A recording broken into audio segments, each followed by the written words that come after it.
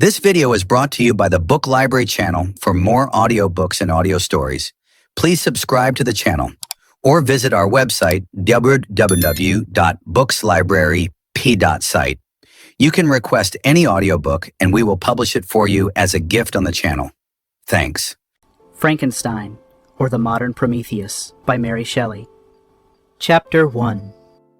I am by birth a Genevese, and my family is one of the most distinguished of that republic. My ancestors had been for many years counselors and syndics, and my father had filled several public situations with honor and reputation. He was respected by all who knew him for his integrity and indefatigable attention to public business. He passed his younger days perpetually occupied by the affairs of his country. A variety of circumstances had prevented his marrying early, nor was it until the decline of life that he had become a husband and the father of a family. As the circumstances of his marriage illustrate his character, I cannot refrain from relating them. One of his most intimate friends was a merchant who, from a flourishing state, fell through numerous mischances into poverty. This man, whose name was Beaufort, was of a proud and unbending disposition, and could not bear to live in poverty and oblivion in the same country where he had formerly been distinguished for his rank and magnificence. Having paid his debts, therefore, in the most honorable manner, he retreated with his daughter to the town of Lucerne, where he lived unknown and in wretchedness. My father loved Beaufort with the truest friendship, and was deeply grieved by his retreat in these unfortunate circumstances. He bitterly deplored the false pride which led his friend to a conduct so little worthy of the affection that united them. He lost no time in endeavoring to seek him out, with the hope of persuading him to begin the world again through his credit and assistance. Beaufort had taken effectual measures to conceal himself, and it was 10 months before my father discovered his abode. Overjoyed at this discovery, he hastened to the house, which was situated in a mean street near the Reus. But when he entered, misery and despair alone welcomed him. Beaufort had saved but a very small sum of money from the wreck of his fortunes, but it was sufficient to provide him with sustenance for some months, and in the meantime he hoped to procure some respectable employment in a merchant's house. The interval was, consequently, spent in inaction. His grief only became more deep and rankling when he had leisure for reflection, and at length it took so fast hold of his mind that at the end of 3 months he lay on a bed of sickness, incapable of any exertion. His daughter attended him with the greatest tenderness, but she saw with despair that their little fund was rapidly decreasing, and that there was no other prospect of support. But Caroline Beaufort possessed a mind of an uncommon mold, and her courage rose to support her in her adversity. She procured plain work, she plaited straw, and by various means contrived to earn a pittance scarcely sufficient to support life. Several months passed in this manner. Her father grew worse, her time was more entirely occupied in attending him, her means of subsistence decreased, and in the 10th month her father died in her arms, leaving her an orphan and a beggar. This last blow overcame her, and she knelt by Beaufort's coffin, weeping bitterly, when my father entered the chamber. He came like a protecting spirit to the poor girl, who committed herself to his care, and after the interment of his friend he conducted her to Geneva and placed her under the protection of a relation. 2 years after this event, Caroline became his wife. There was a considerable difference between the ages of my parents, but this circumstance seemed to unite them only closer in bonds of devoted affection. There was a sense of justice in my father's upright mind which rendered it unnecessary that he should approve highly to love strongly. Perhaps during former years he had suffered from the late discovered unworthiness of one beloved, and so was disposed to set a greater value on tried worth. There was a show of gratitude and worship in his attachment to my mother, differing wholly from the doting fondness of age, for it was inspired by reverence for her virtues and a desire to be the means of, in some degree, recompensing her for the sorrows she had endured, but which gave inexpressible grace to his behavior to her. Everything was made to yield to her wishes and her convenience. He strove to shelter her, as a fair exotic is sheltered by the gardener, from every rougher wind, and to surround her with all that could tend to excite pleasurable emotion in her soft and benevolent mind. Her health, and even the tranquillity of her hitherto constant spirit, had been shaken by what she had gone through. During the 2 years that had elapsed previous to their marriage, my father had gradually relinquished all his public functions, and immediately after their union they sought the pleasant climate of Italy and the change of scene and interest attendant on a tour through that land of wonders as a restorative for her weakened frame. From Italy they visited Germany and France. I, their eldest child, was born at Naples, and as an infant accompanied them in their rambles. I remained for several years their only child. Much as they were attached to each other, they seemed to draw inexhaustible stores of affection from a very mine of love to bestow them upon me. My mother's tender caresses and my father's smile of benevolent pleasure while regarding me are my first recollections. I was their plaything and their idol, and something better, their child, the innocent and helpless creature bestowed upon them by heaven, whom to bring up to good, and whose future lot it was in their hands to direct to happiness or misery, according as they fulfilled their duties toward me.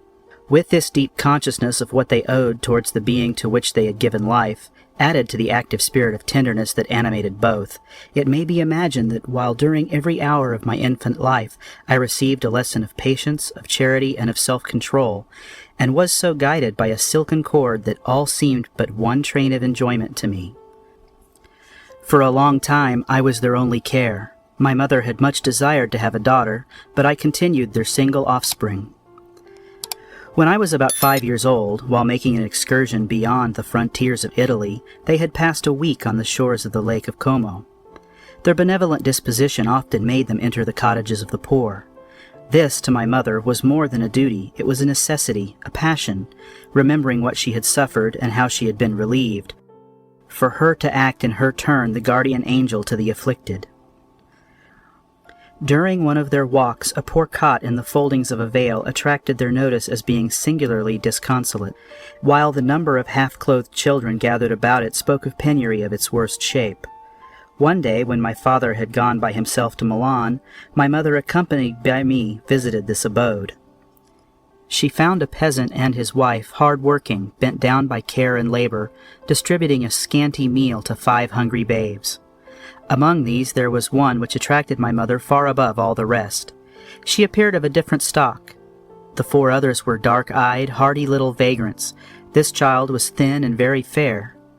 Her hair was the brightest living gold, and despite the poverty of her clothing, seemed to set a crown of distinction on her head. Her brow was clear and ample, her blue eyes cloudless, and her lips and the molding of her face so expressive of sensibility and sweetness that none could behold her without looking on her as of a distinct species, a being heaven-sent, and bearing a celestial stamp in all her features. The peasant woman, perceiving that my mother fixed eyes of wonder and admiration on this lovely girl, eagerly communicated her history. She was not her child, but the daughter of a Milanese noblewoman. Her mother was a German and had died on giving her birth. The infant had been placed with these good people to nurse. They were better off then.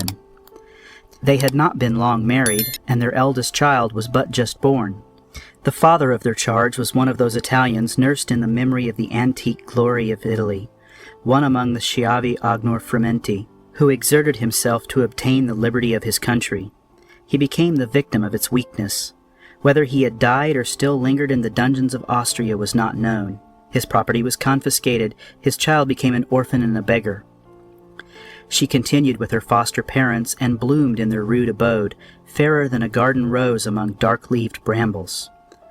When my father returned from Milan, he found playing with me in the hall of our villa a child fairer than the pictured cherub, a creature who seemed to shed radiance from all her looks, and whose form and motions were lighter than the chamois of the hills.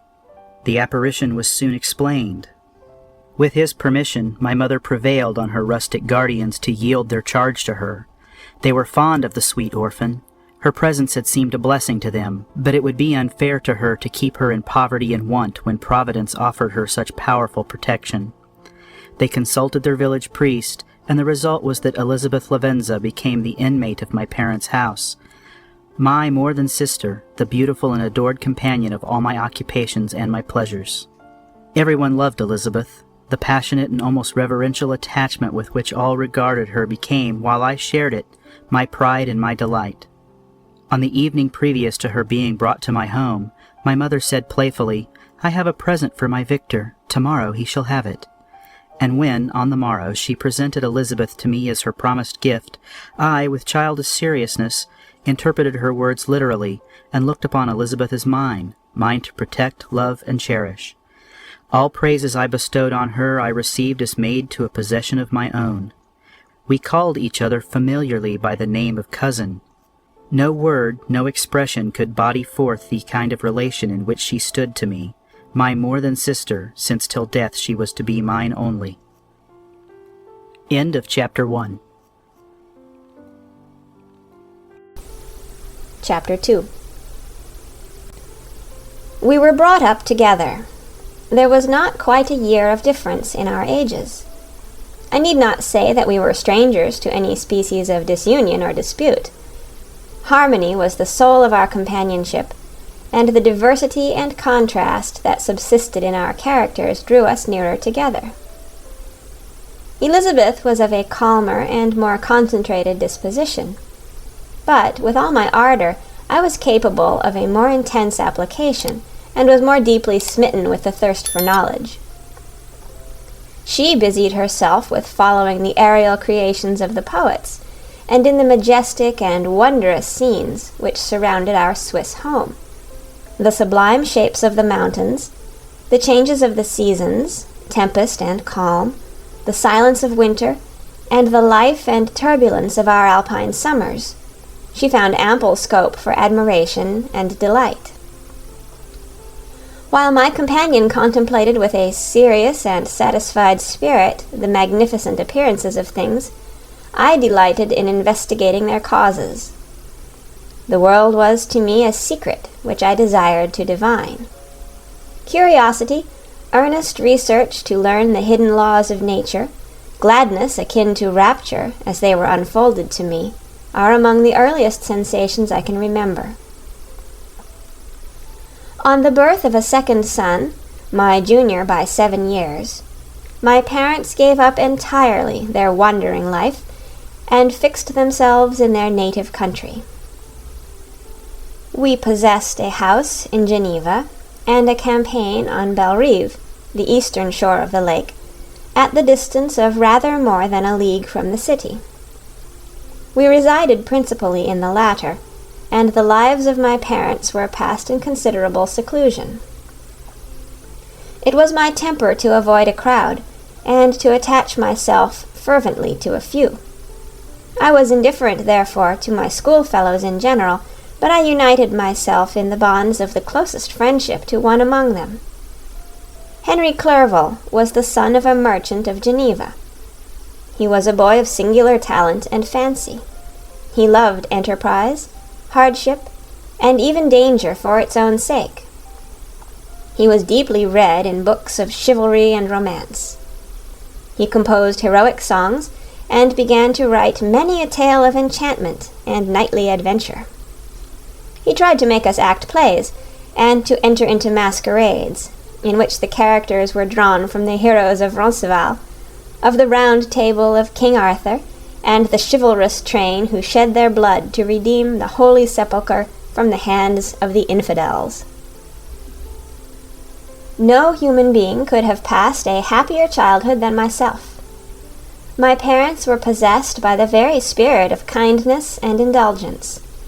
We felt that they were not the tyrants to rule our lot according to their caprice, but the agents and creators of all the many delights which we enjoyed. When I mingled with other families, I distinctly discerned how peculiarly fortunate my lot was, and gratitude assisted the development of filial love.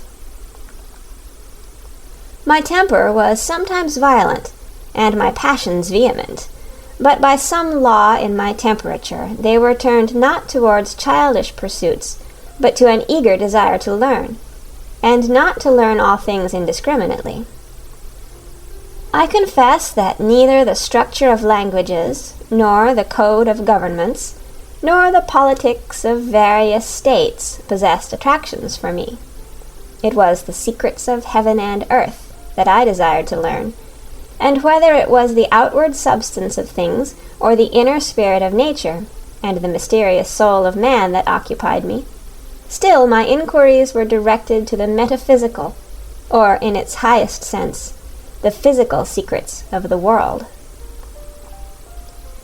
Meanwhile, Clerval occupied himself, so to speak, with the moral relations of things. The busy stage of life, the virtues of heroes, and the actions of men were his theme, and his hope and his dream was to become one among those whose names are recorded in story as the gallant and adventurous benefactors of our species. The saintly soul of Elizabeth shone like a shrine-dedicated lamp in our peaceful home. Her sympathy was ours. Her smile, her soft voice, the sweet glance of her celestial eyes were ever there to bless and animate us. She was the living spirit of love to soften and attract. I might have become sullen in my study, rough through the ardor of my nature, but that she was there to subdue me to a semblance of her own gentleness. And Clerval, could aught ill entrench on the noble spirit of Clerval? Yet he might not have been so perfectly humane, so thoughtful in his generosity, so full of kindness and tenderness amidst his passion for adventurous exploit, had she not unfolded to him the real loveliness of beneficence, and made the doing good the end and aim of his soaring ambition. I feel exquisite pleasure in dwelling on the recollections of childhood, before misfortune had tainted my mind and changed its bright visions of extensive usefulness into gloomy and narrow reflections upon self. Besides, in drawing the picture of my early days, I also record those events which led, by insensible steps, to my after-tale of misery. For when I would account to myself for the birth of that passion which ever afterwards ruled my destiny, I find it arise, like a mountain river, from ignoble and almost forgotten sources, but swelling as it proceeded, it became the torrent which, in its course, has swept away all my hopes and joys. Natural philosophy is the genius that has regulated my fate. I desire, therefore, in this narration, to state those facts which led to my predilection for that science. When I was 13 years of age, we all went on a party of pleasure to the baths near Thonon. The inclemency of the weather obliged us to remain a day confined to the inn. In this house I chanced to find a volume of the works of Cornelius Agrippa. I opened it with apathy. The theory which he attempts to demonstrate and the wonderful facts which he relates soon changed this feeling into enthusiasm. A new light seemed to dawn upon my mind, and bounding with joy I communicated my discovery to my father. My father looked carelessly at the title page of my book and said, "Ah, Cornelius Agrippa. My dear Victor, do not waste your time upon this. It is sad trash." If, instead of this remark, my father had taken the pains to explain to me that the principles of Agrippa had been entirely exploded, and that a modern system of science had been introduced which possessed much greater powers than the ancient, because the powers of the latter were chimerical, while those of the former were real and practical, under such circumstances I should certainly have thrown Agrippa aside and have contented my imagination, warmed as it was, by returning with greater ardor to my former studies. It is even possible that the train of my ideas would never have received the fatal impulse that led to my ruin. But the cursory glance my father had taken of my volume by no means assured me that he was acquainted with its contents, and I continued to read with the greatest avidity. When I returned home, my first care was to procure the whole works of this author, and afterwards of Paracelsus and Albertus Magnus. I read and studied the wild fancies of these writers with delight. They appeared to me treasures known to few besides myself. I have described myself as always having been imbued with a fervent longing to penetrate the secrets of nature. In spite of the intense labor and wonderful discoveries of modern philosophers, I always came from my studies discontented and unsatisfied. Sir Isaac Newton is said to have avowed that he felt like a child picking up shells beside the great and unexplored ocean of truth.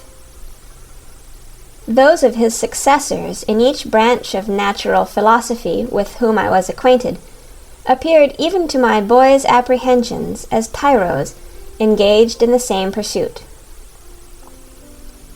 The untaught peasant beheld the elements around him, and was acquainted with their practical uses. The most learned philosopher knew little more. He had partially unveiled the face of nature, but her immortal lineaments were still a wonder and a mystery. He might dissect, anatomize, and give names, but not to speak of a final cause, causes in their secondary and tertiary grades were utterly unknown to him. I had gazed upon the fortifications and impediments that seemed to keep human beings from entering the citadel of nature, and rashly and ignorantly I had repined. But here were books, and here were men who had penetrated deeper and knew more. I took their word for all that they averred, and I became their disciple.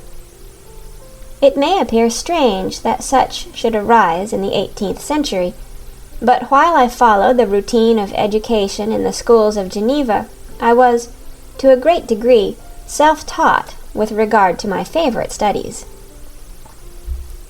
My father was not scientific, and I was left to struggle with a child's blindness, added to a student's thirst for knowledge.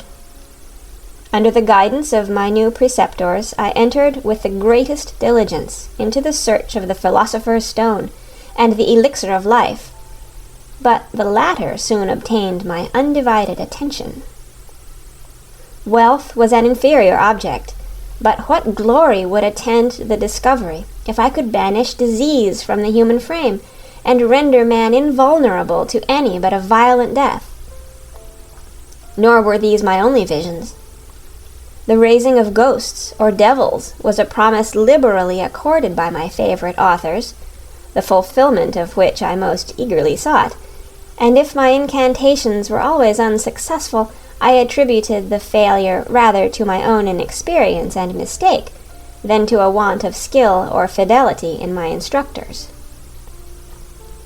And thus for a time I was occupied by exploded systems, mingling, like an unadept, 1,000 contradictory theories, and floundering desperately in a very slough of multifarious knowledge, guided by an ardent imagination and childish reasoning, till an accident again changed the current of my ideas. When I was about 15 years old, we had retired to our house near Bellerive, when we witnessed a most violent and terrible thunderstorm. It advanced from behind the mountains of Jura, and the thunder burst at once with frightful loudness from various quarters of the heavens. I remained, while the storm lasted, watching its progress with curiosity and delight. As I stood at the door, on a sudden I beheld a stream of fire issue from an old and beautiful oak, which stood about 20 yards from our house, and so soon as the dazzling light vanished, the oak had disappeared, and nothing remained but a blasted stump. When we visited it the next morning, we found the tree shattered in a singular manner. It was not splintered by the shock, but entirely reduced to thin ribbons of wood. I had never beheld anything so utterly destroyed. Before this, I was not unacquainted with the more obvious laws of electricity. On this occasion, a man of great research in natural philosophy was with us, and excited by this catastrophe, he entered on the explanation of a theory which he had formed on the subject of electricity and galvanism, which was at once new and astonishing to me. all that he said threw greatly into the shade Cornelius Agrippa, Albertus Magnus, and Paracelsus, the lords of my imagination. But by some fatality the overthrow of these men disinclined me to pursue my accustomed studies. It seemed to me as if nothing would or could ever be known. All that had so long engaged my attention suddenly grew despicable. By one of those caprices of the mind which we are perhaps most subject to in early youth, I at once gave up my former occupations, set down natural history and all its progeny as a deformed and abortive creation, and entertained the greatest disdain for a would-be science which could never even step within the threshold of real knowledge. In this mood of mind I betook myself to the mathematics and the branches of study appertaining to that science as being built upon secure foundations, and so worthy of my consideration. Thus, strangely, are our souls constructed, and by such slight ligaments are we bound to prosperity or ruin. When I look back, it seems to me as if this almost miraculous change of inclination and will was the immediate suggestion of the guardian angel of my life, the last effort made by the spirit of preservation to avert the storm that was even then hanging in the stars and ready to envelop me. Her victory was announced by an unusual tranquillity and gladness of soul which followed the relinquishing of my ancient and latterly tormenting studies. It was thus that I was to be taught to associate evil with their prosecution, happiness with their disregard. It was a strong effort of the spirit of good, but it was ineffectual. Destiny was too potent, and her immutable laws had decreed my utter and terrible destruction. End of chapter 2. Recorded October 19th, 2005, in Oceanside, California. Chapter 3. When I had attained the age of 17, my parents resolved that I should become a student at the University of Ingolstadt. I had hitherto attended the schools of Geneva, but my father thought it necessary for the completion of my education that I should be made acquainted with other customs than those of my native country. My departure was therefore fixed at an early date, but before the day resolved upon could arrive, the first misfortune of my life occurred, an omen, as it were, of my future misery. Elizabeth had caught the scarlet fever. Her illness was severe, and she was in the greatest danger. During her illness, many arguments had been urged to persuade my mother to refrain from attending upon her. She had at first yielded to our entreaties, but when she heard that the life of her favourite was menaced, she could no longer control her anxiety. She attended her sick bed. Her watchful attentions triumphed over the malignity of the distemper. Elizabeth was saved, but the consequences of this imprudence were fatal to her preserver. On the third day, my mother sickened. Her fever was accompanied by the most alarming symptoms, and the looks of her medical attendants prognosticated the worst event. On her deathbed, the fortitude and benignity of this best of women did not desert her. She joined the hands of Elizabeth and myself. "My children," she said, "my firmest hopes of future happiness were placed in the prospect of your union. This expectation will now be the consolation of your father. Elizabeth, my love, you must supply my place to my younger children. Alas, I regret that I am taken from you, and, happy and beloved as I have been, is it not hard to quit you all? But these are not thoughts befitting me. I will endeavour to resign myself cheerfully to death, and will indulge a hope of meeting you in another world." She died calmly, and her countenance expressed affection even in death.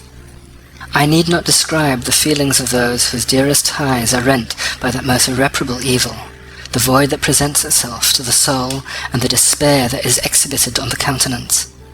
It is so long before the mind can persuade itself that she whom we saw every day, and whose very existence appeared part of our own, can have departed forever, that the brightness of a beloved eye can have been extinguished, and the sound of a voice, so familiar and dear to the ear, can be hushed, never more to be heard.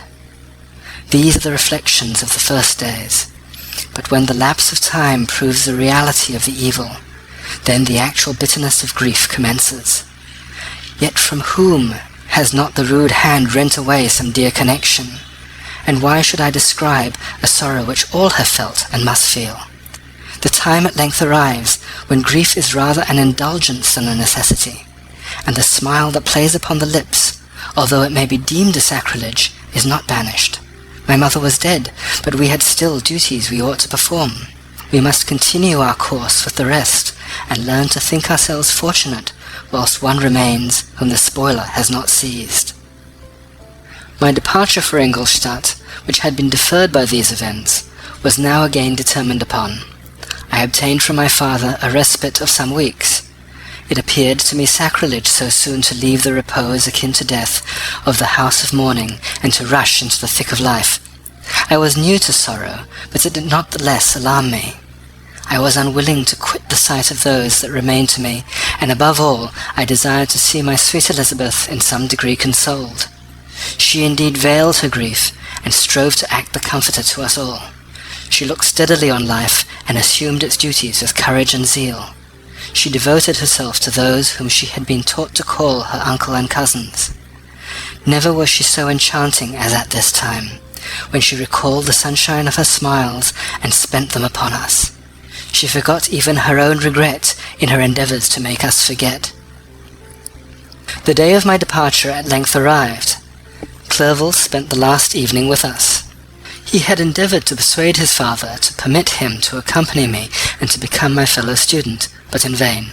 His father was a narrow-minded trader, and saw idleness and ruin in the aspirations and ambition of his son.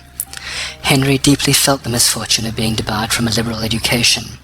He said little, but when he spoke, I read in his kindling eye and in his animated glance a restrained but firm resolve not to be chained to the miserable details of commerce. We sat late. We could not tear ourselves away from each other, nor persuade ourselves to say the word farewell. It was said, and we retired under the pretence of seeking repose, each fancying the other was deceived. But when at morning's dawn I descended to the carriage which was to convey me away, they were all there. My father again to bless me, Clerval to press my hand once more, my Elizabeth to renew her entreaties that I would write often, and to bestow the last feminine attentions on her playmate and friend. I threw myself into the chaise that was to convey me away, and indulged in the most melancholy reflections. I, who had ever been surrounded by amiable companions, continually engaged in endeavouring to bestow mutual pleasure, I was now alone. In the university whither I was going, I must form my own friends and be my own protector. My life had hitherto been remarkably secluded and domestic, and this had given me invincible repugnance to new countenances. I loved my brothers, Elizabeth and Clerval. These were old familiar faces, but I believed myself totally unfitted for the company of strangers. Such were my reflections as I commenced my journey, but as I proceeded, my spirits and hopes rose. I ardently desired the acquisition of knowledge. I had often, when at home, thought it hard to remain during my youth cooped up in one place, and had longed to enter the world and take my station among other human beings. Now my desires were complied with, and it would indeed have been folly to repent. I had sufficient leisure for these and many other reflections during my journey to Ingolstadt, which was long and fatiguing. At length, the high white steeple of the town met my eyes. I alighted and was conducted to my solitary apartment to spend the evening as I pleased. The next morning I delivered my letters of introduction and paid a visit to some of the principal professors. Chance, or rather the evil influence, the angel of destruction, which asserted omnipotent sway over me from the moment I turned my reluctant steps from my father's door, led me first to Monsieur Krempe, professor of natural philosophy. He was an uncouth man, but deeply imbued in the secrets of his science. He asked me several questions concerning my progress in the different branches of science appertaining to natural philosophy. I replied carelessly, and partly in contempt, mentioned the names of my alchemists as the principal authors I had studied. The professor stared. "Have you," he said, "really spent your time in studying such nonsense?" I replied in the affirmative. "Every minute," continued Monsieur Crimp with warmth, "every instant that you have wasted on those books is utterly and entirely lost. You have burdened your memory with exploded systems and useless names. Good God! In what desert land have you lived, where no one was kind enough to inform you that these fancies which you have so greedily imbibed are 1,000 years old and as musty as they are ancient? I little expected, in this enlightened and scientific age, to find a disciple of Albertus Magnus and Paracelsus. My dear sir, you must begin your studies entirely anew." So saying, he stepped aside and wrote down a list of several books treating of natural philosophy which he desired me to procure, and dismissed me after mentioning that in the beginning of the following week he intended to commence a course of lectures upon natural philosophy in its general relations, and that Monsieur Waldman, a fellow professor, would lecture upon chemistry the alternate days he omitted. I returned home not disappointed, for I have said that I had long considered those authors useless whom the professor reprobated, but I returned not at all the more inclined to recur to these studies in any shape. Monsieur Krempe was a little squat man with a gruff voice and a repulsive countenance. The teacher, therefore, did not prepossess me in favour of his pursuits. In rather a too philosophical and connected strain, perhaps, I have given an account of the conclusions I had come to concerning them in my early years. As a child, I had not been content with the results promised by the modern professors of natural science. With a confusion of ideas only to be accounted for by my extreme youth and my want of a guide on such matters, I had retrod the steps of knowledge along the paths of time and exchanged the discoveries of recent inquirers for the dreams of forgotten alchemists. Besides, I had a contempt for the uses of modern natural philosophy. It was very different when the masters of the science sought immortality and power. Such views, although futile, were grand. But now the scene was changed. The ambition of the inquirer seemed to limit itself to the annihilation of those visions on which my interest in the science was chiefly founded. I was required to exchange chimeras of boundless grandeur for realities of little worth. Such were my reflections during the first 2 or 3 days of my residence at Ingolstadt, which were chiefly spent in becoming acquainted with the localities and the principal residents in my new abode. But as the ensuing week commenced, I thought of the information which Monsieur Krempe had given me concerning the lectures, and although I could not consent to go and hear that little conceited fellow deliver sentences out of the pulpit, I recollected what he had said of Monsieur Waldman, whom I had never seen, as he had hitherto been out of town. Partly from curiosity, and partly from idleness, I went into the lecturing room, which Monsieur Waldman entered shortly after. This professor was very unlike his colleague. He appeared about 50 years of age, but with an aspect expressive of the greatest benevolence. A few grey hairs covered his temples, but those at the back of his head were nearly black. His person was short but remarkably erect, and his voice the sweetest I had ever heard. He began his lecture by a recapitulation of the history of chemistry and the various improvements made by different men of learning, pronouncing with fervour the names of the most distinguished discoverers. He then took a cursory view of the present state of the science and explained many of its elementary terms. After having made a few preparatory experiments, he concluded with a panegyric upon modern chemistry, the terms of which I shall never forget. "The ancient teachers of this science," he said, "promised impossibilities and performed nothing. The modern masters promise very little. They know that metals cannot be transmuted and that the excelsior of life is a chimera.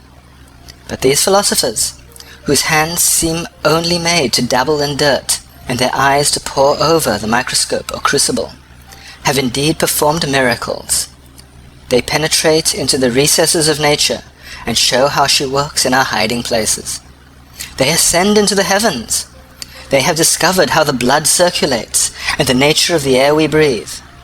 They have acquired new and almost unlimited powers. They can command the thunders of heaven, mimic the earthquake, and even mock the invisible world with its own shadows. Such were the professor's words. Rather, let me say, such the words of the fate announced to destroy me. As he went on, I felt as if my soul were grappling with a palpable enemy. One by one, the various keys were touched which formed the mechanism of my being. Chord after chord was sounded, and soon my mind was filled with one thought, one conception, one purpose. "So much has been done," exclaimed the soul of Frankenstein. "More, far more will I achieve. Treading in the steps already marked, I will pioneer a new way, explore unknown powers, and unfold to the world the deepest mysteries of creation." I closed my eyes that night. My internal being was in a state of insurrection and turmoil. I felt that order would thence arise, but I had no power to produce it. By degrees, after the morning's dawn, sleep came. I awoke, and my yesternight's thoughts were as a dream. There only remained a resolution to return to my ancient studies, and to devote myself to a science for which I believe myself to possess a natural talent. On the same day I paid Monsieur Waldman a visit. His manners in private were even more mild and attractive than in public, for there was a certain dignity in his mien during his lectures, which in his own house was replaced by the greatest affability and kindness. I gave him pretty nearly the same account of my former pursuits as I had given his fellow professor. He heard with attention the little narration concerning my studies, and smiled at the names of Cornelius Agrippa and Paracelsus, but without the contempt that Monsieur Krempe had exhibited. He said that these were men to whose indefatigable zeal modern philosophers were indebted for most of the foundations of their knowledge. They had left to us, as an easier task, to give new names and arrange in connected classifications the facts which they, in a great degree, had been the instruments of bringing to light. The labours of men of genius, however erroneously directed, scarcely ever fail in ultimately turning to the solid advantage of mankind. I listened to his statement, which was delivered without any presumption or affectation, and then added that his lecture had removed my prejudices against modern chemists. I expressed myself in measured terms, with the modesty and deference due from a youth to his instructor, without letting escape, inexperience in life would have made me ashamed, any of the enthusiasm which stimulated my intended labours. I requested his advice concerning books I ought to procure. "I am happy," said Monsieur Waldman, "to have gained a disciple, and if your application equals your ability, I have no doubt of your success. Chemistry is that branch of natural philosophy in which the greatest improvements have been and may be made. It is on that account that I have made it my peculiar study. But at the same time, I have not neglected the other branches of science. A man would make a very sorry chemist if he attended to that department of human knowledge alone. If your wish is to become really a man of science, and not merely a petty experimentalist, I would advise you to apply to every branch of natural philosophy, including mathematics." He then took me into his laboratory and explained to me the uses of his various machines, instructing me as to what I ought to procure, and promising me the use of his own when I should have advanced far enough in the science not to derange their mechanism. He also gave me a list of books which I had requested, and I took my leave. Thus ended a day memorable to me. It decided my future destiny. Chapter 4. From this day, natural philosophy, and particularly chemistry, in the most comprehensive sense of the term, became nearly my sole occupation. I read with ardour those works so full of genius and discrimination which modern inquirers have written on these subjects. I attended the lectures and cultivated the acquaintance of the men of science of the university, and found even in Monsieur Krempe a great deal of sound sense and real information, combined, it is true, with a repulsive physiognomy and manners, but not, on that account, the less valuable. In Monsieur Waldman I found a true friend. His gentleness was never tinged by dogmatism, and his instructions were given with an air of frankness and good nature that banished every idea of pedantry. In 1,000 ways he smoothed for me the path of knowledge and made the most abstruse inquiries clear and facile to my apprehension. My application was at first fluctuating and uncertain. It gained strength as I proceeded, and soon became so ardent and eager that the stars often disappeared in the light of morning, whilst I was yet engaged in my laboratory. As I applied so closely, it may be easily conceived that my progress was rapid. My ardour was indeed the astonishment of the students, and my proficiency that of the masters. Professor Krempe often asked me, with a sly smile, how Cornelius Agrippa went on, whilst Monsieur Waldman expressed the most heartfelt exultation in my progress. 2 years passed in this manner, during which I paid no visit to Geneva, but was engaged, heart and soul, in the pursuit of some discoveries which I hoped to make. None but those who have experienced them can conceive of the enticements of science. In other studies you go as far as others have gone before you, and there is nothing more to know. But in scientific pursuit there is continual food for discovery and wonder. A mind of moderate capacity which closely pursues one study must infallibly arrive at great proficiency in that study, and I, who continually sought the attainment of one object of pursuit and was solely wrapped up in this, improved so rapidly that at the end of 2 years I made some discoveries in the improvement of some chemical instruments, which procured me great esteem and admiration at the university. When I had arrived at this point, and had become as well acquainted with the theory and practice of natural philosophy as depended on the lessons of any of the professors at Ingolstadt, my residence there being no longer conducive to my improvements, I thought of returning to my friends and my native town, when an incident happened that protracted my stay. One of the phenomena which had peculiarly attracted my attention was the structure of the human frame, and indeed any animal endued with life.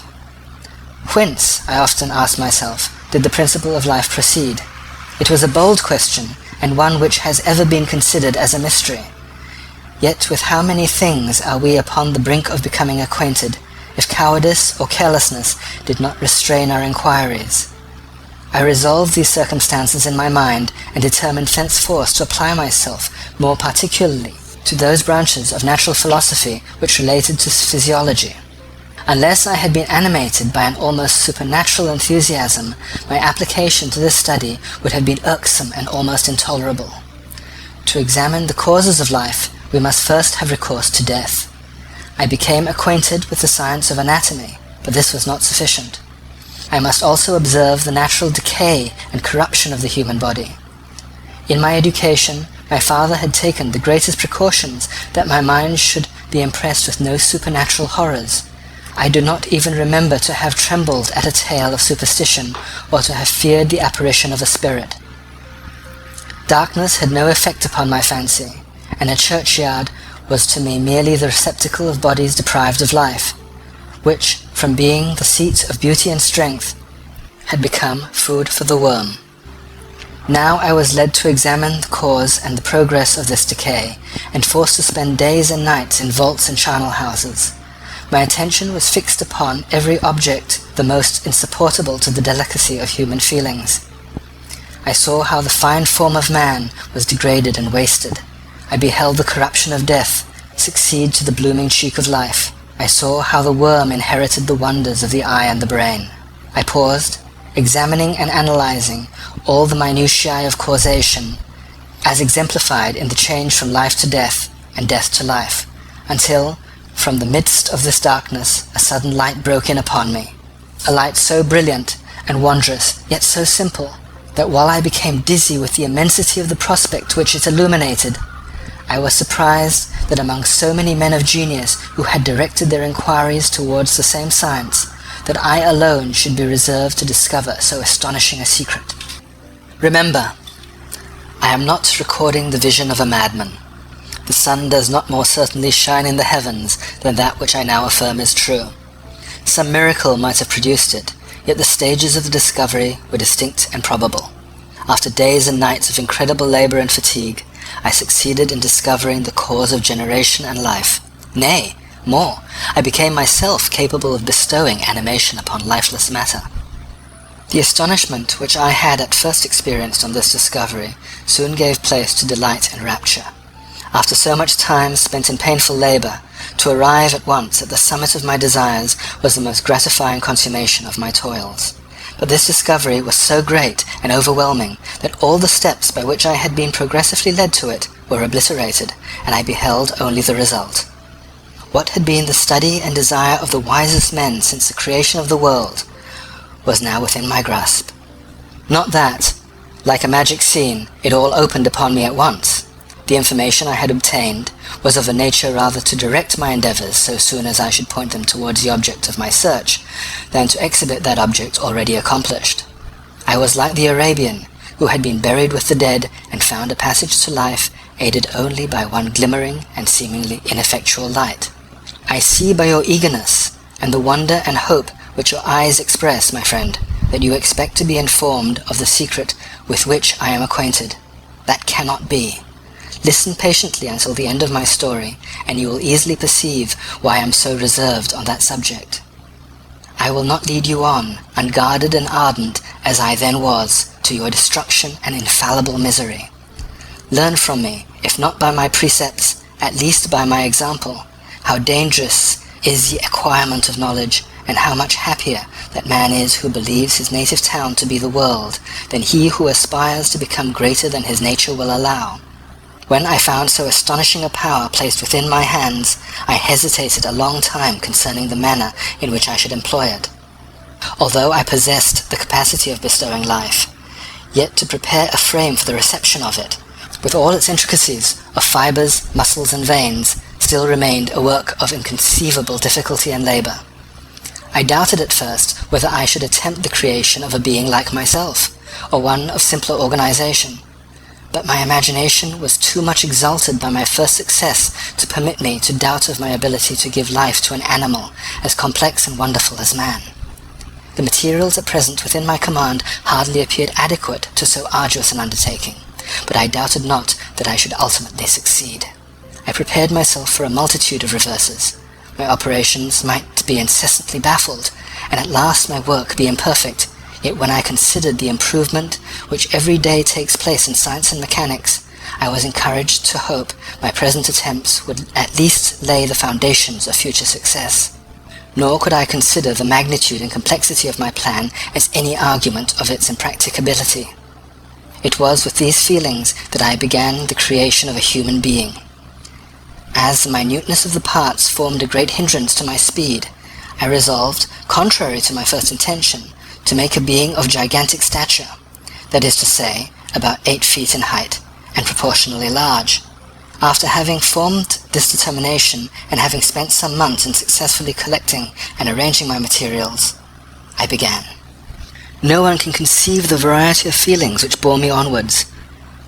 Like a hurricane in the first enthusiasm of success, life and death appeared to me ideal bounds which I should break through and pour a torrent of light into a dark world. A new species would bless me as its creator and source. Many happy and excellent natures would owe their being to me. No father could claim the gratitude of his child so completely as I should deserve theirs. Pursuing these reflections, I thought that if I could bestow animation upon lifeless matter, I might in process of time, although I now found it impossible, to renew life where death had apparently devoted the body to corruption. These thoughts supported my spirits, while I pursued my undertaking with unremitting ardour. My cheek had grown pale with study, and my person had become emaciated with confinement. Sometimes, on the very brink of certainty, I failed. Yet still I clung to the hope, which the next day or the next hour might realize. One secret which I alone possessed was the hope to which I had dedicated myself, and the moon gazed on my midnight labours, while, with unrelaxed and breathless eagerness, I pursued nature to her hiding places. Who shall conceive the horrors of my secret toil, as I dabbled among the unhallowed damps of the grave, or tortured the living animal to animate the lifeless clay? My limbs now tremble, and my eyes swim with the remembrance. But then a resistless and almost frantic impulse urged me forward. I seemed to have lost all soul or sensation but for this one pursuit. It was indeed but a passing trance, that only made me feel with renewed acuteness so soon as, the unnatural stimulus ceasing to operate, I had returned to my old habits. I collected bones from the charnel houses and disturbed with profane fingers the tremendous secrets of the human frame.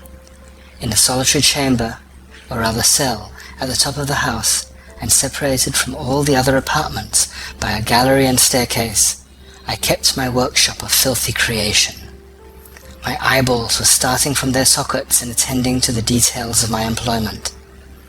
The dissecting room and the slaughterhouse furnished many of my materials, and often did my human nature turn with loathing from my occupation, while still urged on by an eagerness which perpetually increased, I brought my work near to a conclusion. The summer months passed while I was thus engaged, heart and soul, in one pursuit. It was a most beautiful season. Never did the fields bestow a more plentiful harvest, or the vines yield a more luxurious. I brought my work near to a conclusion. The summer months passed while I was thus engaged, heart and soul, in one pursuit. It was a most beautiful season. Never did the fields bestow a more plentiful harvest, or the vines yield a more luxuriant vintage. But my eyes were insensible to the charms of nature, and the same feelings which made me neglect the scenes around me caused me also to forget those friends who were so many miles absent, and whom I had not seen for so long a time. I knew my silence disquieted them, and I well remembered the words of my father. I know that while you are pleased with yourself, you will think of us with affection, and we shall hear regularly from you. You must pardon me if I regard any interruption in your correspondence as a proof that your other duties are equally neglected. I knew well, therefore, what would be my father's feelings, but I could not tear my thoughts from my employment, loathsome in itself, but which had taken an irresistible hold of my imagination. I wished, as it were, to procrastinate all that related to my feelings of affection until the great object, which swallowed up every habit of my nature, should be completed. I then thought my father would be unjust if he ascribed my neglect to vice or faultiness on my part, but I am now convinced that he was justified in conceiving that I should not be altogether free from blame. A human being in perfection ought always to preserve a calm and peaceful mind, and never allow passion or a transitory desire to disturb his tranquillity. I do not think that the pursuit of knowledge is an exception to this rule. If the study to which you apply yourself has a tendency to weaken your affections and to destroy your taste for those simple pleasures in which no alloy can possibly mix, then that study is certainly unlawful, that is to say, not befitting the human mind. If this rule were always observed, if no man allowed any pursuit whatsoever to interfere with the tranquillity of his domestic affections, Greece had not been enslaved, Caesar would have spared his country, America would have been discovered more gradually, and the empires of Mexico and Peru had not been destroyed. But I forget that I am moralizing in the most interesting part of my tale, and your looks remind me to proceed. My father made no reproach in his letters, and only took notice of my silence by inquiring into my occupations more particularly than before. Winter, spring, and summer passed away during my labours, but I did not watch the blossom on the expanding leaves, sights which before always yielded me supreme delight, so deeply was I engrossed in my occupation. The leaves of that year had withered before my work drew near a close, and now every day showed me more plainly how well I had succeeded. But my enthusiasm was checked by my anxiety, and I appeared rather like one doomed by slavery to toil in the mines, or any other unwholesome trade, than an artist occupied by his favourite employment. Every night I was oppressed by a slow fever, and I became nervous to a most painful degree. The fall of a leaf startled me, and I shunned my fellow creatures as if I had been guilty of a crime. Sometimes I grew alarmed at the wreck I perceived that I had become, and the energy of my purpose alone sustained me. My labours would soon end, and I believed that exercise and amusement would then drive away incipient disease, and I promised myself both of these when my creation should be complete. End of Chapter 4. This is Chapter 5. It was on a dreary night of November that I beheld the accomplishment of my toils. With an anxiety that almost amounted to agony, I collected the instruments of life around me that I might infuse a spark of being into the lifeless thing that lay at my feet. It was already 1 a.m. The rain pattered dismally against the panes, and my candle was nearly burnt out, when by the glimmer of the half-extinguished light I saw the dull yellow eye of the creature open. It breathed hard, and a convulsive motion agitated its limbs. How can I describe my emotions at this catastrophe? Or how delineate the wretch whom with such infinite pains and care I had endeavored to form? His limbs were in proportion, and I had selected his features as beautiful. Beautiful, great God! His yellow skin scarcely covered the work of muscles and arteries beneath. His hair was of a lustrous black and flowing, his teeth of a pearly whiteness, but these luxuriances only formed a more horrid contrast with his watery eyes, that seemed almost of the same color as the dun-white sockets in which they were set, his shriveled complexion and straight black lips. The different accidents of life are not so changeable as the feelings of human nature. I had worked hard for nearly 2 years, for the sole purpose of infusing life into an inanimate body. For this I had deprived myself of rest and health. I had desired it with an ardor that far exceeded moderation. But now that I had finished, the beauty of the dream vanished, and breathless horror and disgust filled my heart. Unable to endure the aspect of the being I had created, I rushed out of the room and continued a long time traversing my bedchamber, unable to compose my mind to sleep. At length, lassitude succeeded to the tumult I had before endured, and I threw myself on the bed in my clothes, endeavoring to seek a few moments of forgetfulness. But it was in vain. I slept, indeed, but I was disturbed by the wildest dreams. I thought I saw Elizabeth in the bloom of health, walking in the streets of Ingolstadt. Delighted and surprised, I embraced her, but as I imprinted the first kiss on her lips, they became livid with the hue of death. Her features appeared to change, and I thought that I held the corpse of my dead mother in my arms. A shroud enveloped her form, and I saw the grave worms crawling in the folds of the flannel. I started from my sleep with horror. A cold dew covered my forehead, my teeth chattered, and every limb became convulsed. When by the dim and yellow light of the moon, as it forced its way through the window shutters, I beheld the wretch, the miserable monster whom I had created.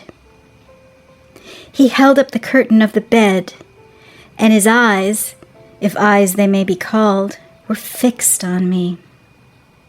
His jaws opened, and he muttered some inarticulate sounds, while a grin wrinkled his cheeks. He might have spoken, but I did not hear. One hand was stretched out, seemingly to detain me, but I escaped and rushed downstairs. I took refuge in the courtyard belonging to the house which I inhabited, where I remained during the rest of the night, walking up and down in the greatest agitation, listening attentively, catching and fearing each sound, as if it were to announce the approach of the demoniacal corpse to which I had so miserably given life. Oh, no mortal could support the horror of that countenance. A mummy again endued with animation could not be so hideous as that wretch.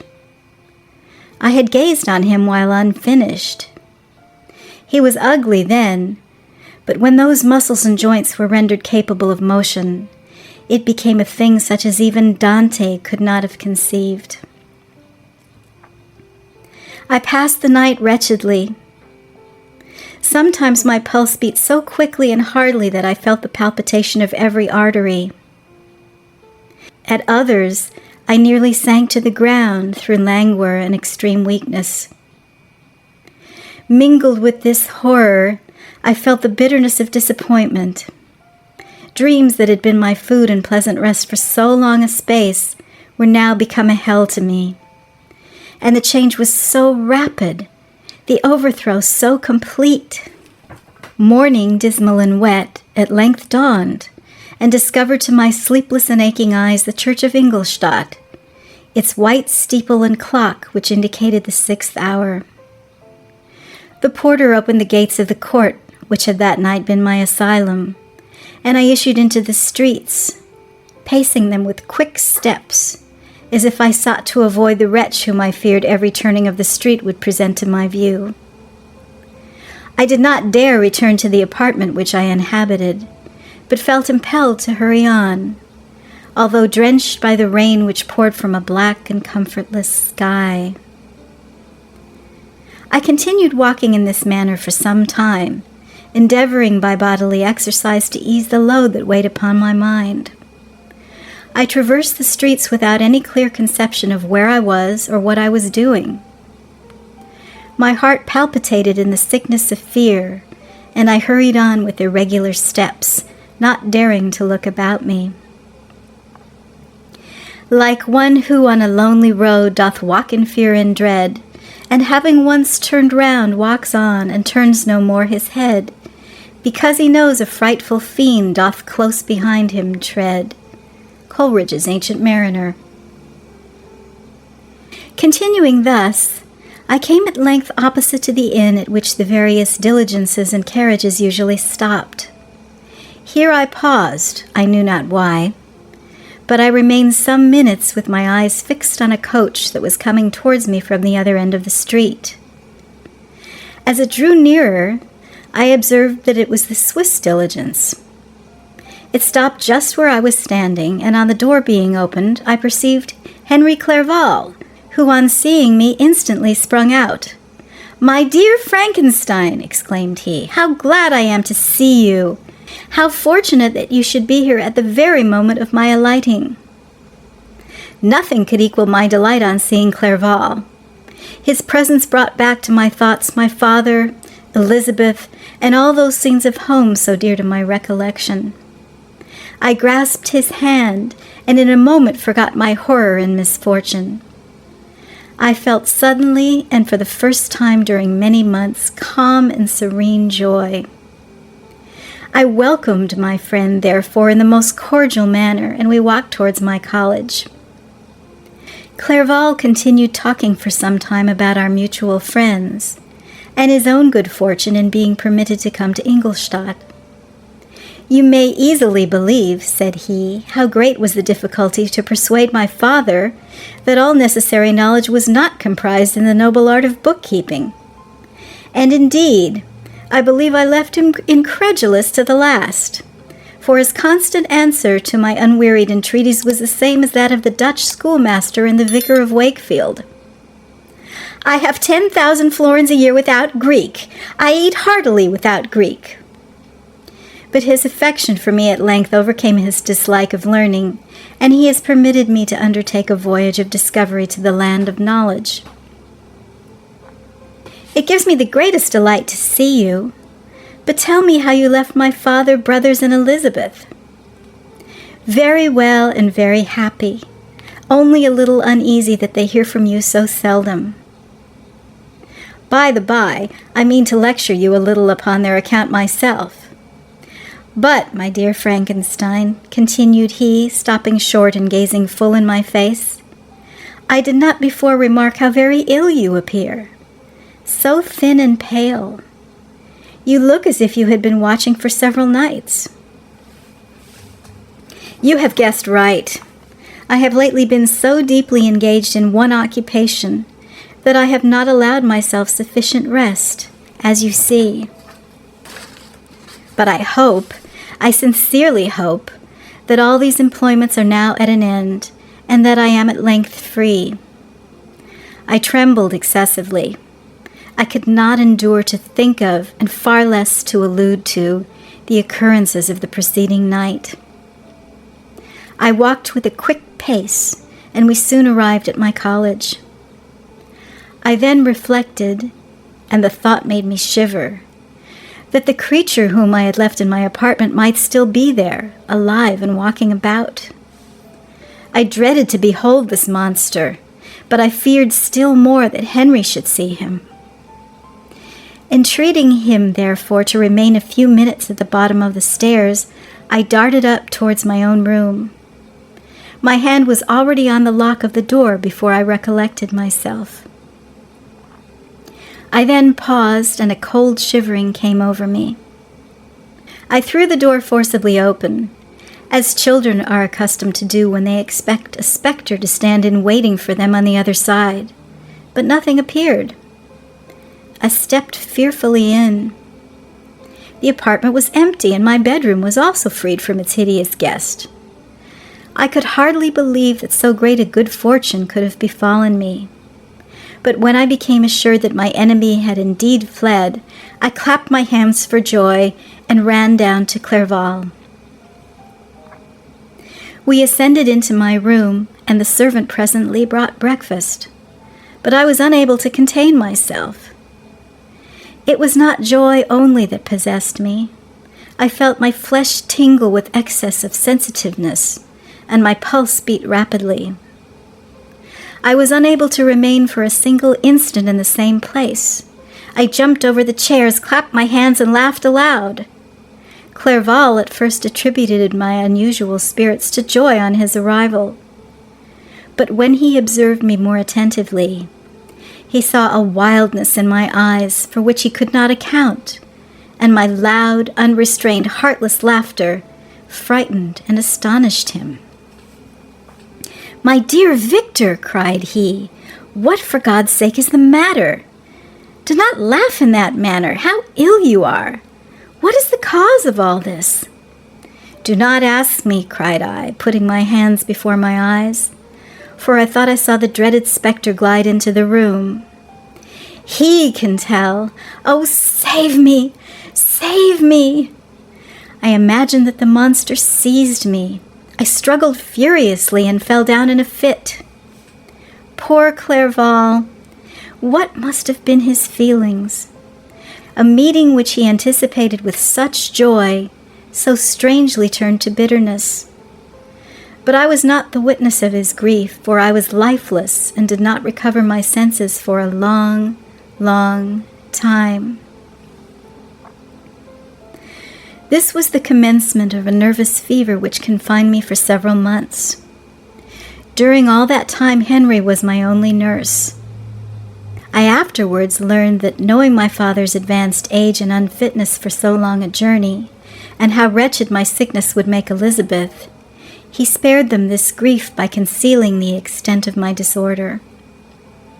He knew that I could not have a more kind and attentive nurse than himself, and, firm in the hope he felt of my recovery, he did not doubt that, instead of doing harm, he performed the kindest action that he could towards them. But I was in reality very ill, and surely nothing but the unbounded and unremitting attentions of my friend could have restored me to life. The form of the monster on whom I had bestowed existence was forever before my eyes, and I raved incessantly concerning him. Doubtless my words surprised Henry. He at first believed them to be the wanderings of my disturbed imagination, but the pertinacity with which I continually recurred to the same subject persuaded him that my disorder indeed owed its origin to some uncommon and terrible event.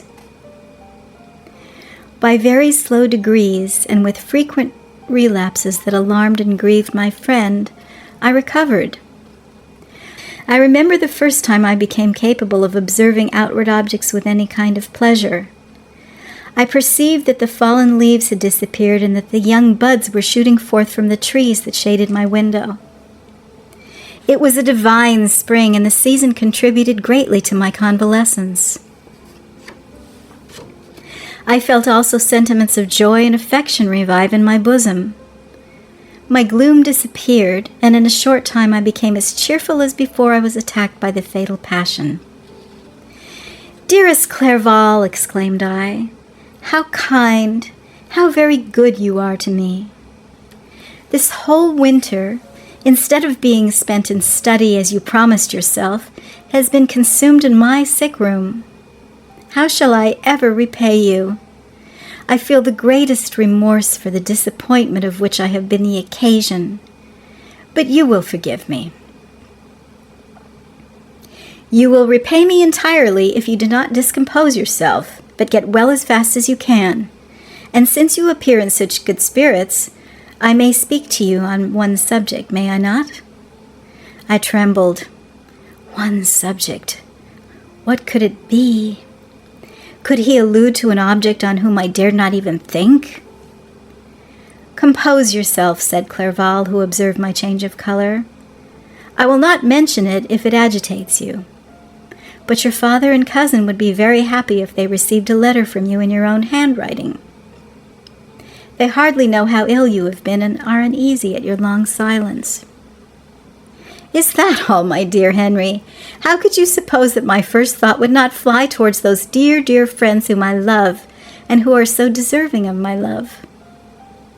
If this is your present temper, my friend, you will perhaps be glad to see a letter that has been lying here some days for you. It is from your cousin, I believe." This is the end of Chapter 5. My dearest cousin, you have been ill, very ill, and even the constant letters of dear, kind Henry are not sufficient to reassure me on your account. You are forbidden to write, to hold a pen. Yet one word from you, dear Victor, is necessary to calm our apprehensions.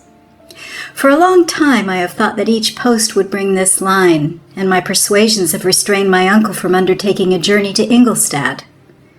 I have prevented his encountering the inconveniences and perhaps dangers of so long a journey. Yet how often have I regretted not being able to perform it myself?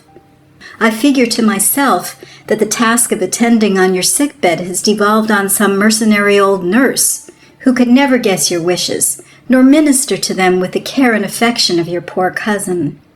Yet that is over now. Clerval writes that indeed you are getting better. I eagerly hope that you will confirm this intelligence soon in your own handwriting. Get well and return to us. You will find a happy, cheerful home and friends who love you dearly. Your father's health is vigorous, and he asks but to see you, but to be assured that you are well, and not a care will ever cloud his benevolent countenance. How pleased you would be to remark the improvement of our Ernest. He is now 16 and full of activity and spirit.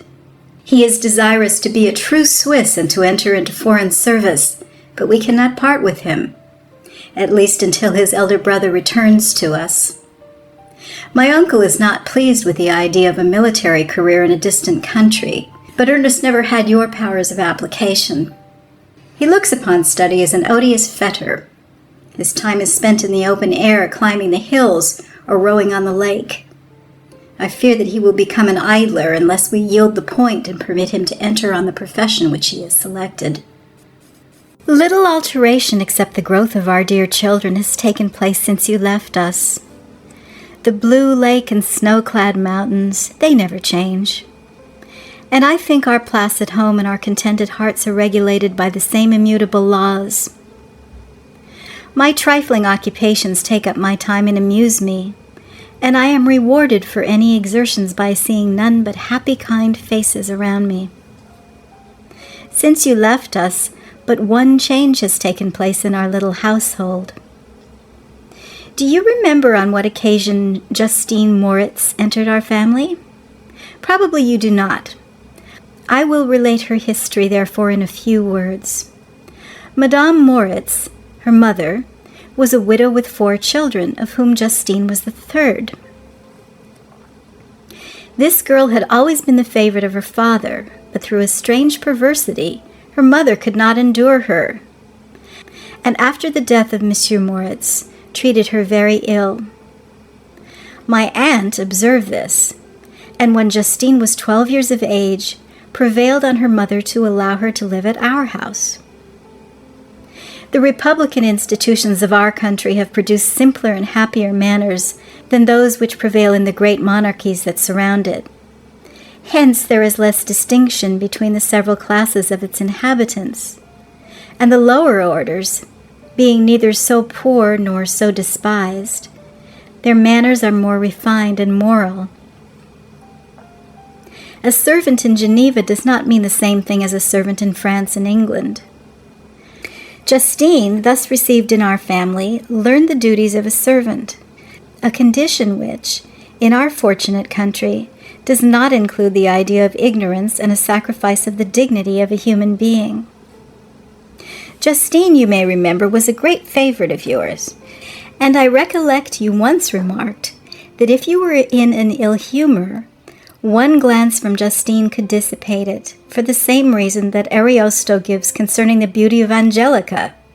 She looked so frank-hearted and happy.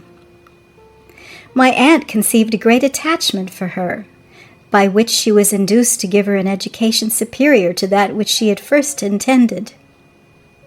This benefit was fully repaid. Justine was the most grateful little creature in the world. I do not mean that she made any professions. I never heard one pass her lips, but you could see by her eyes that she almost adored her protectress.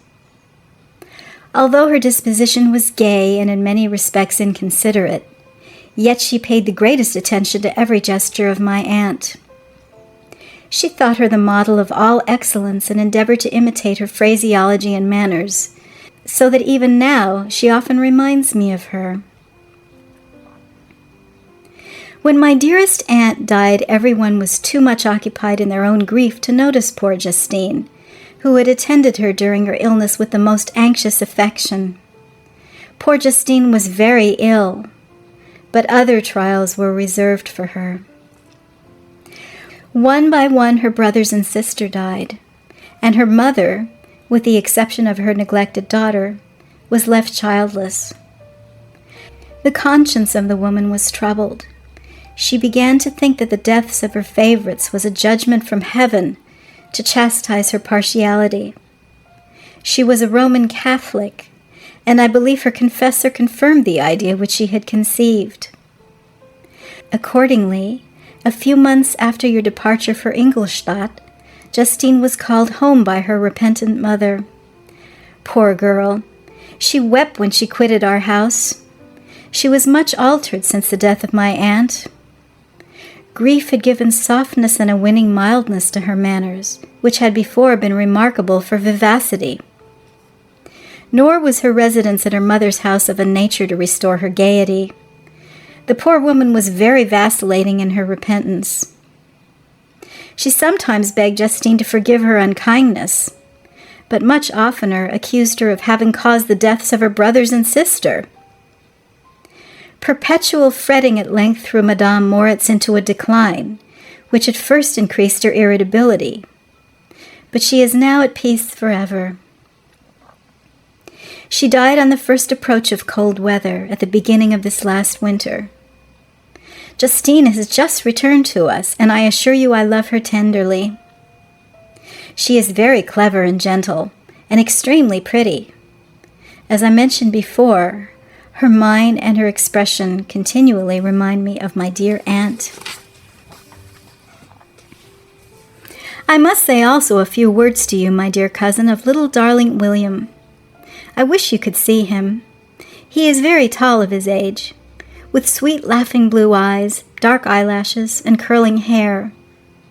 When he smiles, 2 little dimples appear on each cheek, which are rosy with health. He has already had 1 or 2 little wives, but Louisa Byron is his favorite, a pretty little girl of 5 years of age. Now, dear Victor, I dare say you wish to be indulged in a little gossip concerning the good people of Geneva. The pretty Miss Mansfield has already received the congratulatory visits on her approaching marriage with a young Englishman, John Melbourne, Esquire. Her ugly sister Manon married Monsieur Duvillard, the rich banker, last autumn. Your favorite schoolfellow, Louis Manoir, has suffered several misfortunes since the departure of Clerval from Geneva. But he has already recovered his spirits and is reported to be on the point of marrying a lively, pretty French woman, Madame Tavernier. She is a widow and much older than Manoir, but she is very much admired and a favorite with everybody. I have written myself into better spirits, dear cousin, but my anxiety returns upon me as I conclude. Write, dearest Victor, 1 line, 1 word will be a blessing to us. 10,000 thanks to Henry for his kindness, his affection, and his many letters. We are sincerely grateful. Adieu, my cousin. Take care of yourself, and I entreat you, write. Elizabeth Lavenza, Geneva, March 18th, 17... Dear, dear Elizabeth, I exclaimed when I had read her letter, I will write instantly and relieve them from the anxiety they must feel. I wrote, and this exertion greatly fatigued me. But my convalescence had commenced and proceeded regularly. In another fortnight I was able to leave my chamber. One of my first duties on my recovery was to introduce Clerval to the several professors of the university. In doing this, I underwent a kind of rough usage, ill-befitting the wounds that my mind had sustained. Ever since the fatal night, the end of my labors and the beginning of my misfortunes, I had conceived a violent antipathy even to the name of natural philosophy. When I was otherwise quite restored to health, the sight of a chemical instrument would renew all the agony of my nervous symptoms. Henry saw this and had removed all my apparatus from my view. He had also changed my apartment, for he perceived that I had acquired a dislike for the room which had previously been my laboratory. But these cares of Clerval were made of no avail when I visited the professors. Monsieur Waldman inflicted torture when he praised, with kindness and warmth, the astonishing progress I had made in the sciences.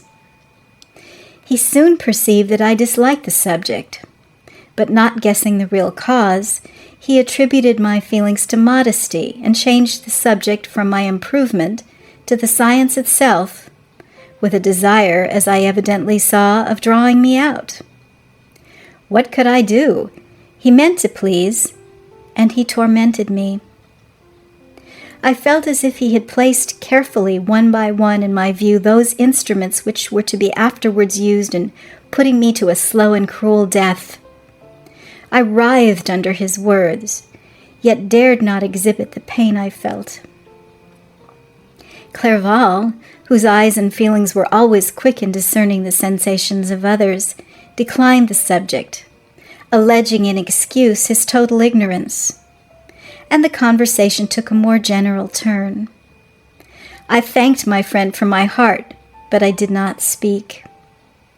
I saw plainly that he was surprised, but he never attempted to draw my secret from me, and although I loved him with a mixture of affection and reverence that knew no bounds, yet I could never persuade myself to confide in him that event which was so often present to my recollection, but which I fear the detail to another would only impress more deeply. Monsieur Krempe was not equally docile, and in my condition at that time of almost insupportable sensitiveness, his harsh, blunt encomiums gave me even more pain than the benevolent approbation of Monsieur Waldman. "Damn the fellow!" cried he. "Why, Monsieur Clerval, I assure you he has outstripped us all. Aye, stare if you please, but it is nevertheless true. A youngster who but a few years ago believed in Cornelius Agrippa as firmly as in the Gospel has now set himself at the head of the university. And if he is not soon pulled down, we shall all be out of countenance. Aye, aye," continued he, observing my face expressive of suffering, "Monsieur Frankenstein is modest, an excellent quality in a young man. Young men should be diffident of themselves, you know, Monsieur Clerval. I was myself when young, but that wears out in a very short time." Monsieur Krempe had now commenced a eulogy on himself, which happily turned the conversation from a subject that was so annoying to me. Clerval had never sympathized in my tastes for natural science, and his literary pursuits differed wholly from those which had occupied me. He came to the university with the design of making himself complete master of the Oriental languages, and thus he should open a field for the plan of life he had marked out for himself. Resolved to pursue no inglorious career, he turned his eyes toward the east, as affording scope for his spirit of enterprise. The Persian, Arabic, and Sanskrit languages engaged his attention, and I was easily induced to enter on the same studies. Idleness had ever been irksome to me, and now that I wished to fly from reflection and hated my former studies, I felt great relief in being the fellow pupil with my friend, and found not only instruction, but consolation in the works of the Orientalists. I did not, like him, attempt a critical knowledge of their dialects, for I did not contemplate making any other use of them than temporary amusement. I read merely to understand their meaning, and they well repaid my labors. Their melancholy is soothing, and their joy elevating, to a degree I never experienced in studying the authors of any other country. When you read their writings, life appears to consist in a warm sun and a garden of roses, in the smiles and frowns of a fair enemy, and the fire that consumes your own heart. How different from the manly and heroical poetry of Greece and Rome! Summer passed away in these occupations, and my return to Geneva was fixed for the latter end of autumn. But being delayed by several accidents, winter and snow arrived.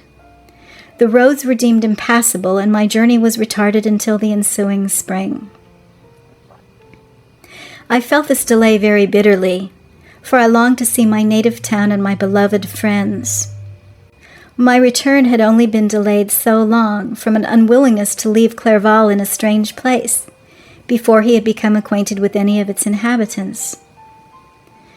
The winter, however, was spent cheerfully, and although the spring was uncommonly late, when it came, its beauty compensated for its dilatoriness. The month of May had already commenced, and I expected the letter daily which was to fix the date of my departure, when Henry proposed a pedestrian tour in the environs of Ingolstadt, that I might bid a personal farewell to the country I had so long inhabited. I acceded with pleasure to this proposition. I was fond of exercise, and Clerval had always been my favorite companion in the ramble of this nature that I had taken among the scenes of my native country. We passed a fortnight in these perambulations. My health and spirits had long been restored, and they gained additional strength from the salubrious air I breathed, the natural incidents of our progress, and the conversation of my friend. Study had before secluded me from the intercourse of my fellow creatures, and rendered me unsocial. But Clerval called forth the better feelings of my heart. He again taught me to love the aspect of nature and the cheerful faces of children. Excellent friend, how sincerely you did love me, and endeavor to elevate my mind until it was on a level with your own. A selfish pursuit had cramped and narrowed me, until your gentleness and affection warmed and opened my senses. I became the same happy creature who, a few years ago, loved and beloved by all, had no sorrow or care. When happy inanimate nature had the power of bestowing on me the most delightful sensations. A serene sky and verdant fields filled me with ecstasy. The present season was indeed divine. The flowers of spring bloomed in the hedges, while those of summer were already in bud. I was undisturbed by thoughts which during the preceding year had pressed upon me, notwithstanding my endeavors to throw them off, with an invincible burden. Henry rejoiced in my gaiety, and sincerely sympathized in my feelings. He exerted himself to amuse me while he expressed the sensations that filled his soul. The resources of his mind on this occasion were truly astonishing. His conversation was full of imagination, and very often, in imitation of the Persian and Arabic writers, he invented tales of wonderful fancy and passion. At other times, he repeated my favorite poems or drew me out into arguments which he supported with great ingenuity. We returned to our college on a Sunday afternoon. The peasants were dancing, and everyone we met appeared gay and happy. My own spirits were high, and I bounded along with feelings of unbridled joy and hilarity. This is the end of Chapter 6. Chapter 7. On my return, I found the following letter from my father. My dear Victor, you have probably waited impatiently for a letter to fix the date of your return to us, and I was at first tempted to write only a few lines, merely mentioning the day on which I should expect you. But that would be a cruel kindness, and I dare not do it. What would be your surprise, my son, when you expected a happy and glad welcome, to behold on the contrary tears and wretchedness? And how, Victor, can I relate our misfortune? Absence cannot have rendered you callous to our joys and griefs, and how shall I inflict pain on my long-absent son? I wish to prepare you for the woeful news, but I know it is impossible. Even now your eye skims over the page to seek the words which are to convey to you the horrible tidings. William is dead. That sweet child whose smiles delighted and warmed my heart, who was so gentle yet so gay. Victor, he is murdered. I will not attempt to console you, but will simply relate the circumstances of the transaction. Last Thursday, May the 7th, I, my niece, and your 2 brothers went to walk in Plainpalais. The evening was warm and serene, and we prolonged our walk farther than usual. It was already dusk before we thought of returning, and then we discovered that William and Ernest, who had gone on before, were not to be found. We accordingly rested on a seat until they should return. Presently Ernest came, and inquired if we had seen his brother. He said that he had been playing with him, that William had run away to hide himself, and that he vainly sought for him, and afterwards he waited a long time, but that he did not return. This account rather alarmed us, and we continued to search for him until night fell, when Elizabeth conjectured that he might have returned to the house. He was not there.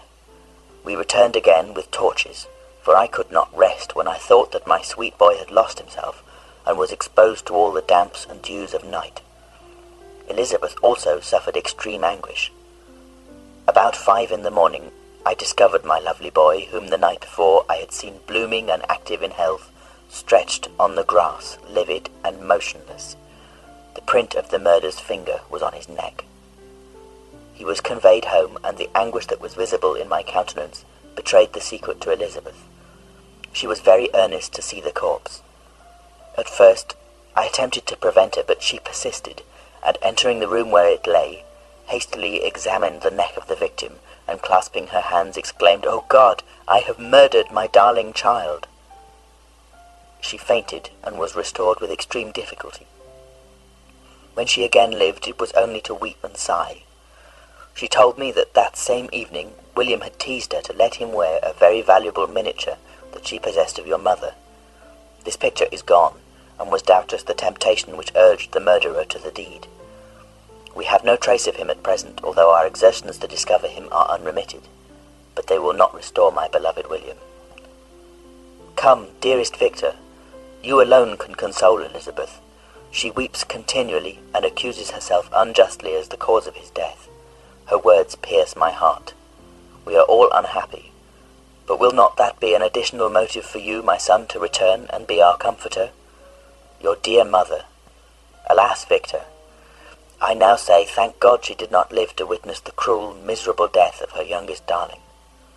Come, Victor, not brooding thoughts of vengeance against the assassin, but with feelings of peace and gentleness that will heal, instead of festering the wounds of our minds. Enter the house of mourning, my friend, but with kindness and affection for those who love you, and not with hatred for your enemies. Your affectionate and afflicted father, Alphonse Frankenstein.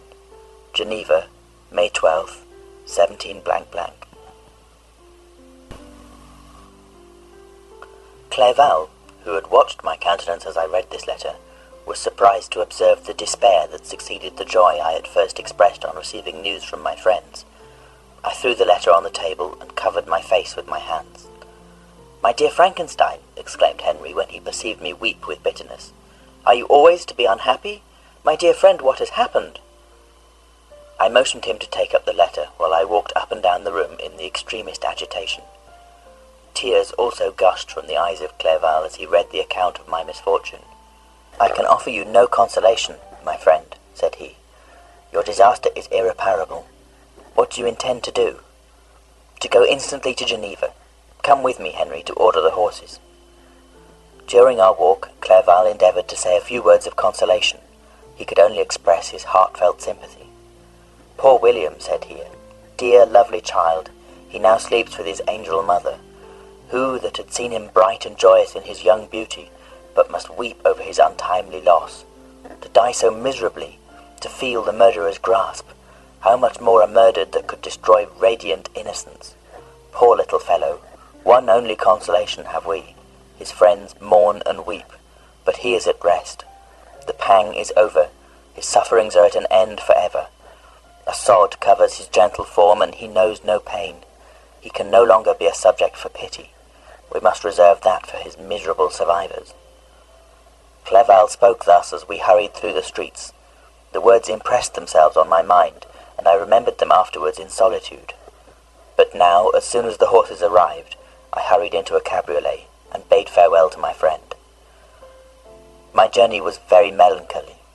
At first I wished to hurry on, for I longed to console and sympathize with my loved and sorrowing friends. But when I drew near my native town, I slackened my progress. I could hardly sustain the multitude of feelings that crowded into my mind. I passed through scenes familiar to my youth, but which I had not seen for nearly 6 years. How altered everything might be during that time! One sudden and desolating change had taken place, but 1,000 little circumstances might have done by degrees worked other alterations, which, although they were done more tranquilly, might not be the less decisive. Fear overcame me. I dared no advance, dreading 1,000 nameless evils that made me tremble, although I was unable to define them. I remained 2 days at Lausanne, in this painful state of mind. I contemplated the lake.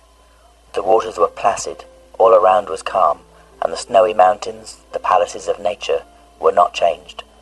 By degrees the calm and heavenly scene restored me, and I continued my journey towards Geneva.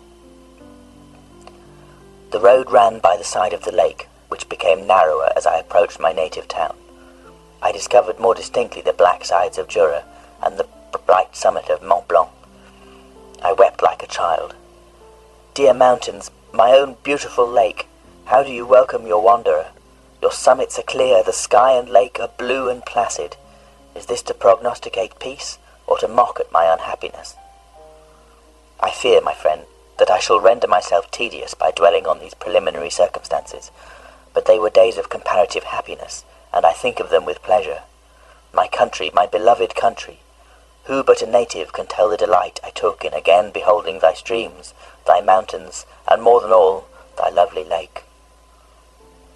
Yet, as I drew nearer home, grief and fear again overcame me. Night also closed around, and when I could hardly see the dark mountains, I felt still more gloomily. The picture appeared a vast and dim scene of evil, and I foresaw obscurely that I was destined to become the most wretched of human beings. Alas, I prophesied truly, and failed only in one single circumstance, that in all the misery I imagined and dreaded, I did not conceive the 100th part of the anguish I was destined to endure. It was completely dark when I arrived in the environs of Geneva. The gates of the town were already shut, and I was obliged to pass the night at Secheron, a village at the distance of half a league from the city. The sky was serene, and, as I was unable to rest, I resolved to visit the spot where my poor William had been murdered.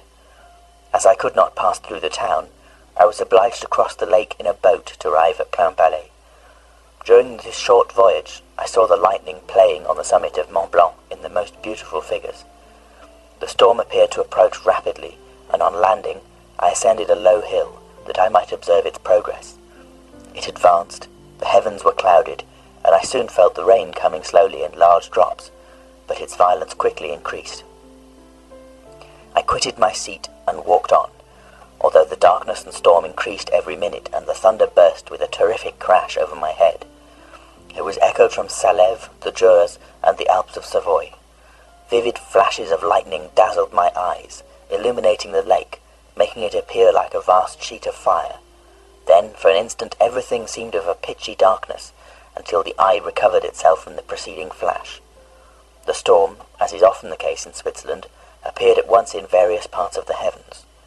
The most violent storm hung exactly north of the town, over the part of the lake which lies between the promontory of Bellerive and the village of Coppet. Another storm enlightened Jura with faint flashes, and another darkened and sometimes disclosed the Mole, a peaked mountain to the east of the lake. While I watched the tempests, so beautiful yet terrific, I wandered on with a hasty step. This noble war in the sky elevated my spirits. I clasped my hands and exclaimed aloud, "William, dear angel, this is thy funeral, this is thy dirge." As I said these words, I perceived in the gloom a figure which stole from behind a clump of trees near me. I stood fixed, gazing intently. I could not be mistaken. A flash of lightning illuminated the object and discovered its shape plainly to me. Its gigantic stature and the deformity of its aspect more hideous than belongs to humanity, instantly informed me that it was the wretch, the filthy demon to whom I had given life. What did he there?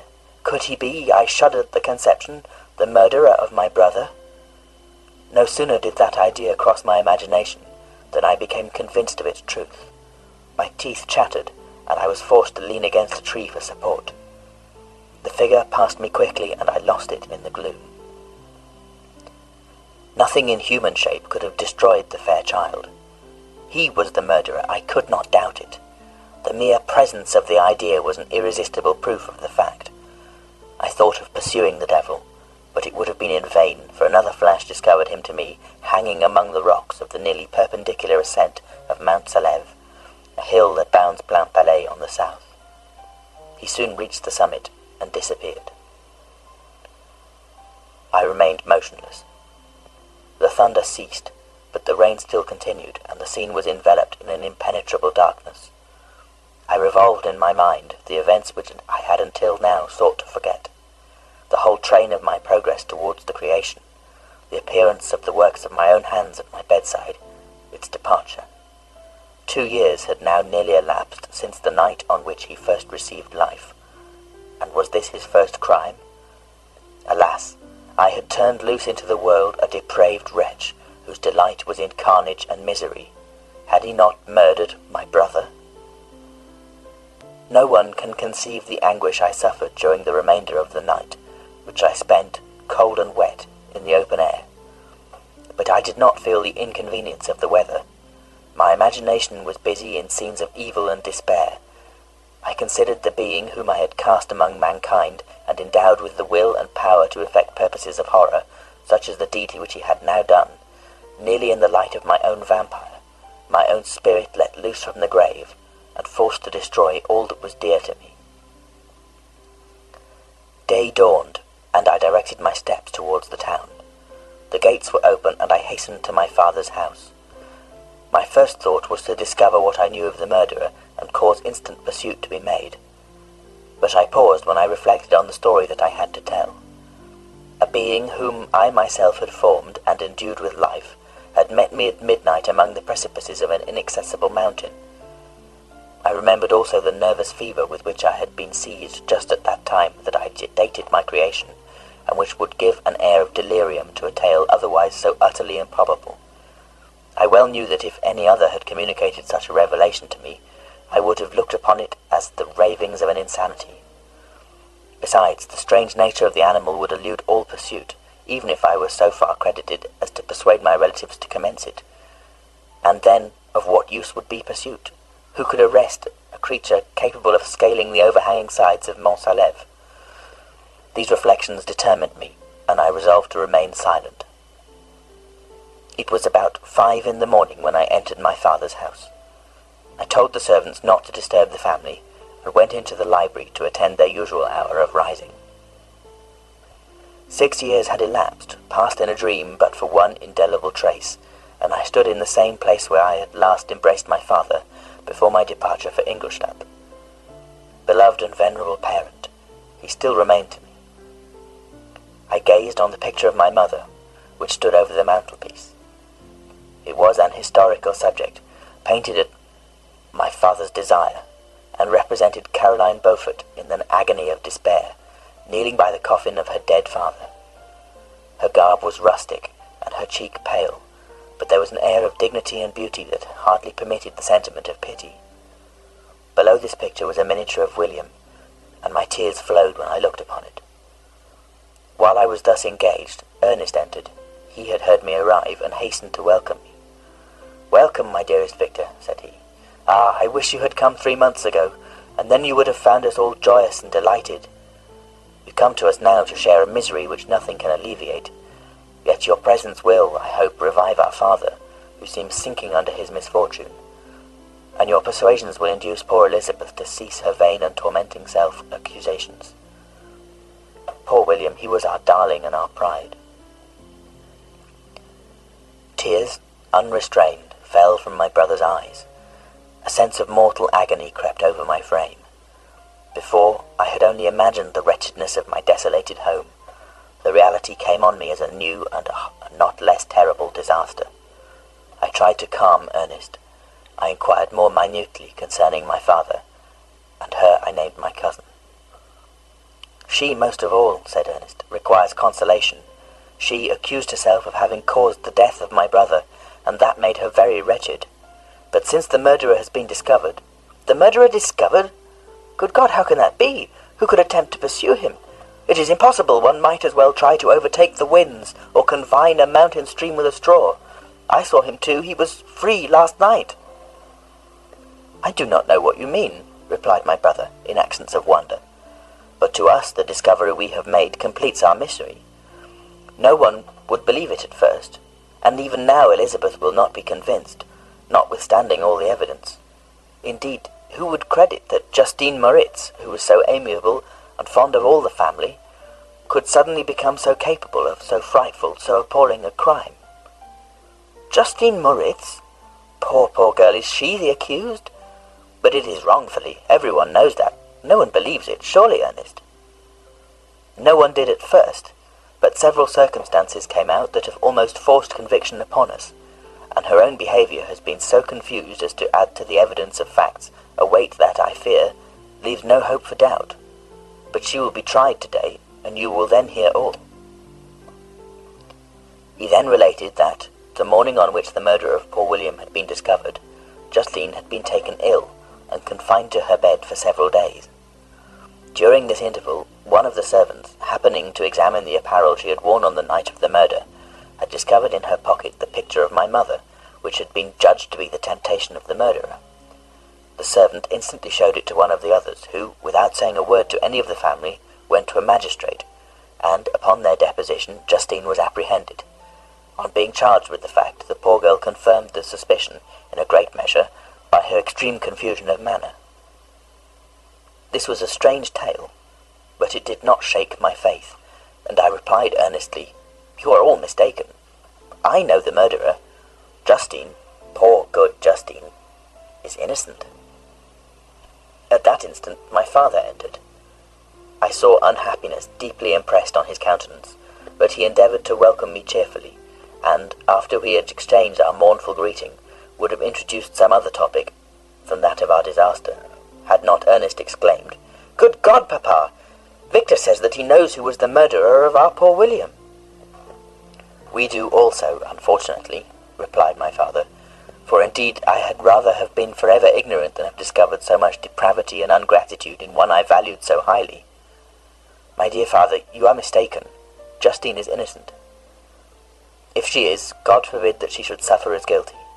She is to be tried today, and I sincerely hope, that she will be acquitted." This speech calmed me. I was firmly convinced in my own mind that Justine, and indeed every human being, was guiltless of this murder. I had no fear, therefore, that any circumstantial evidence could be brought forward strong enough to convict her. My tale was not one to announce publicly. Its astounding horror would be looked upon as madness by the vulgar. Did anyone indeed exist, except I, the Creator, who would believe, unless his senses convinced him, in the existence of the living monument of presumption and rash ignorance which I had let loose upon the world? We were soon joined by Elizabeth. Time had altered her since I last beheld her. It had endowed her with loveliness surpassing the beauty of her childish years. There was the same candour, the same vivacity, but it was allied to an expression more full of sensibility and intellect. She welcomed me with the greatest affection. "Your arrival, my dear cousin," said she, "fills me with hope. You perhaps will find some means to justify my poor guiltless Justine. Alas, who is safe if she convicted of crime. I rely on her innocence as certainly as I do upon my own. Our misfortune is doubly hard to us.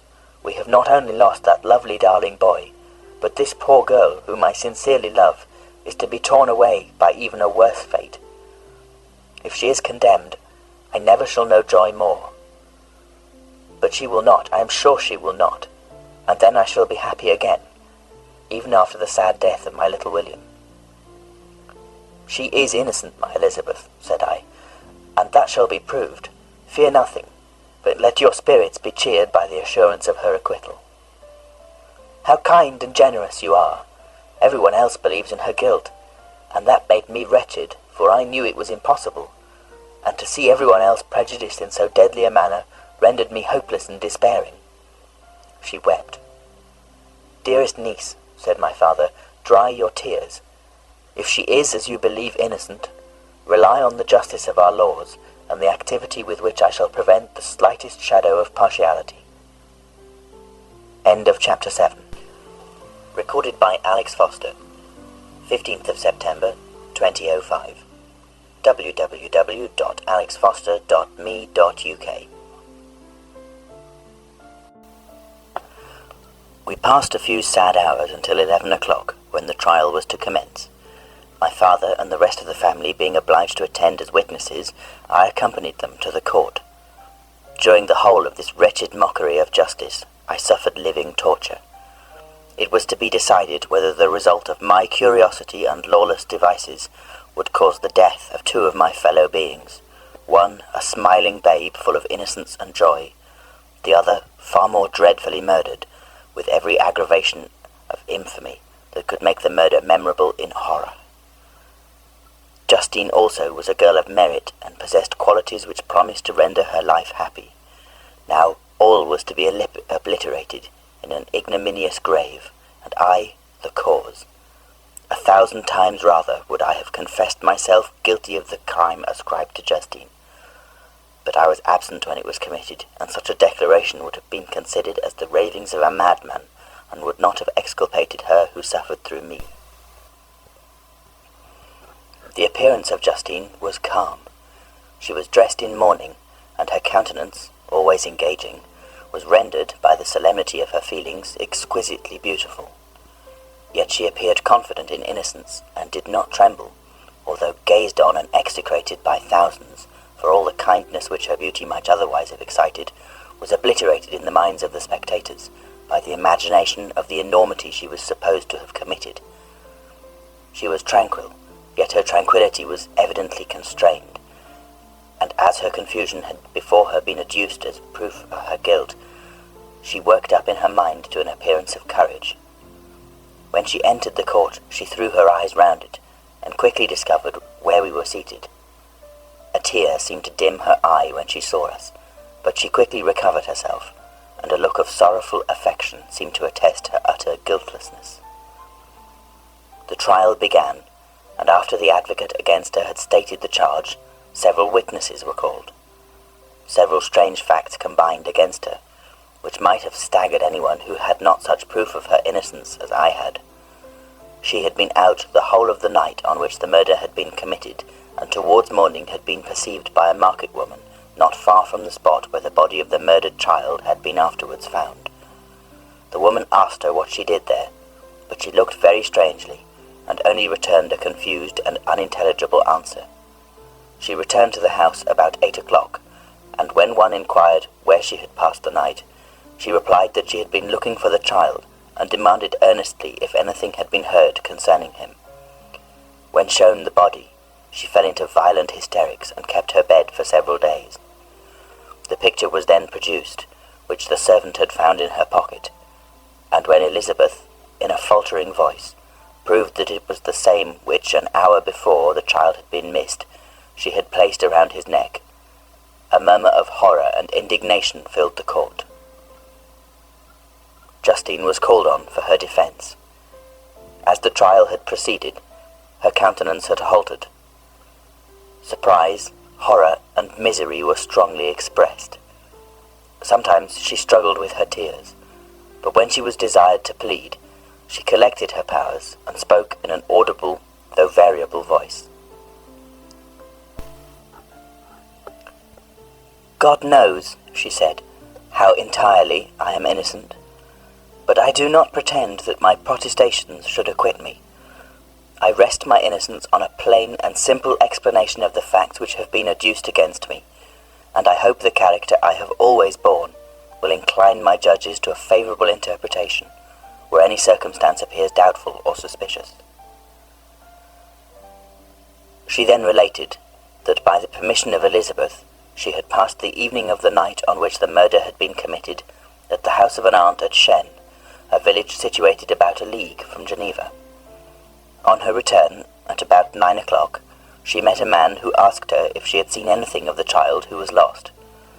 She was alarmed by this account, and passed several hours in looking for him, when the gates of Geneva were shut, and she was forced to remain several hours of the night in a barn belonging to a cottage, being unwilling to call up the inhabitants, to whom she was well known. Most of the night she spent here watching. Towards morning she believed that she slept for a few minutes. Some steps disturbed her, and she awoke. It was dawn, and she quitted her asylum, that she might again endeavour to find my brother. If she had gone near the spot where his body lay, it was without her knowledge. That she had been bewildered when questioned by the market woman was not surprising, since she had passed a sleepless night, and the fate of poor William was yet uncertain. Concerning the picture, she could give no account. I know, continued the unhappy victim, how heavily and fatally this one circumstance weighs against me, but I have no power of explaining it, and when I have expressed my utter ignorance, I am only left to conjecture concerning the probabilities by which it might have been placed in my pocket. But here also I am checked. I believe that I have no enemy on earth, and none surely would have been so wicked as to destroy me wantonly. Did the murderer place it there? I know of no opportunity afforded him for so doing, or, if I had, why should he have stolen the jewel to part with it again so soon? I commit my cause to the justice of my judges, yet I see no room for hope. I beg permission to have a few witnesses examined concerning my character, and if their testimony shall not overweigh my supposed guilt, I must be condemned, although I would pledge my salvation on my innocence.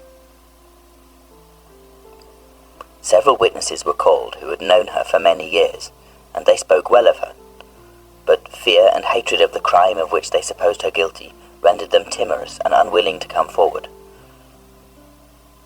Elizabeth saw even this last resource, her excellent dispositions and irreproachable conduct, about to fail the accused, when, although violently agitated, she desired permission to address the court. I am, said she, the cousin of the unhappy child who was murdered, or rather his sister, for I was educated by and have lived with his parents ever since and even long before his birth. It may therefore be judged indecent in me to come forward on this occasion, but when I see a fellow creature about to perish through the cowardice of her pretended friends, I wish to be allowed to speak, that I may say what I know of her character. I am well acquainted with the accused. I have lived in the same house with her, at one time for 5, and at another for nearly 2 years. During all that period she appeared to me the most amiable and benevolent of human creatures. She nursed Madame Frankenstein, my aunt, in her last illness, with the greatest affection and care, and afterwards attended her own mother during a tedious illness, in a manner that excited the admiration of all who knew her, after which she again lived in my uncle's house, where she was beloved by all the family. She was warmly attached to the child, who is now dead, and acted towards him like a most affectionate mother. For my own part, I do not hesitate to say that notwithstanding all the evidence produced against her, I believe and rely on her perfect innocence. She had no temptation for such an action. As to the bauble on which the chief proof rests, if she had so earnestly desired it, I should have willingly given it to her, so much do I esteem and value her. A murmur of approbation followed Elizabeth's simple and powerful appeal, but it was excited by her generous interference, and not in favour of poor Justine, on whom the public indignation was turned with renewed violence, charging her with the blackest ingratitude. She herself wept as Elizabeth spoke, but she did not answer. My own agitation and anguish was extreme during the whole trial. I believed in her innocence. I knew it. Could the demon who had, I did not a minute doubt, murdered my brother, also in his hellish sport have betrayed the innocent to death and ignominy? I could not sustain the horror of my situation, and when I perceived that the popular voice and the countenances of the judge had already condemned my unhappy victim, I rushed out of the court in agony. The tortures of the accused did not equal mine. She was sustained by innocence, but the fangs of remorse tore my bosom and would not forego their hold. I passed a night of unmingled wretchedness. In the morning I went to the court. My lips and throat were parched. I dared not ask the fatal question, but I was known, and the officer guessed the cause of my visit. The ballots had been thrown. They were all black, and Justine was condemned. I cannot pretend to describe what I then felt. I had before experienced sensations of horror, and when I have endeavoured to bestow upon them adequate expressions, but words cannot convey an idea of the heart-sickening despair that I then endured. The person to whom I addressed myself added that Justine had already confessed her guilt. That evidence, he observed, was hardly required in so glaring a case, but I am glad of it, and indeed none of our judges like to condemn a criminal upon circumstantial evidence, be it ever so decisive. This was strange and unexpected intelligence. What could it mean? Had my eyes deceived me, and was I really as mad as the whole world would believe me to be if I disclosed the object of my suspicions? I hastened to return home, and Elizabeth eagerly demanded the result. "My cousin," replied I, "it is decided as you may have expected. All judges had rather that 10 innocent should suffer than that 1 guilty should escape. But she has confessed."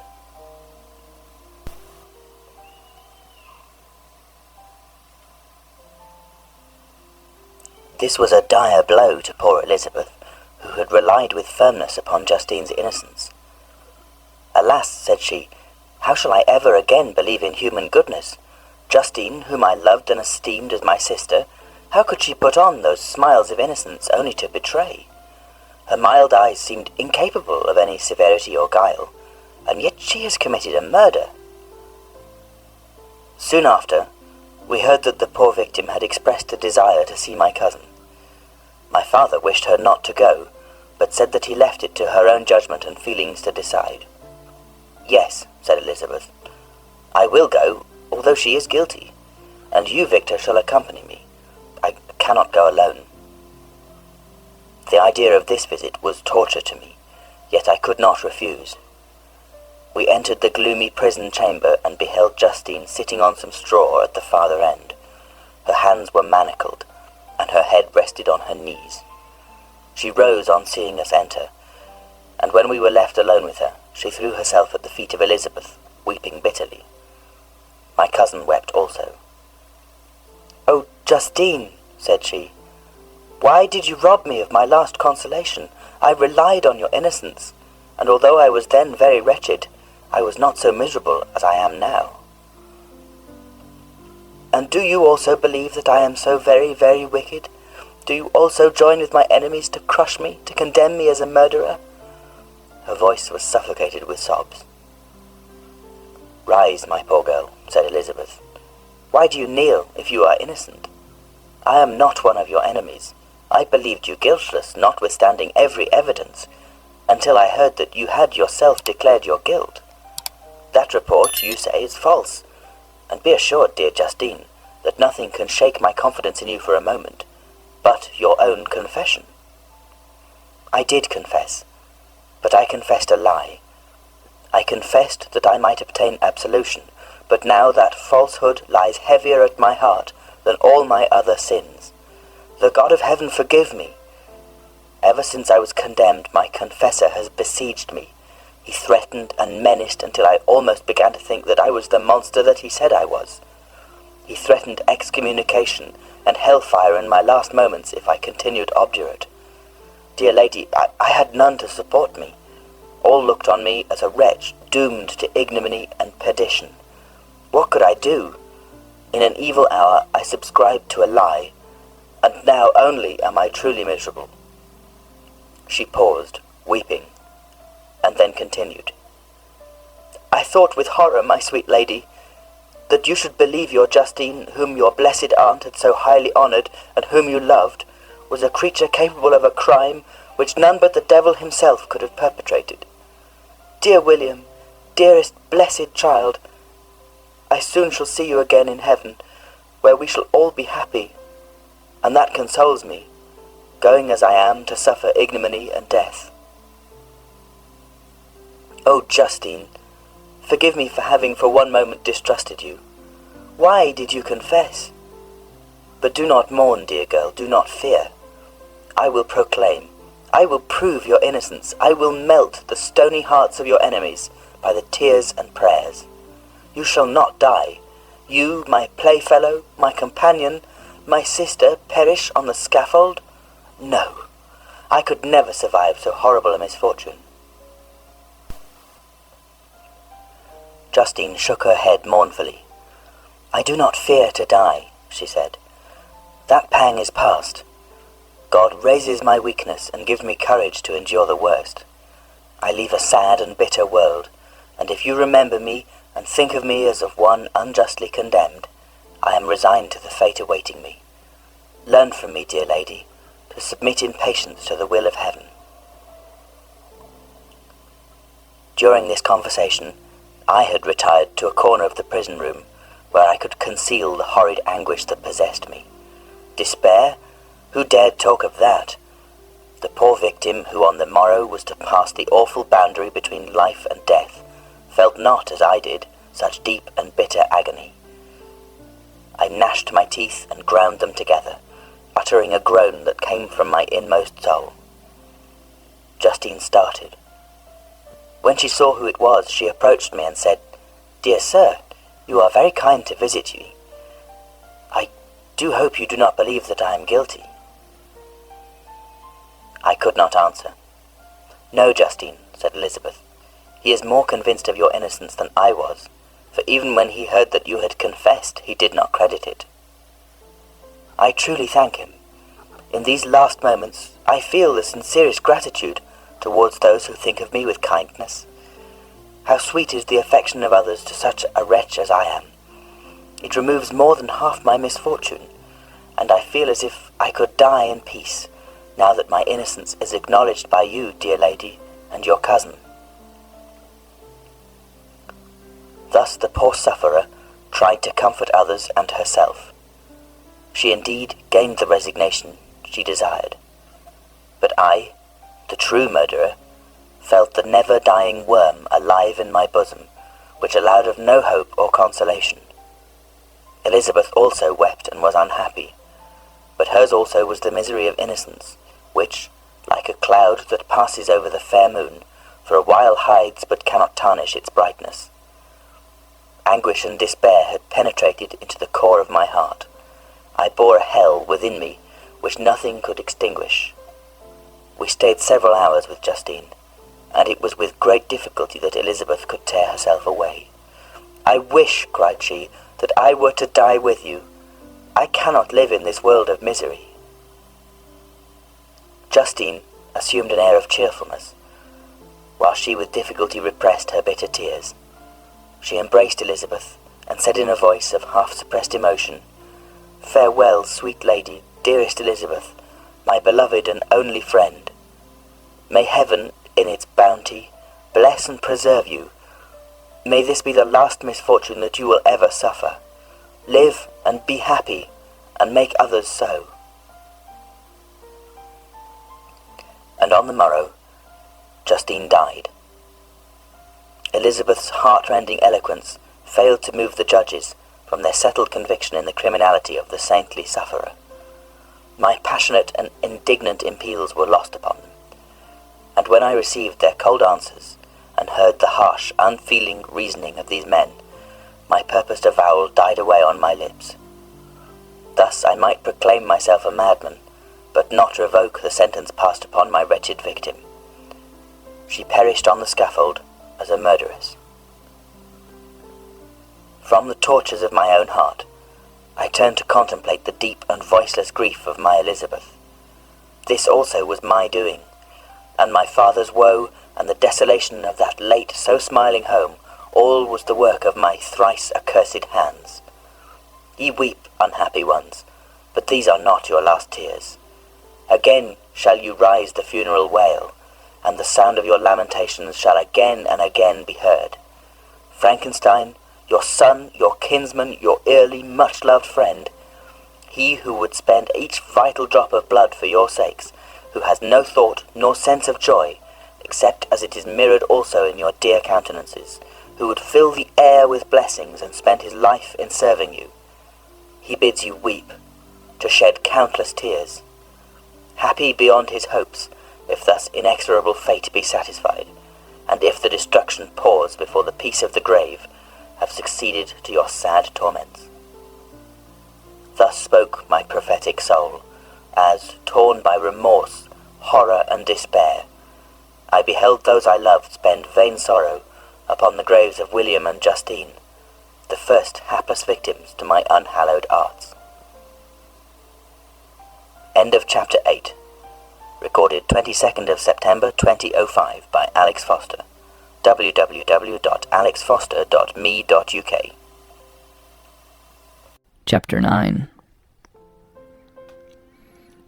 Nothing is more painful to the human mind than, after the feelings have been worked up by a quick succession of events, the dead calmness of inaction and certainty which follows and deprives the soul both of hope and fear. Justine died, she rested, and I was alive. The blood flowed freely in my veins, but a weight of despair and remorse pressed on my heart which nothing could remove. Sleep fled from my eyes. I wandered like an evil spirit, for I had committed deeds of mischief beyond description horrible, and more, much more, I persuaded myself, was yet behind. Yet my heart overflowed with kindness and the love of virtue. I had begun life with benevolent intentions, and thirsted for the moment when I should put them in practice and make myself useful to my fellow beings. Now all was blasted. Instead of that serenity of conscience which allowed me to look back upon the past with self-satisfaction, and from thence to gather promise of new hopes, I was seized by remorse and the sense of guilt, which hurried me away to a hell of intense tortures such as no language can describe. This state of mind preyed upon my health, which had perhaps never entirely recovered from the first shock it had sustained. I shunned the face of man. All sound of joy or complacency was torture to me. Solitude was my only consolation. Deep, dark, death-like solitude. My father observed with pain the alteration perceptible in my disposition and habits, and endeavored, by arguments deduced from the feelings of his serene conscience and guiltless life, to inspire me with fortitude and awaken in me the courage to dispel the dark cloud which brooded over me. "Do you think, Victor," said he, "that I do not suffer also? No one could love a child more than I loved your brother." Tears came into his eyes as he spoke. "But is it not a duty to the survivors that we should refrain from augmenting their unhappiness by an appearance of immoderate grief? It is also a duty owed to yourself, for excessive sorrow prevents improvement or enjoyment, or even the discharge of daily usefulness, without which no man is fit for society." This advice, although good, was totally inapplicable to my case. I should have been the first to hide my grief and console my friends if remorse had not mingled its bitterness, and terror its alarm, with my other sensations. Now I could only answer my father with a look of despair, and endeavor to hide myself from his view. About this time we retired to our house at Bellerive. This change was particularly agreeable to me. The shutting of the gates regularly at 10 o'clock, and the impossibility of remaining on the lake after that hour, had rendered our residence within the walls of Geneva very irksome to me. I was now free. Often, after the rest of the family had retired for the night, I took the boat, and passed many hours upon the water. Sometimes, with my sails set, I was carried by the wind, and sometimes, after rowing it into the middle of the lake, I left the boat to pursue its own course, and gave way to my own miserable reflections.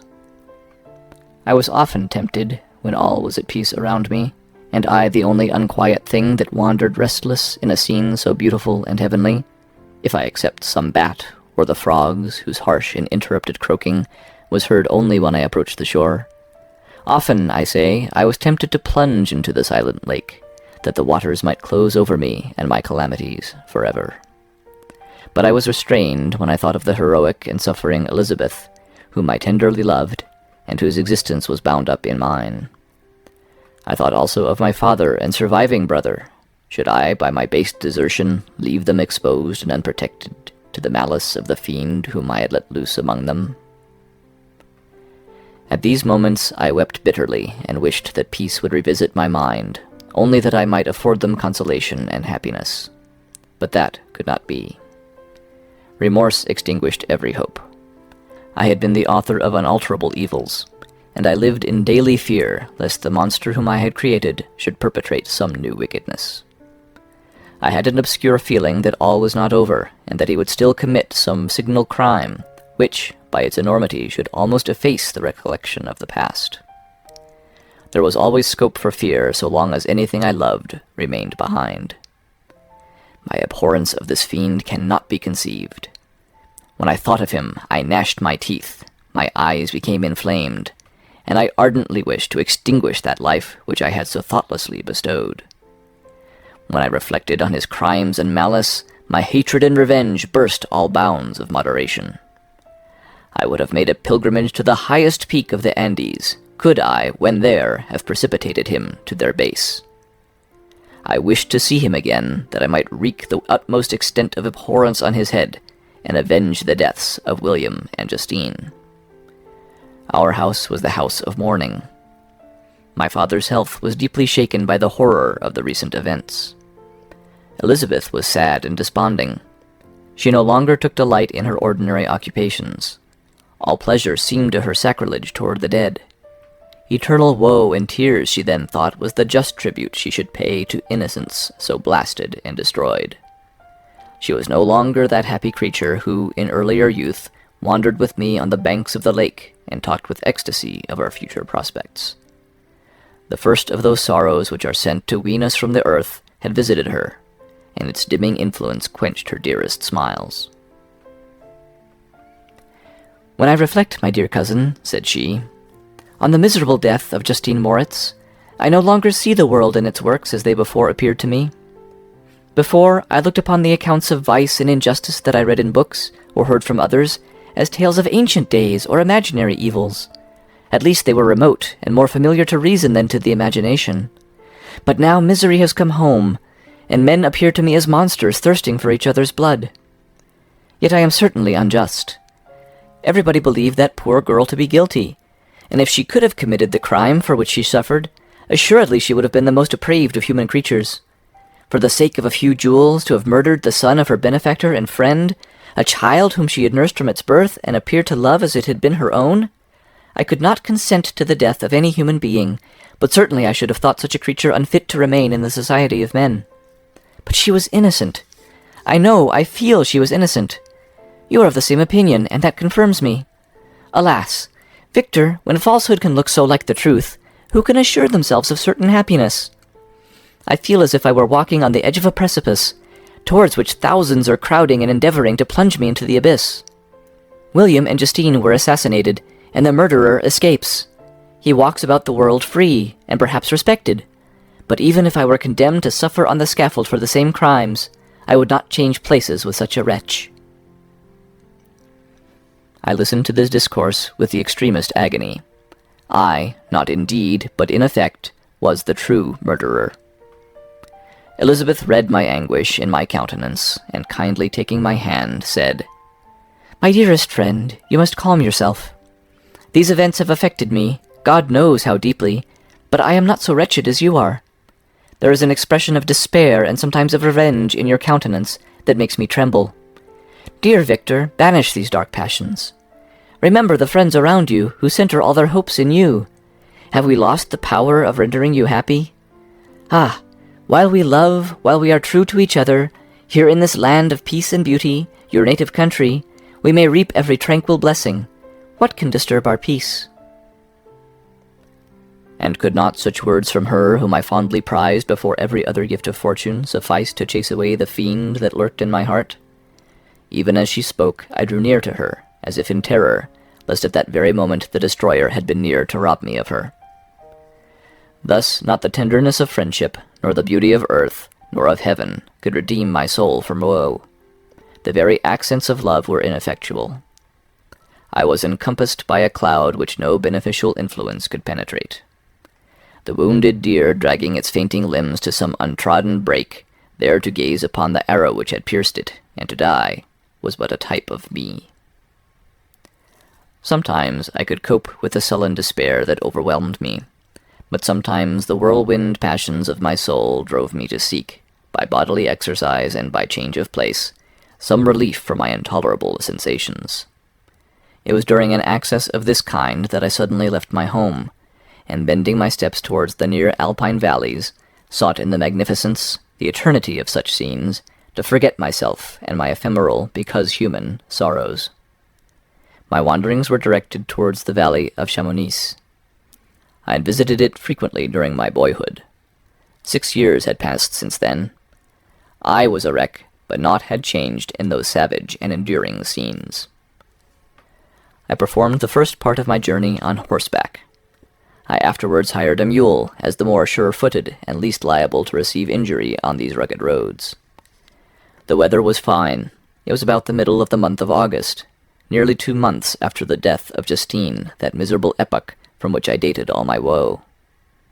The weight upon my spirit was sensibly lightened as I plunged yet deeper in the ravine of Arve.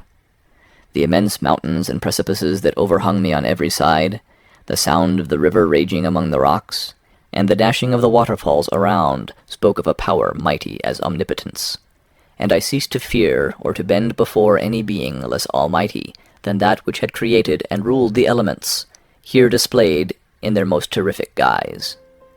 Still, as I ascended higher, the valley assumed a more magnificent and astonishing character. Ruined castles hanging on the precipices of piny mountains, the impetuous Arve, and cottages every here and there peeping forth from among the trees, formed a scene of singular beauty. But it was augmented and rendered sublime by the mighty Alps, whose white and shining pyramids and domes towered above all, as belonging to another earth, the habitations of another race of beings. I passed the bridge of Pélissier, where the ravine, which the river forms, opened before me, and I began to ascend the mountain that overhangs it. Soon after, I entered the valley of Chamonix. This valley is more wonderful and sublime, but not so beautiful and picturesque as that of Servox, through which I had just passed. The high and snowy mountains were its immediate boundaries, but I saw no more ruined castles and fertile fields. Immense glaciers approached the road. I heard the rumbling thunder of the falling avalanche and marked the smoke of its passage. Mont Blanc, the supreme and magnificent Mont Blanc, raised itself from the surrounding aiguilles, and its tremendous dome overlooked the valley. A tingling, long-lost sense of pleasure often came across me during this journey. Some turn in the road, some new object suddenly perceived and recognized, reminded me of days gone by, and were associated with the light-hearted gaiety of boyhood. The very winds whispered in soothing accents, and maternal nature bade me weep no more. Then again the kindly influence ceased to act. I found myself fettered again to grief and indulging in all the misery of reflection. Then I spurred on my animal, striving so to forget the world, my fears, and more than all, myself. Or, in a more desperate fashion, I alighted and threw myself on the grass, weighed down by horror and despair. At length I arrived at the village of Chamonix. Exhaustion succeeded to the extreme fatigue, both of body and of mind, which I had endured. For a short space of time I remained at the window, watching the pallid lightnings that played above Mont Blanc, and listening to the rushing of the Arve, which pursued its noisy way beneath. The same lulling sounds acted as a lullaby to my too keen sensations. When I placed my head upon my pillow, sleep crept over me. I felt it as it came, and blessed the giver of oblivion. End of Chapter 9. Chapter 10. I spent the following day roaming through the valley. I stood beside the sources of the Arveiron, which take their rise in a glacier that with slow pace is advancing down from the summit of the hills to barricade the valley. The abrupt sides of vast mountains were before me. The icy wall of the glacier overhung me. A few shattered pines were scattered around, and the solemn silence of this glorious presence chamber of imperial nature was broken only by the brawling waves or the fall of some vast fragment, the thunder sound of the avalanche, or the cracking reverberated along the mountains of the accumulated ice, which, through the silent working of immutable laws, was ever and anon rent and torn, as if it had been but a plaything in their hands. These sublime and magnificent scenes afforded me the greatest consolation that I was capable of receiving. They elevated me from all littleness of feeling, and although they did not remove my grief, they subdued and tranquilized it. In some degree, also, they diverted my mind from the thoughts over which it had brooded for the last month. I retired to rest at night, my slumbers, as it were, waited on and ministered to by the assemblance of grand shapes which I had contemplated during the day. They congregated round me, the unstained snowy mountain top, the glittering pinnacle, the pine woods, and ragged bare ravine, the eagle soaring amidst the clouds. They all gathered round me and bade me be at peace. Where had they fled when the next morning I awoke? All of soul inspiriting fled with sleep, and dark melancholy clouded every thought. The rain was pouring in torrents, and thick mists hid the summits of the mountains, so that I even saw not the faces of those mighty friends. Still I would penetrate their misty veil, and seek them in their cloudy retreats. What were rain and storm to me? My mule was brought to the door, and I resolved to ascend to the summit of Montanvert. I remembered the effect that the view of the tremendous and ever-moving glacier had produced upon my mind when I first saw it. It had then filled me with a sublime ecstasy that gave wings to the soul and allowed it to soar from the obscure world to light and joy. The sight of the awful and majestic in nature had indeed always the effect of solemnizing my mind and causing me to forget the passing cares of life. I determined to go without a guide, for I was well acquainted with the path, and the presence of another would destroy the solitary grandeur of the scene. The ascent is precipitous, but the path is cut into continual and short windings, which enable you to surmount the perpendicularity of the mountain. It is a scene terrifically desolate. In 1,000 spots the traces of the winter avalanche may be perceived, where trees lie broken and strewed on the ground, some entirely destroyed, others bent, leaning upon the jutting rocks of the mountain or transversely upon other trees. The path, as you ascend higher, is intersected by ravines of snow, down which stones continually roll from above. One of them is particularly dangerous, as the slightest sound, such as even speaking in a loud voice, produces a concussion of air sufficient to draw destruction upon the head of the speaker.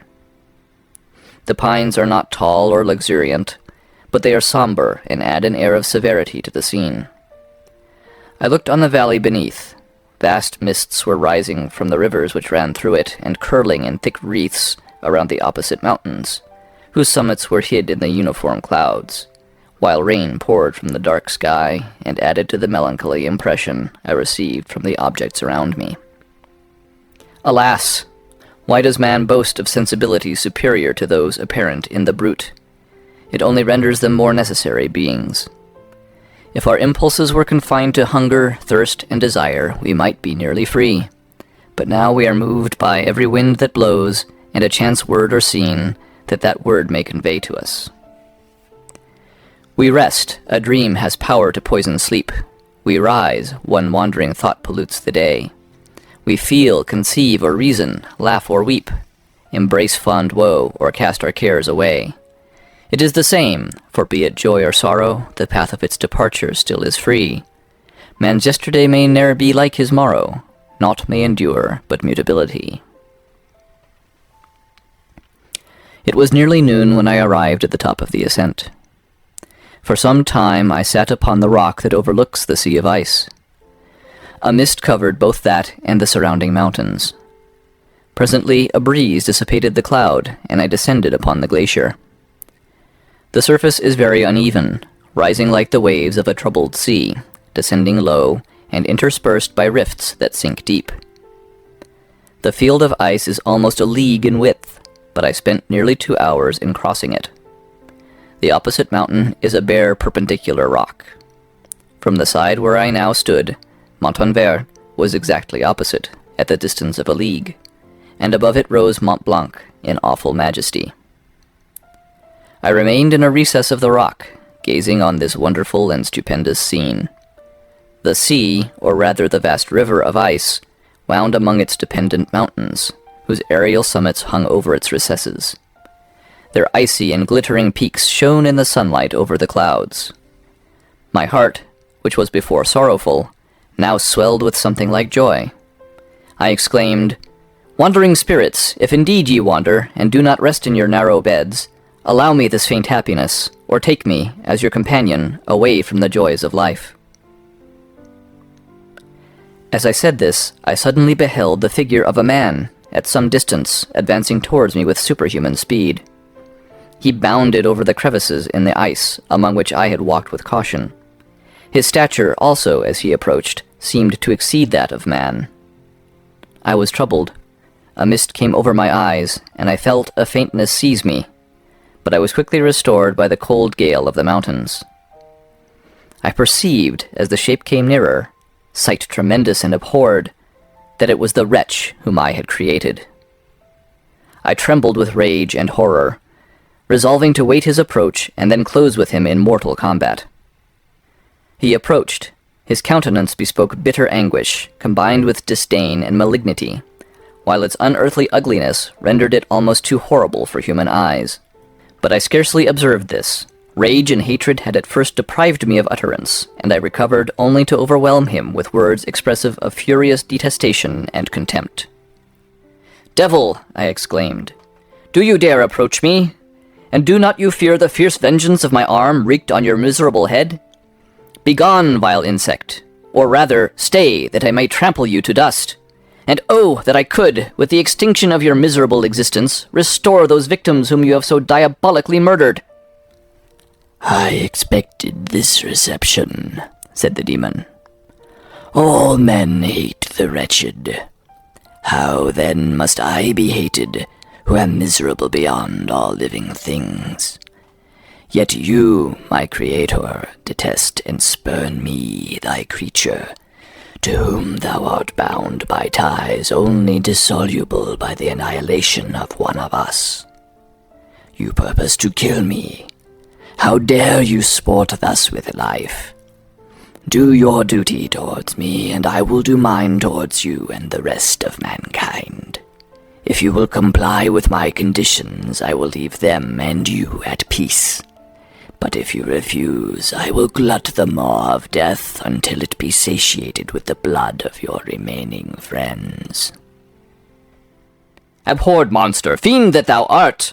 The tortures of hell are too mild a vengeance for thy crimes. Wretched devil, you reproach me with your creation.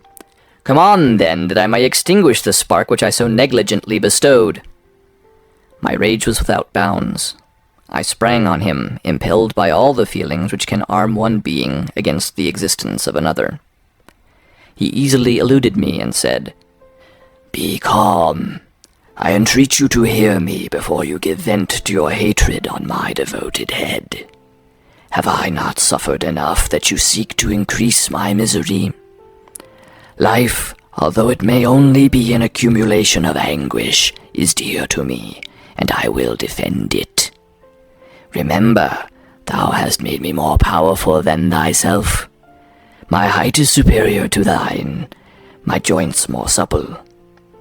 But I will not be tempted to set myself in opposition to thee. I am thy creature, and I will be even mild and docile to my natural lord and king. if thou wilt also perform thy part, the which thou owest me.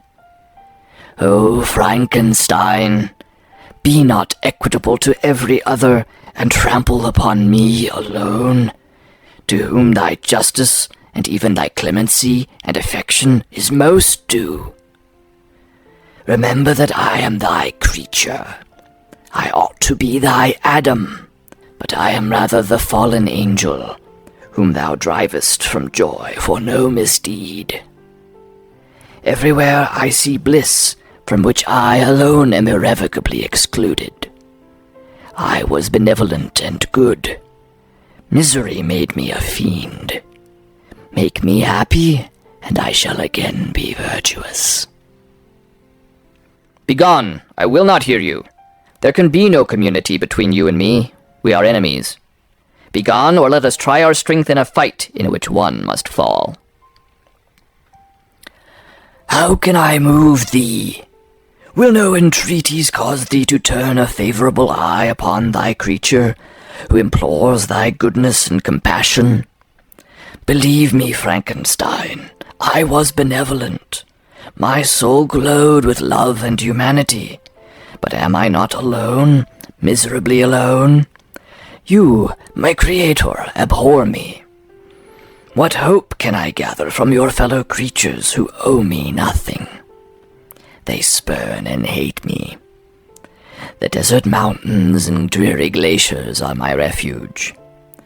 I have wandered here many days. The caves of ice, which I only do not fear, are a dwelling to me, and the only one which man does not grudge. These bleak skies I hail, for they are kinder to me than your fellow beings.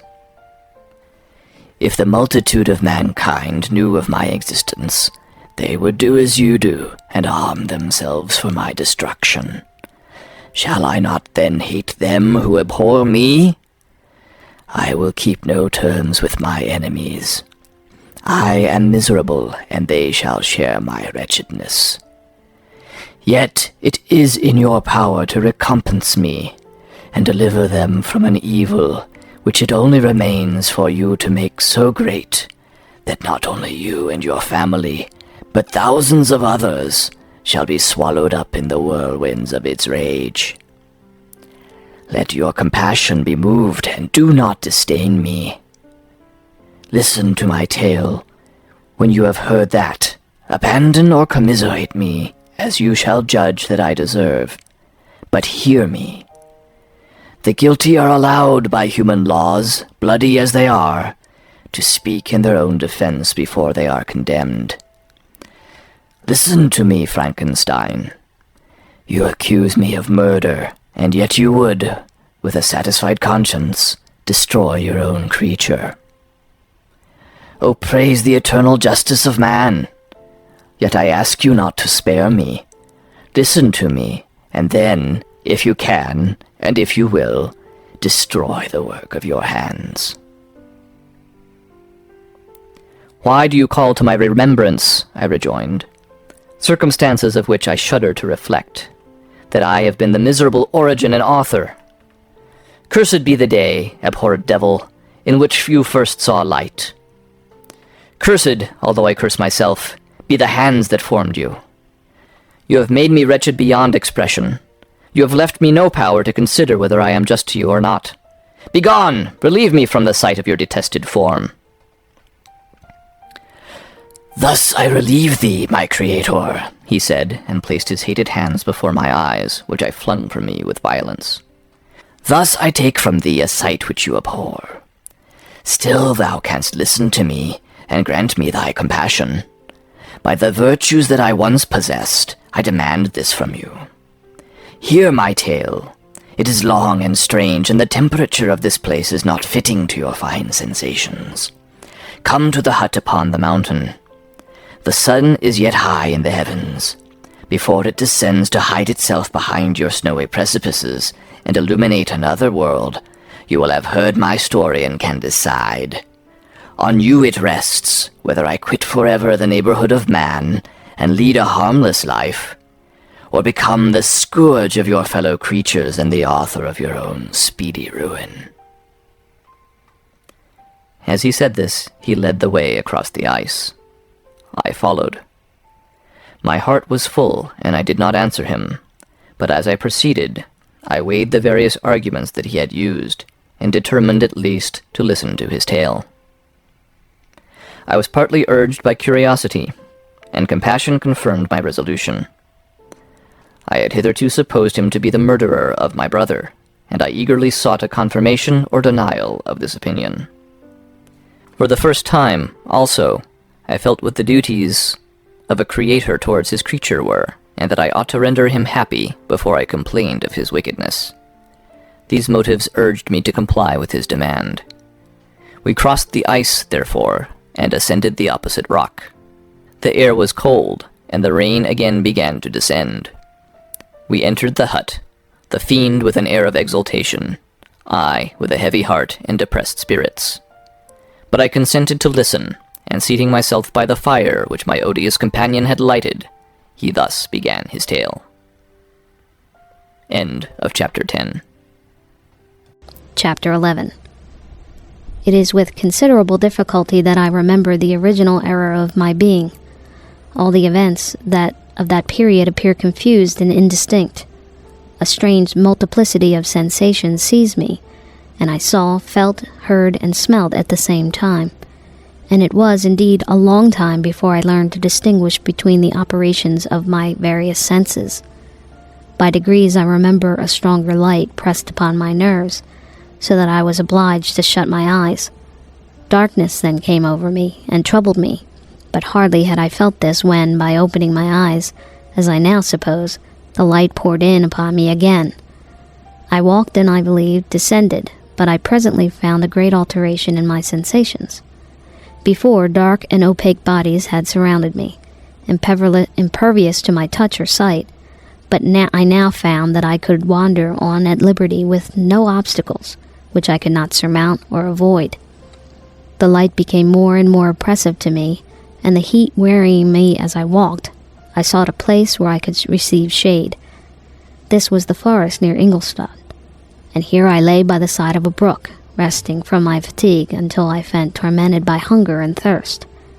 This roused me from my nearly dormant state, and I ate some berries which I had found hanging on the trees or lying on the ground. I slaked my thirst at the brook, and then, lying down, was overcome by sleep. It was dark when I awoke.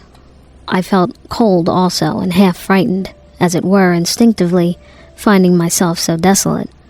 Before I had quitted your apartment on a sensation of cold, I had covered myself with some clothes, but these were insufficient to secure me from the dews of night. I was poor, helpless, miserable wench.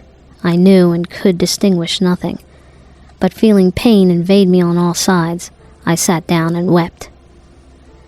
Soon a gentle light stole over the heavens and gave me a sensation of pleasure. I stared up and beheld a radiant form rise from among the trees. The moon. I gazed with a kind of wonder.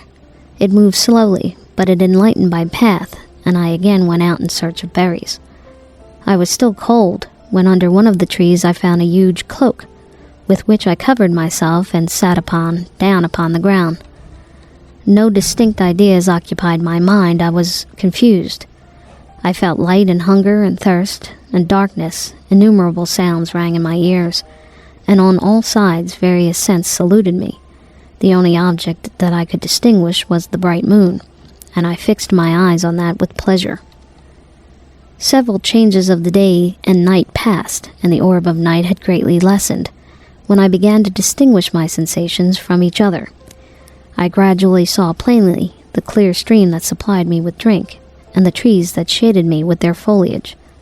I was delighted when I first discovered that a pleasant sound, which often saluted my ears, proceeded from the throats of the little winged animals who had often intercepted the light from my eyes.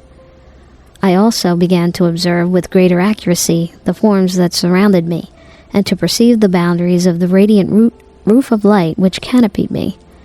Sometimes I tried to imitate the pleasant songs of the birds, but was unable.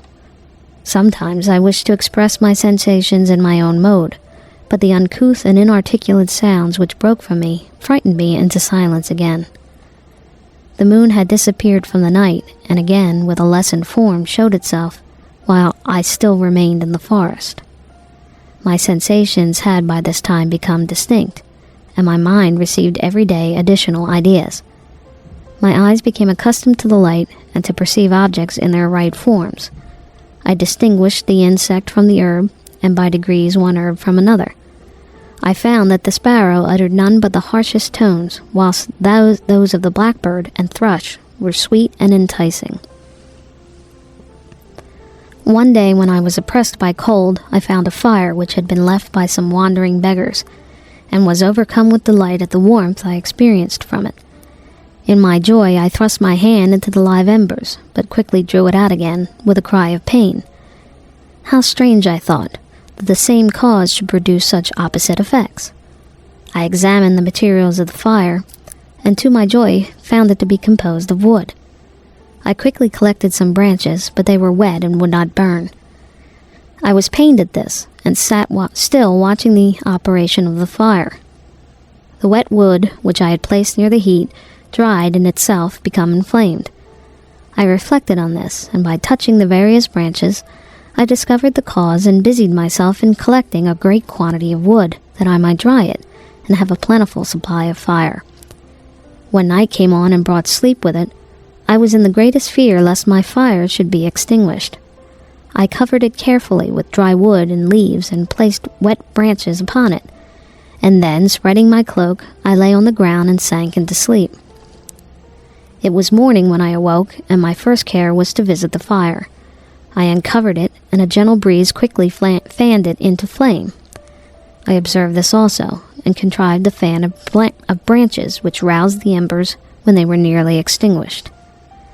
When night came again, I found with pleasure that the fire gave light as well as heat, and that the discovery of this element was useful to me in my food, for I had found that some of the offals that the travelers had left had been roasted, and tasted much more savory than the berries I gathered from the trees.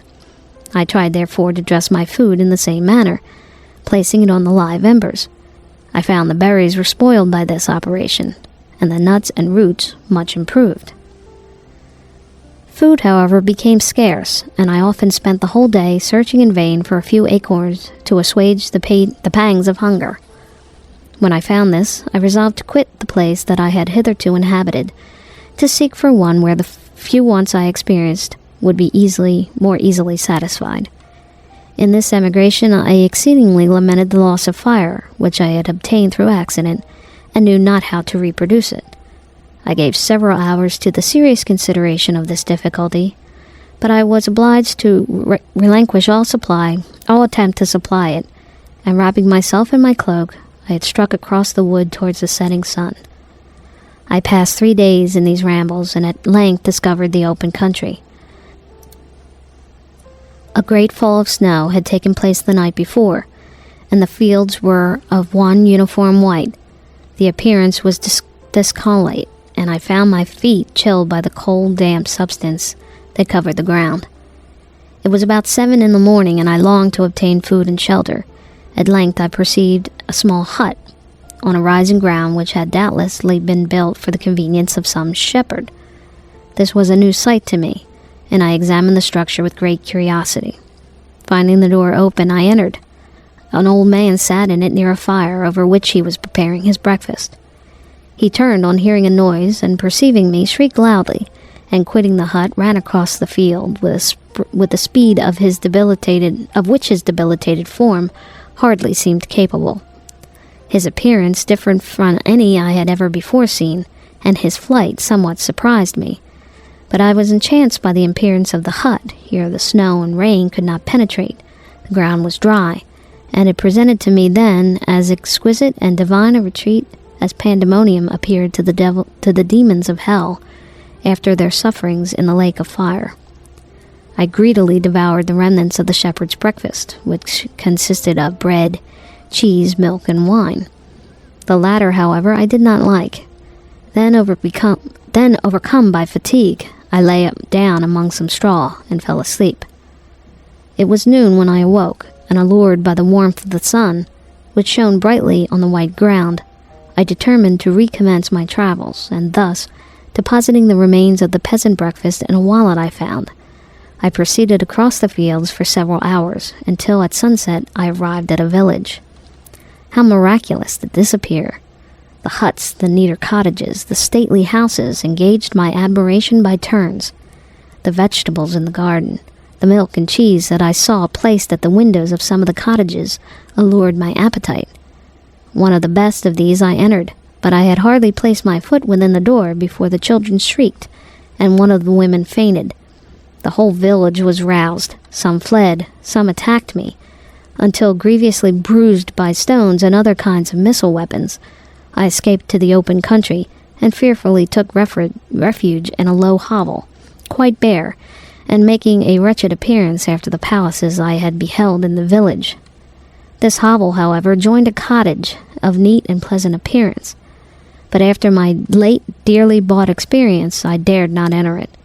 My place of refuge was constructed of wood, but so low that I could with difficulty sit upright in it. No wood, however, was placed on the earth which formed the floor, but it was dry, and although the wind entered it by innumerable chinks, I found it an agreeable asylum from the snow and rain. Here then I retreated and laid down, happy to have found a shelter, however miserable from the inclemency of the season, and still more from the barbarity of man. As soon as morning dawned, I crept from my kennel, that I might view the adjacent cottage, and discover if it could remain in the habitation I had found. It was situated against the back of the cottage, and surrounded on the sides which were exposed by a pigsty and a clear pool of water. One part was open, and by that I had crept in, but now I covered every crevice by which I might be perceived with stone and wood, yet in such a manner that I might move on the occasion to pass out. All the light I enjoyed came through the sty, and that was sufficient for me. Having thus arranged my dwelling, and carpeting it with clean straw, I retired, for I saw the figure of a man in the distance, and I remembered too well my treatment the night before to trust myself in his power. I had first, however, provided for my sustenance for the day by a loaf of coarse bread, which I purloined, and a cup from which I drank more conveniently than from my hand of the pure water which flowed by my retreat. The floor was a little raised, so that it was kept perfectly dry, and by its vicinity to the chimney of the cottage, it was tolerably warm. Thus being provided, I resolved to reside in this hovel until something should occur which might alter my determination. It was indeed a paradise compared to the bleak forest, my former residence, and the rain-dropping branches and dank earth. I ate my breakfast with pleasure, and was about to remove a plank to procure myself a little water, when I heard a step, and looking through a small chink, I beheld a young creature, with a pail on her head, passing before my hovel. The girl was young and of gentle demeanor, unlike what I have since found cottagers and farmhouse servants to be. Yet she was meanly dressed, a coarse blue petticoat and a linen jacket being her only garb. Her fair hair was plaited but not adorned. She looked patient yet sad. I had lost sight of her, and in about a quarter of an hour she returned bearing the pail, which was now partially filled with milk. As she walked along, seemingly uncommoned by the burden, a young man met her, whose countenance expressed a deeper despondence. Uttering a few sounds with an air of melancholy, he took the pail from her head and bore it to the cottage himself. She followed, and they disappeared. Presently I saw the young man again, with some tools in his hand, cross the field behind the cottage, and the girl was also busied, sometimes in the house, sometimes in the yard. On examining my dwelling, I found that one of the windows of the cottage had formerly occupied a part of it, but the panes had been filled up with wood. In one of these was a small and almost imperceptible chink, through which the eye could just penetrate. Through this crevice a small room was visible, whitewashed and clean, but very bare of furniture. In one corner, near a small fire, sat an old man, leaning his head on his hands in a disconsolate attitude. The young girl was occupied in arranging the cottage, but presently she took something out of a drawer, which employed her hands, and she sat beside the old man, who, taking up an instrument, began to play and to produce sounds sweeter than the voice of the thrush or the nightingale. It was a lovely sight, even to me, poor wretch, who had never beheld aught beautiful before. The silver hair and benevolent countenance of the aged cottager won my reverence, while the gentle manners of the girl enticed my love. He played a sweet mournful air, which I perceived drew tears from the eyes of his amiable companion, of which the old man took no notice until she sobbed audibly. Then he pronounced a few sounds, and the fair creature, leaving her work, knelt at his feet. He raised her and smiled with such kindness and affection that I felt sensations of a particular and overpowering nature. They were a mixture of pain and pleasure, such as I had never before experienced, from either hunger or cold, warmth nor food, and I withdrew from the window, unable to bear these emotions. Soon after the young man returned, bearing on his shoulders a load of wood. The girl met him at the door, helped to relieve him of his burden, and taking some of the fuel into the cottage, placed it on the fire. Then she and the youth went apart into a nook of the cottage, and he showed her a large loaf and a piece of cheese. She seemed pleased and went into the garden for some roots and plants, which she placed in water and then upon the fire. Afterward she continued her work, whilst the young man went into the garden and appeared busily employed in digging and pulling up roots. After he had been employed thus about an hour, the young woman joined him, and they entered the cottage together. The old man had in the meantime been pensive, but on the appearance of his companions, he assumed a more cheerful air, and they sat down to eat. The meal was quickly dispatched. The young woman was again occupied in arranging the cottage, and the old man walked before the cottage in the sun for a few minutes, leaning on the arm of the youth. Nothing could exceed in beauty the contrast between these two excellent creatures. One was old, with silver hairs, and a countenance beaming with benevolence and love. The younger was slight and graceful in his figure, and his features were molded with the finest symmetry, yet his eyes and attitude expressed the utmost sadness and despondency. The old man returned to the cottage, and the youth, with tools different from those he had used in the morning, directed his steps across the fields. Night quickly shut in, but to my extreme wonder, I found the cottagers had a means of prolonging light by the use of tapers, and was delighted to find that in the setting of the sun did not put an end to the pleasure I experienced in watching my human neighbors. In the evening, the young girl and her companion were employed in various occupations, which I did not understand, and the old man again took up the instrument, which produced the divine sounds that enchanted me in the morning. As soon as he had finished, the youth began not to play, but to utter sounds that were monotonous, and neither resembling the harmony of the old man's instrument, nor the songs of the birds. I since found out that he read aloud, but at that time I knew nothing of the science of words or letters. The family, after having been thus occupied for a short time, extinguished their lights and retired, as I conjectured, to rest. End of Chapter 11. Chapter 13. I now hasten to the more moving part of my story. I shall relate events that impressed me with feelings which, from what I had been, had made me what I am. Spring advanced rapidly, and the weather became fine and the skies cloudless. It surprised me that what before was desert and gloomy should now bloom with the most beautiful flowers and verdure. My senses were gratified and refreshed by 1,000 scents of delight and 1,000 sights of beauty.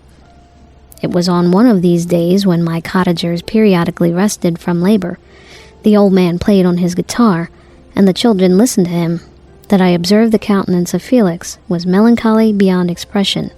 He sighed frequently, and once his father paused in his music, and I conjectured by his manner that he inquired the cause of the son's sorrow. Felix replied in a cheerful accent, and the old man was recommencing his music, when someone tapped at the door. It was a lady on horseback, accompanied by a countryman as a guide. The lady was dressed in a dark suit, and covered with a thick black veil.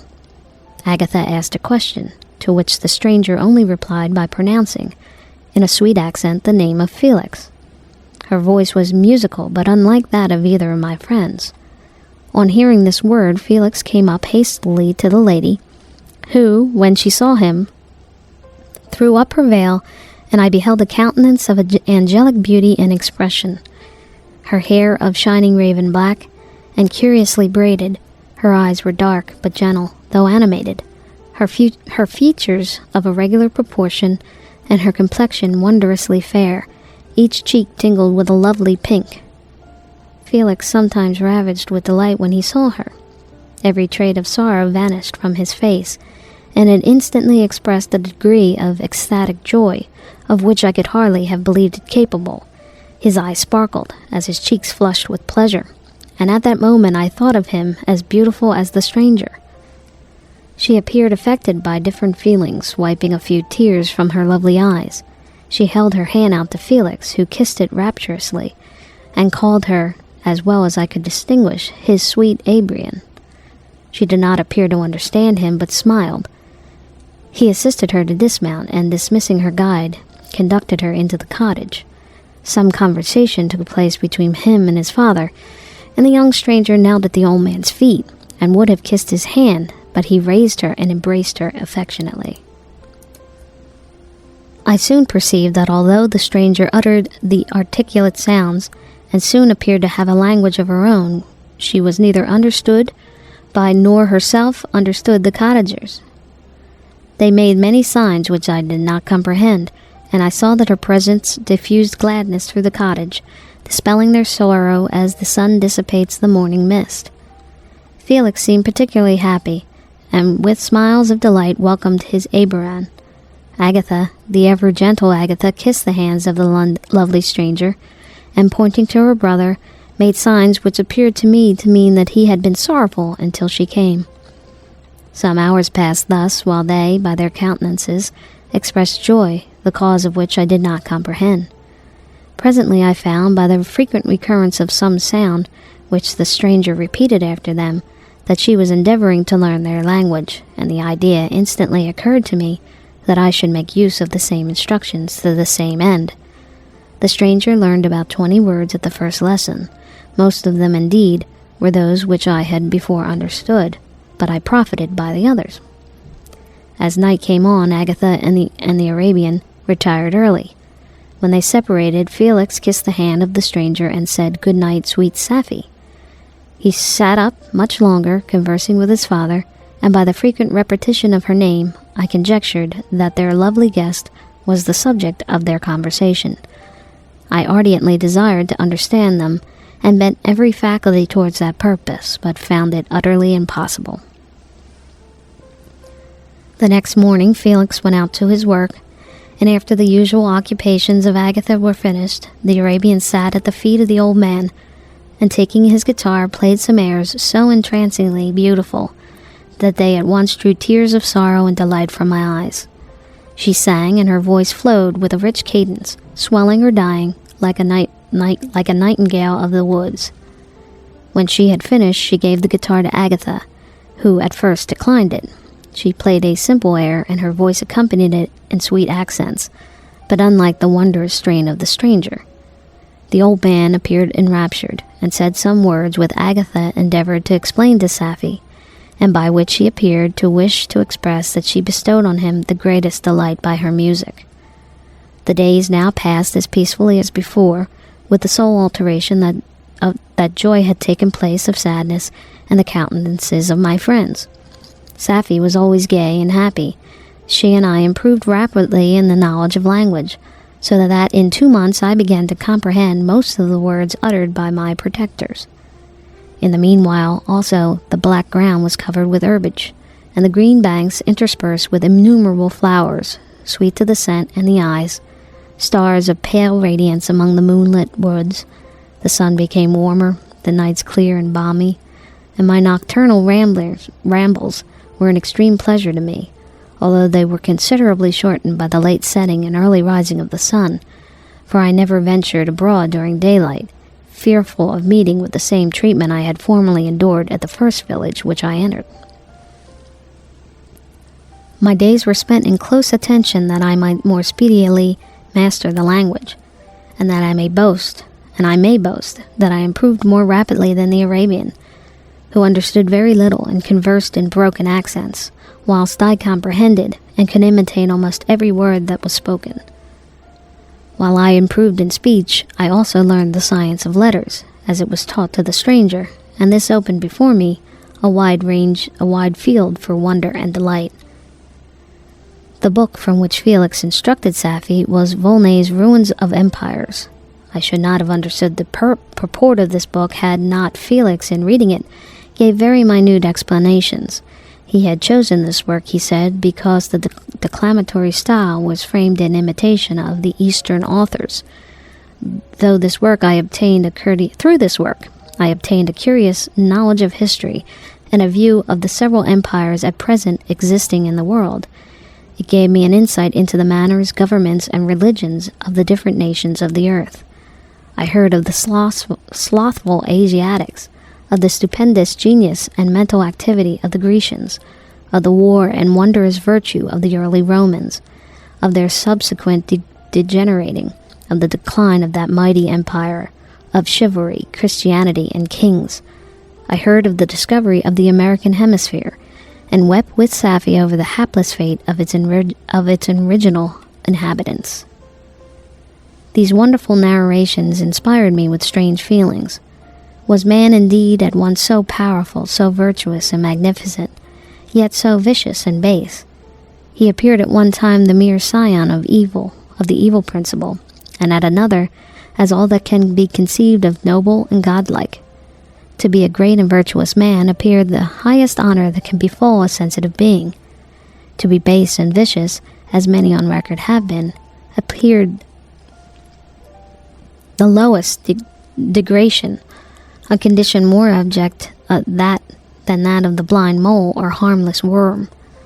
For a long time I could not conceive how one man could go forth to murder his fellow, or even why there were laws and governments. But when I heard details of the vice and bloodshed, my wonder ceased, and I turned away with disgust and loathing. Every conversation of the cottagers now opened new wonders to me. While I listened to the instructions which Felix bestowed upon the Arabian, the strange system of human society was explained to me. I heard of the division of property, of immense wealth and squalid poverty, of rank, descent, and noble blood. The words introduced me to turn towards myself. I learned that the possessions most esteemed by your fellow creatures were high and unsullied descent, united with riches. A man might be respected with only one of these advantages, but without either he was considered, except in very rare instances, as a vagabond and a slave, doomed to waste his powers for the profits of the chosen few. And what was I? Of my creation and creator I was absolutely ignorant, but I knew that I possessed no money, no friends, no kind of property. I was, beside, endued with a figure hideously deformed and lonesome. I was not even the same nature as man. I was more agile than they, and could subsist upon a coarser diet. I bore the extremities of heat and cold with less injury to my frame, and my stature far exceeded theirs. When I looked around, I saw and heard of none like me. Was I, then, a monster, a blot upon the earth from which all men fled, and whom all men disowned? I cannot describe to you the agony that these reflections inflicted upon me. I tried to dispel them, but sorrow only increased with knowledge. Oh, that I had forever remained in my native wood, nor known nor felt, beyond the sensations of hunger, thirst, and heat. Of what a strange nature is knowledge. It clings to the mind when it is once seized on it like a light lichen on a rock. I had sometimes wished to shake off all thought and feeling, but I learned that there was only one means to overcome the sensation of pain, and that was death, a state of which I feared yet did not understand.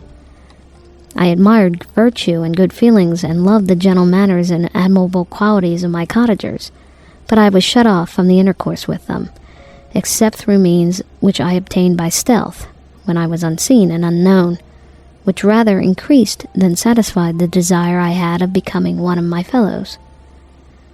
The gentle words of Agatha and the animated smiles of the charming Arabian were not for me.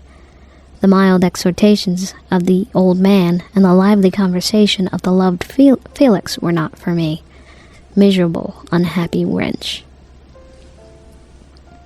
Other lessons were impressed upon me even more deeply. I heard of the differences between the sexes and the birth and growth of children, how the father doted on the smiles of the infant and the lively sallies of the older child, how all life and cares of the mother were wrapped up in precious charge, how the mind of youth expanded and gained knowledge of brother, sister, and all the various relationships which bind one human being to another in mutual bonds. But where were my friends and relations? No father had watched my infant days. No mother had blessed me with smiles or caresses. Nor if they had, all my past life was now a blot, a blind vacancy in which I distinguished nothing. From my earliest remembrance, I had been as I then was in height and proportion. I had never yet seen a being resembling me, or who claimed any intercourse with me. What was I? The question returned, only to be answered with groans.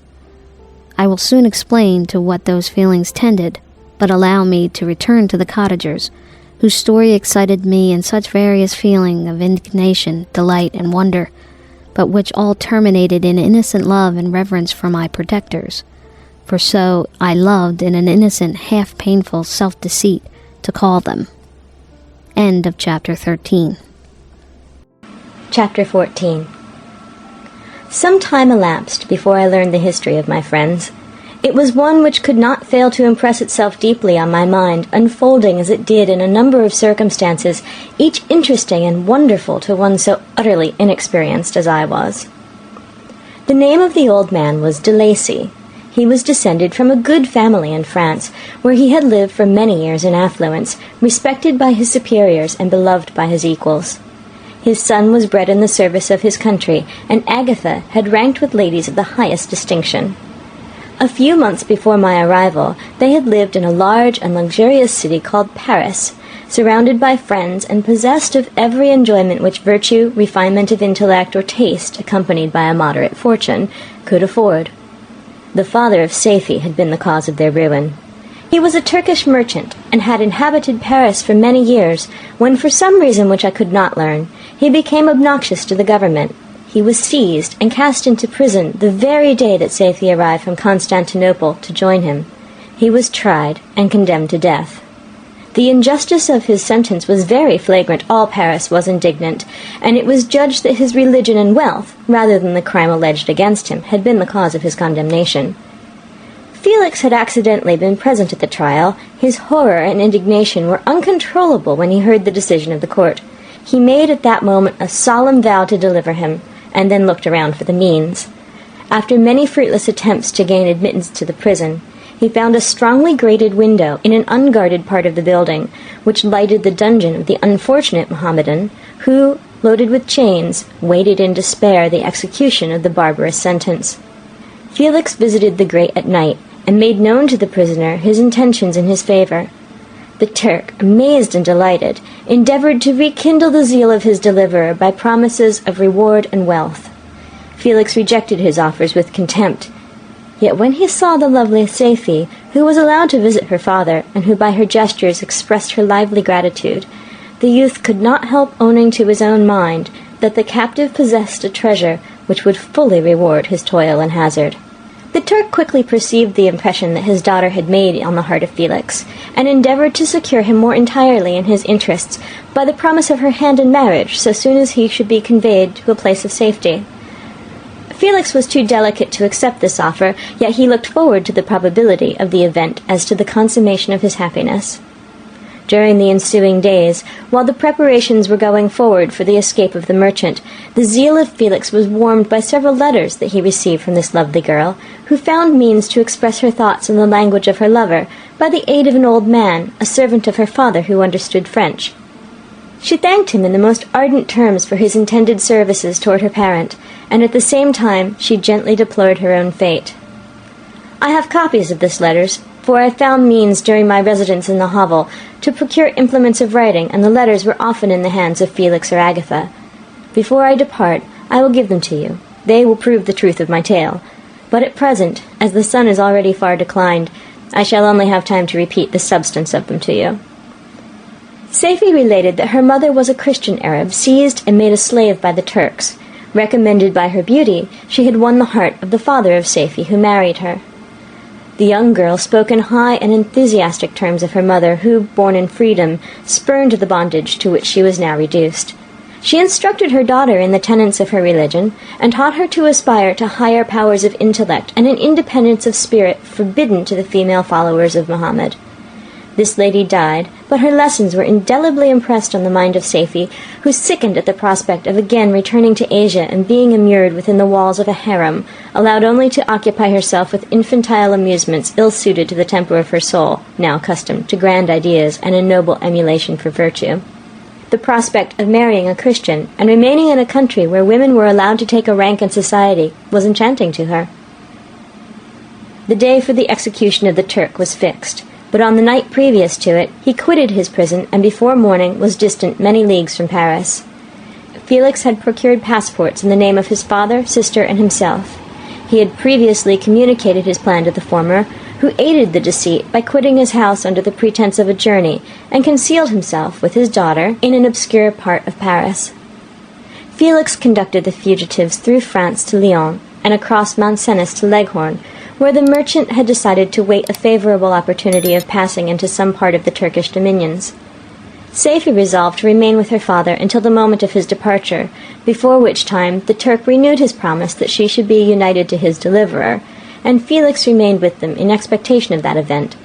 And in the meantime he enjoyed the society of the Arabian, who exhibited toward him the simplest and tenderest affection. They conversed with one another through the means of an interpreter, and sometimes with the interpretation of looks, and Saifi sang to him the divine airs of her native country. The Turk allowed this intimacy to take place and encouraged the hopes of the youthful lovers, while in his heart he had formed far other plans. He loathed the idea that his daughter should be united to a Christian, but he feared the resentment of Felix if he should appear lukewarm, for he knew that he was still in the power of his deliverer if he should choose to betray him to the Italian state which they inhabited. He revolved 1,000 plans by which he should be enabled to prolong the deceit until it might be no longer necessary, and secretly to take his daughter with him when he departed. His plans were facilitated by the news which arrived from Paris. The government of France were greatly enraged at the escape of their victim, and spared no pains to detect and punish his deliverer. The plot of Felix was quickly discovered, and de Lacy and Agatha were thrown into prison. The news reached Felix and roused him from his dream of pleasure. His blind and aged father and his gentle sister lay in a noisome dungeon while he enjoyed the free air and the society of her whom he loved.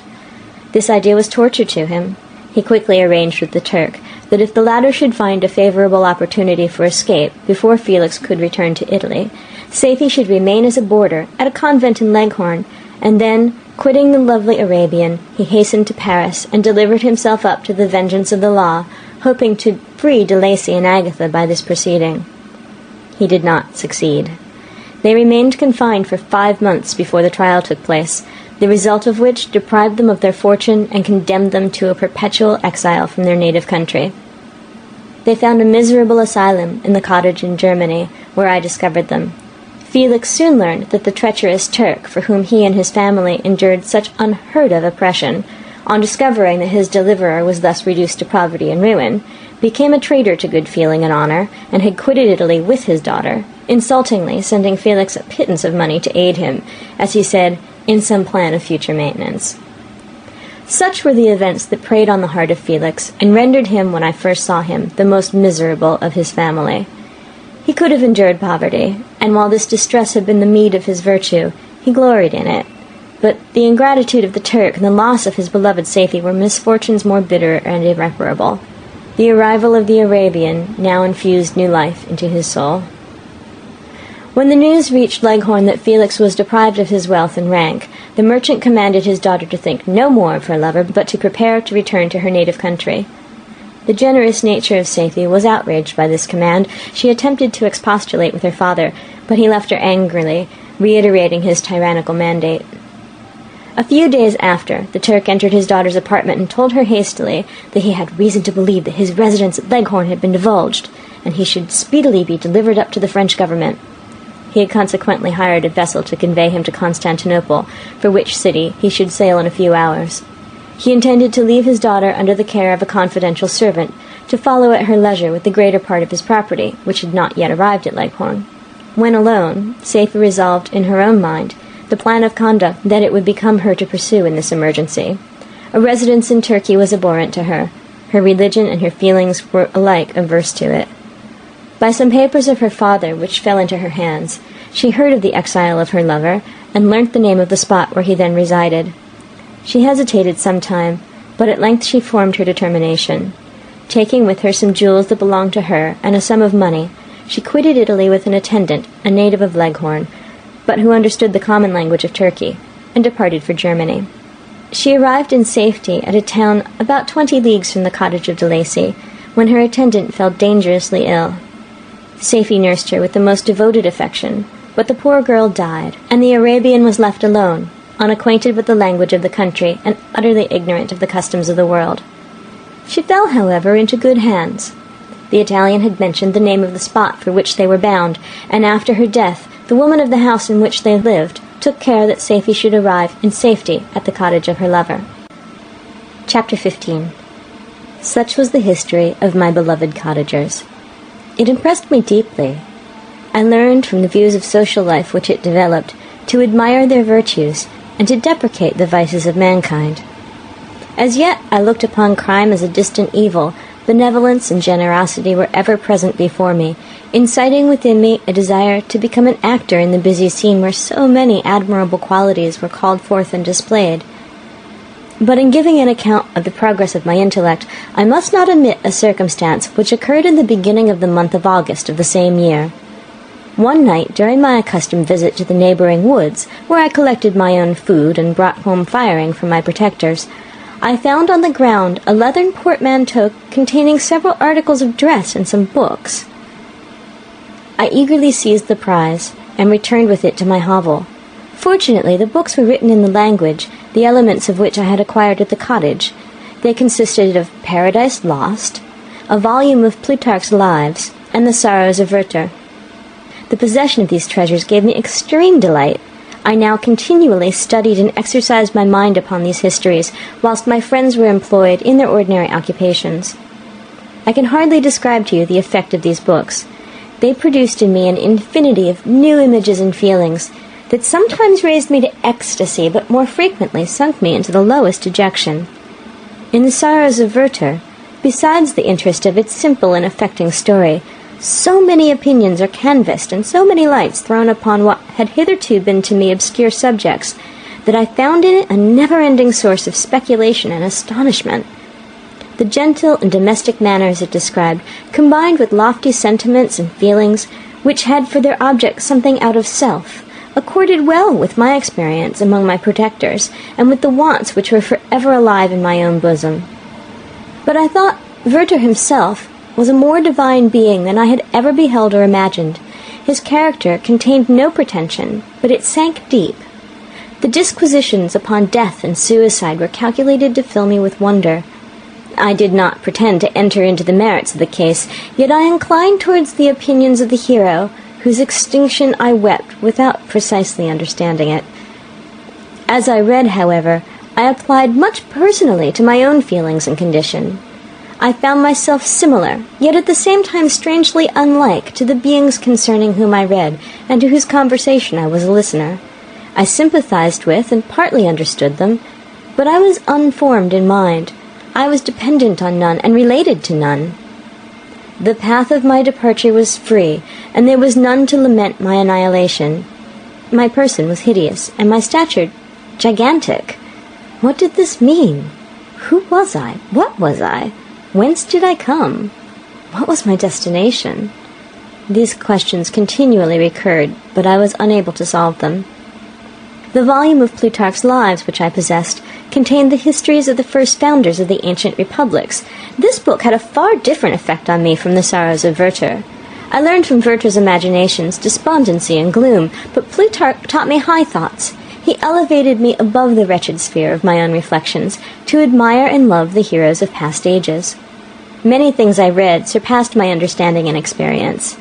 I had a very confused knowledge of kingdoms, wide extensive country, mighty rivers, and boundless seas, but I was perfectly unacquainted with towns and large assemblages of men. The cottage of my protectors had been the only school in which I had studied human nature, but this book developed new and mightier scenes of action. I read of men concerned in public affairs, governing or massacring their species. I felt the greatest ardor for virtue rise within me, an abhorrence for vice, as far as I understood the signification of those terms, relative as they were, as I applied them, to pleasure and pain alone. Induced by these feelings, I was of course led to admire peaceable lawgivers, Numa, Solon, and Lycurgus, in preference to Romulus and Theseus. The patriarchal lives of my protectors caused these impressions to take a firm hold on my mind. Perhaps, if my first introduction to humanity had been made by a young soldier burning for glory and slaughter, I should have been imbued with different sensations. But Paradise Lost excited different and far deeper emotions. I read it, as I'd read the other volumes which had fallen into my hands, as a true history. It moved every feeling of wonder and awe that the picture of an omnipotent God warring with his creatures was capable of exciting. I often referred the several situations, as their similarity struck me, to my own. Like Adam, I was apparently united by no link to any other being in existence. But his state was far different from mine in every other respect.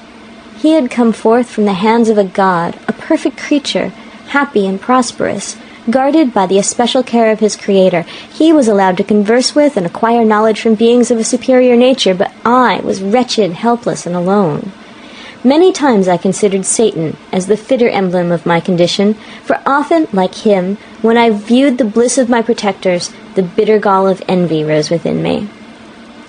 Another circumstance strengthened and confirmed these feelings. Soon after my arrival in the hovel, I discovered some papers in the pocket of the dress which I had taken from your laboratory.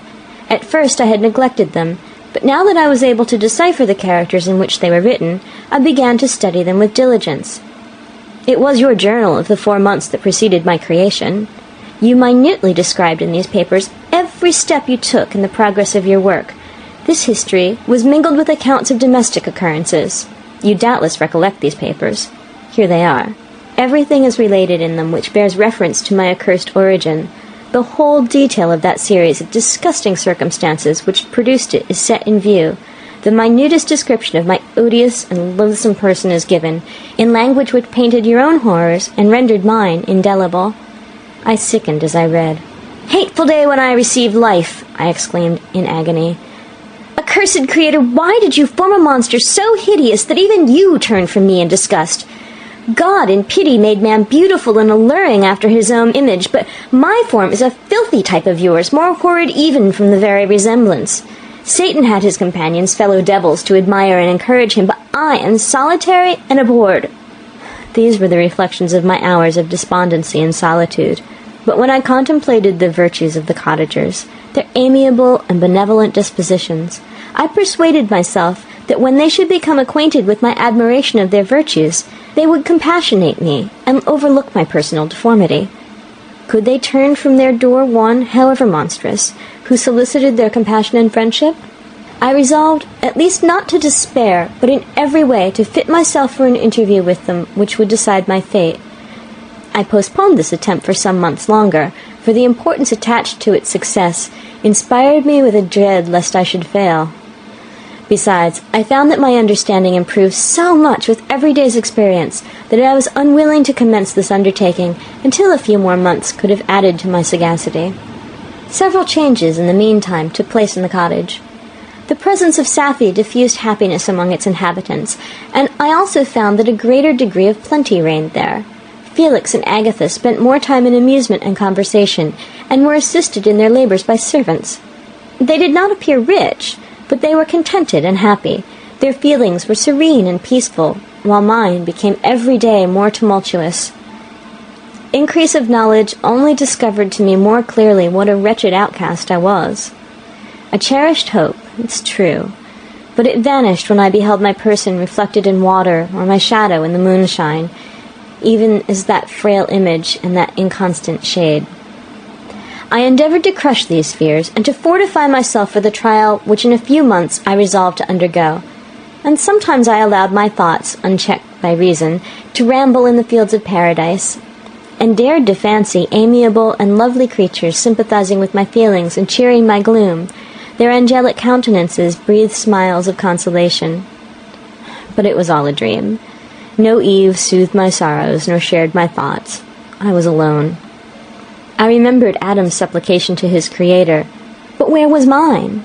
He had abandoned me, and in the bitterness of my heart I cursed him. Autumn passed thus. I saw with surprising grief the leaves decay and fall, and nature again assumed the barren and bleak appearance it had worn when I first beheld the woods and the lovely moon. Yet I did not heed the bleakness of the weather. I was better fitted by my conformation for the endurance of cold than heat. But my chief delights were the sight of the flowers, the birds, and all the gay apparel of summer. When those deserted me, I turned with more attention towards the cottagers. Their happiness was not decreased by the absence of summer. They loved and sympathized with one another, and their joys, depending on each other, were not interrupted by the casualties that took place around them. The more I saw of them, the greater became my desire to claim their protection and kindness. My heart yearned to be known and loved by these amiable creatures. To see their sweet looks directed towards me with affection was the utmost limit of my ambition. I dared not think that they would turn them from me with disdain and horror. The poor that stopped at their door were never driven away. I asked, it is true, for greater treasures than a little food or rest. I required kindness and sympathy, but I did not believe myself utterly unworthy of it.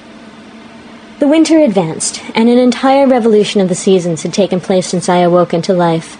My attention at this time was solely directed towards my plan of introducing myself into the cottage of my protectors. I revolved many projects, but that on which I finally fixed was to enter the dwelling when the blind old man should be alone. I had sagacity enough to discover that the unnatural hideousness of my person was the chief object of horror with those who had formerly beheld me. My voice, although harsh, had nothing terrible in it. I thought, therefore, that if in the absence of his children I could gain the goodwill and mediation of the old de Lacy, I might by his means be tolerated by my younger protectors. One day, when the sun shone on the red leaves that strewed the ground and diffused cheerfulness, although it denied warmth, Safie, Agatha, and Felix departed on a long country walk, and the old man, at his own desire, was left alone in the cottage. When his children had departed, he took up his guitar and played several mournful but sweet airs, more sweet and mournful than I'd ever heard him play before. At first his countenance was illuminated with pleasure, but as he continued, thoughtfulness and sadness succeeded. At length, laying aside the instrument, he sat absorbed in reflection. My heart beat quick. This was the hour and moment of trial which would decide my hopes or realize my fears. The servants were gone to a neighboring fair. All was silent in and around the cottage. It was an excellent opportunity. Yet when I proceeded to execute my plan, my limbs failed me, and I sank to the ground. Again I rose, and exerting all the firmness of which I was master, removed the planks which I had placed before my hovel to conceal my retreat. The fresh air revived me, and with renewed determination I approached the door of their cottage. I knocked. "Who is there?" said the old man. "Come in." I entered. "Pardon this intrusion," I said. "I'm a traveler in want of a little rest. You would greatly oblige me if you would allow me to remain a few minutes before the fire." "Enter," said de Lacy, "and I will try in what manner I can to relieve your wants, but unfortunately my children are from home, and as I'm blind, I'm afraid I should find it difficult to procure food for you." "Oh, do not trouble yourself, my kind host. I have food. It is warmth and rest only that I need." I sat down, and a silence ensued. I knew that every minute was precious to me, yet I remained irresolute in what manner to commence the interview. When the old man addressed me, "By your language, stranger, I suppose you are my countrymen. You are French?" "No, but I was educated by a French family, and understand that language only. I'm now going to claim the protection of some friends, whom I sincerely love, and of whose favor I have some hopes." "Are they Germans?" "No, they're French, but let us change the subject. I am an unfortunate and deserted creature. I look around, and I have no relation or friend upon earth. These amiable people to whom I go have never seen me, and know little of me. I am full of fears, for if I fail there, I am an outcast in the world forever." Oh, do not despair. To be friendless is indeed unfortunate, but the hearts of men, when unprejudiced by any obvious self-interest, are full of brotherly love and charity. Rely, therefore, on your hopes, and if these friends are good and amiable, do not despair. They are kind, they are the most excellent creatures in the world, but unfortunately they are prejudiced against me. I have good dispositions, my life has been hitherto harmless, and in some degree beneficial, but a fatal prejudice clouds their eyes, and where they ought to see a feeling and kind friend, they behold only a detestable monster. That is indeed unfortunate, but if you are really blameless, cannot you undeceive them?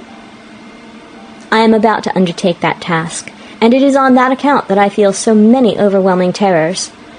I tenderly love these friends. I have, unknown to them, been for many months in the habits of daily kindness toward them, but they believe that I wish to injure them, and that is the prejudice which I wish to overcome. Where do these friends reside? Near this spot. The old man paused and then continued, If you will unreservedly confide to me the particulars of your tale, I perhaps may be of use in undeceiving them. I'm blind, and cannot judge of your countenance, but there's something in your words which persuades me that you are sincere. I am poor and an exile, but it will afford me true pleasure to be in any way serviceable to a human creature. Excellent man, I thank you and accept your generous offer. You raise me from the dust by this kindness, and I trust that by your aid I shall not be driven from the society and sympathy of your fellow creatures. Heaven forbid, even if you were really criminal, for that can only drive you to desperation and not instigate you to virtue. I also am unfortunate. I and my family have been condemned, although innocent. Judge, therefore, if I do not feel for your misfortunes. How can I thank you, my best and only benefactor? From your lips first have I heard the voice of kindness directed toward me. I shall be forever grateful, and your present humanity assures me of success with those friends whom I am on the point of meeting. May I know the names and residence of those friends? I paused. This, I thought, was the moment of decision, which was to rob me of or bestow happiness on me forever. I struggled vainly for firmness sufficient to answer him, but the effort destroyed all my remaining strength. I sank on the chair and sobbed aloud. At that moment I heard the steps of my younger protectors. I had not a moment to lose, but seizing the hand of the old man, I cried, Now is the time. Save and protect me. You and your family are the friends whom I seek. Do not you desert me in the hour of trial. Great God! Exclaimed the old man. Who are you? At that instant the cottage door was opened, and Felix, Safie, and Agatha entered. Who can describe their horror and consternation on beholding me? Agatha fainted, and Safie, unable to attend to her friend, rushed out of the cottage. Felix darted forward, and with supernatural force tore me from his father, to whose knees I clung.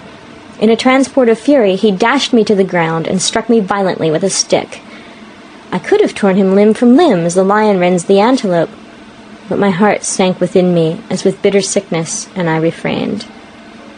I saw him on the point of repeating his blow, when, overcome by pain and anguish, I quitted the cottage, and in the general tumult, escaped unperceived to my hovel. End of chapter 15. Chapter 16. Cursed, cursed Creator! Why did I live? Why in that instant did I not extinguish the spark of existence which you had so wantonly bestowed? I know not. Despair had not yet taken possession of me. My feelings were those of rage and revenge. I could with pleasure have destroyed the cottage and its inhabitants, and have glutted myself with their shrieks and misery. When night came, I quitted my retreat and wandered in the wood, and now, no longer restrained by the fear of discovery, I gave vent to my anguish in fearful howlings. I was like a wild beast that had broken the toils, destroying the objects that obstructed me and ranging through the wood with a stag-like swiftness. Oh, what a miserable night I passed! The cold stars shone in mockery, and the bare trees waved their branches above me. Now and then the sweet voice of a bird burst forth amidst the universal stillness. All, save I, were at rest or in enjoyment. I, like the arch-fiend, bore a hell within me, and finding myself unsympathized with, wished to tear up the trees, spread havoc and destruction around me, and then to have sat down and enjoyed the ruin. But this was a luxury of sensation that could not endure. I became fatigued with excessive bodily exertion and sank on the damp grass in the sick impotence of despair. There was none among the myriads of men that existed who would pity or assist me. And should I feel kindness towards my enemies? No. From that moment I declared everlasting war against the species, and more than all, against him who had formed me and sent me forth to this insupportable misery. The sun rose. I heard the voices of men and knew that it was impossible to return to my retreat during that day. Accordingly, I hid myself in some thick underwood, determining to devote the ensuing hours to reflection on my situation. The pleasant sunshine and the pure air of day restored me to some degree of tranquillity, and when I considered what had passed at the cottage, I could not help believing that I had been too hasty in my conclusions. I had certainly acted imprudently. It was apparent that my conversation had interested the father in my behalf, and I was a fool in having exposed my person to the horror of his children. I ought to have familiarized the old de Lacy to me, and by degrees to have discovered myself to the rest of his family, when they should have been prepared for my approach. But I did not believe my errors to be irretrievable, and after much consideration I resolved to return to the cottage, seek the old man, and by my representations win him to my party. These thoughts calmed me, and in the afternoon I sank into a profound sleep. But the fever of my blood did not allow me to be visited by peaceful dreams. The horrible scene of the preceding day was forever acting before my eyes. The females were flying, and the enraged Felix tearing me from his father's feet. I awoke exhausted, and finding that it was already night, I crept forth from my hiding place and went in search of food. When my hunger was appeased, I directed my steps towards the well-known path that conducted to the cottage. All there was at peace. I crept into my hovel and remained in silent expectation of the accustomed hour when the family arose. That hour passed. The sun mounted high in the heavens, but the cottagers did not appear. I trembled violently, apprehending some dreadful misfortune. The inside of the cottage was dark, and I heard no motion. I cannot describe the agony of this suspense. Presently 2 countrymen passed by, but pausing near the cottage, they entered into conversation using violent gesticulations. But I did not understand what they said, as they spoke the language of the country, which differed from that of my protectors. Soon after, however, Felix approached with another man.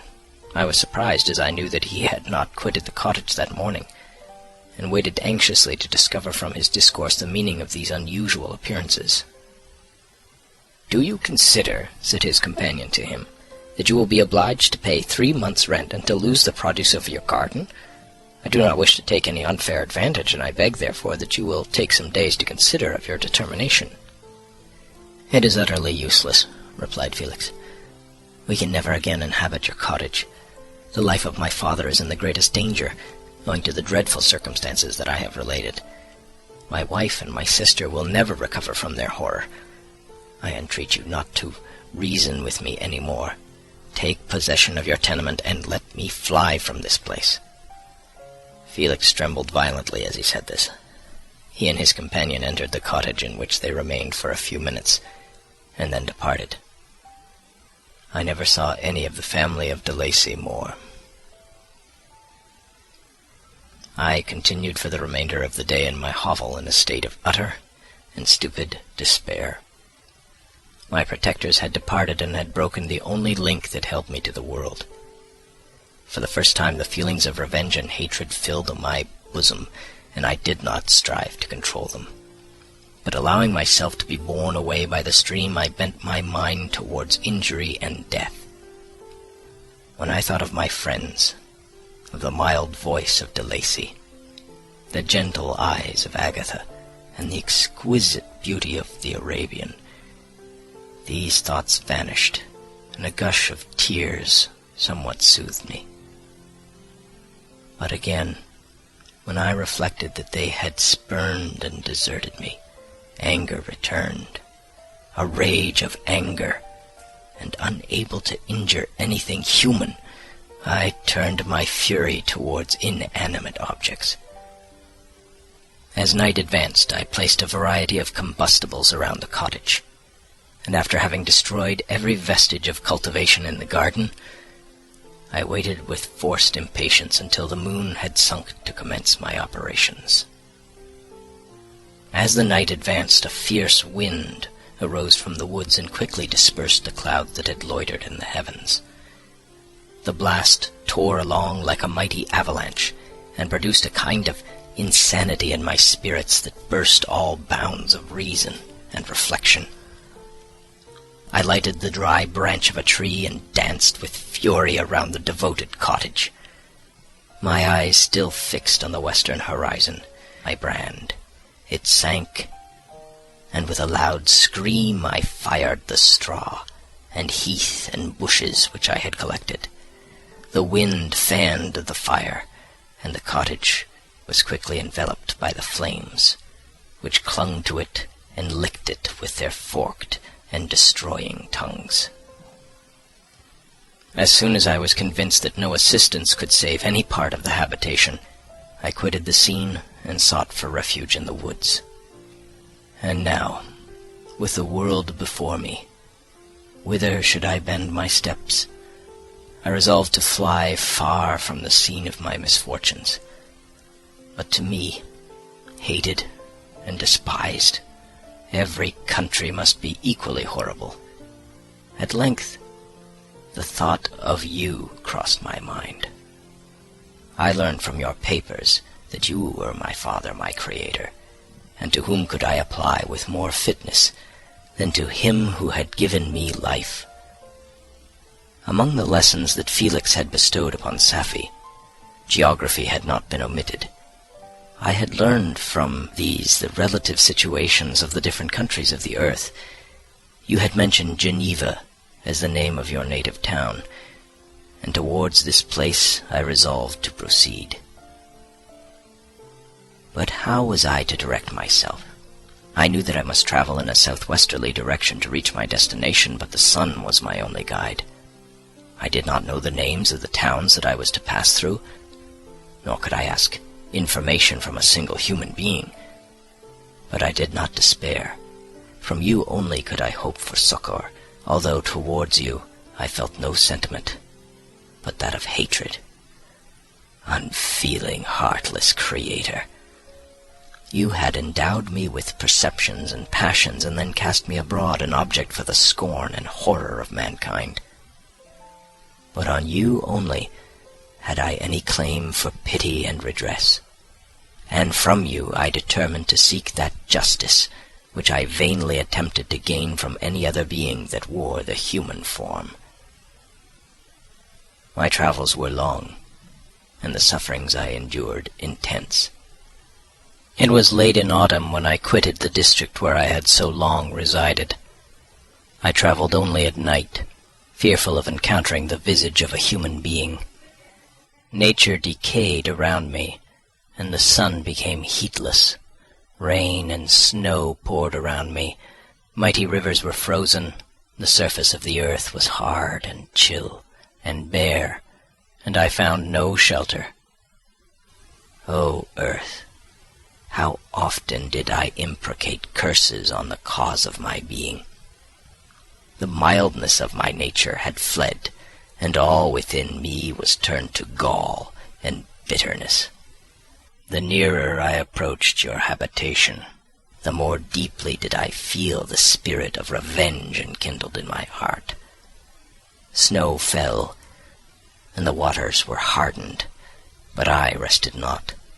A few incidents now and then directed me, and I possessed a map of the country, but I often wandered wide from my path.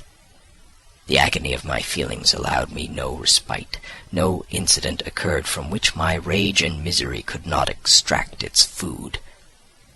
But a circumstance that happened when I arrived on the confines of Switzerland, when the sun had recovered its warmth and the earth again began to look green, confirmed in an especial manner the bitterness and horror of my feelings.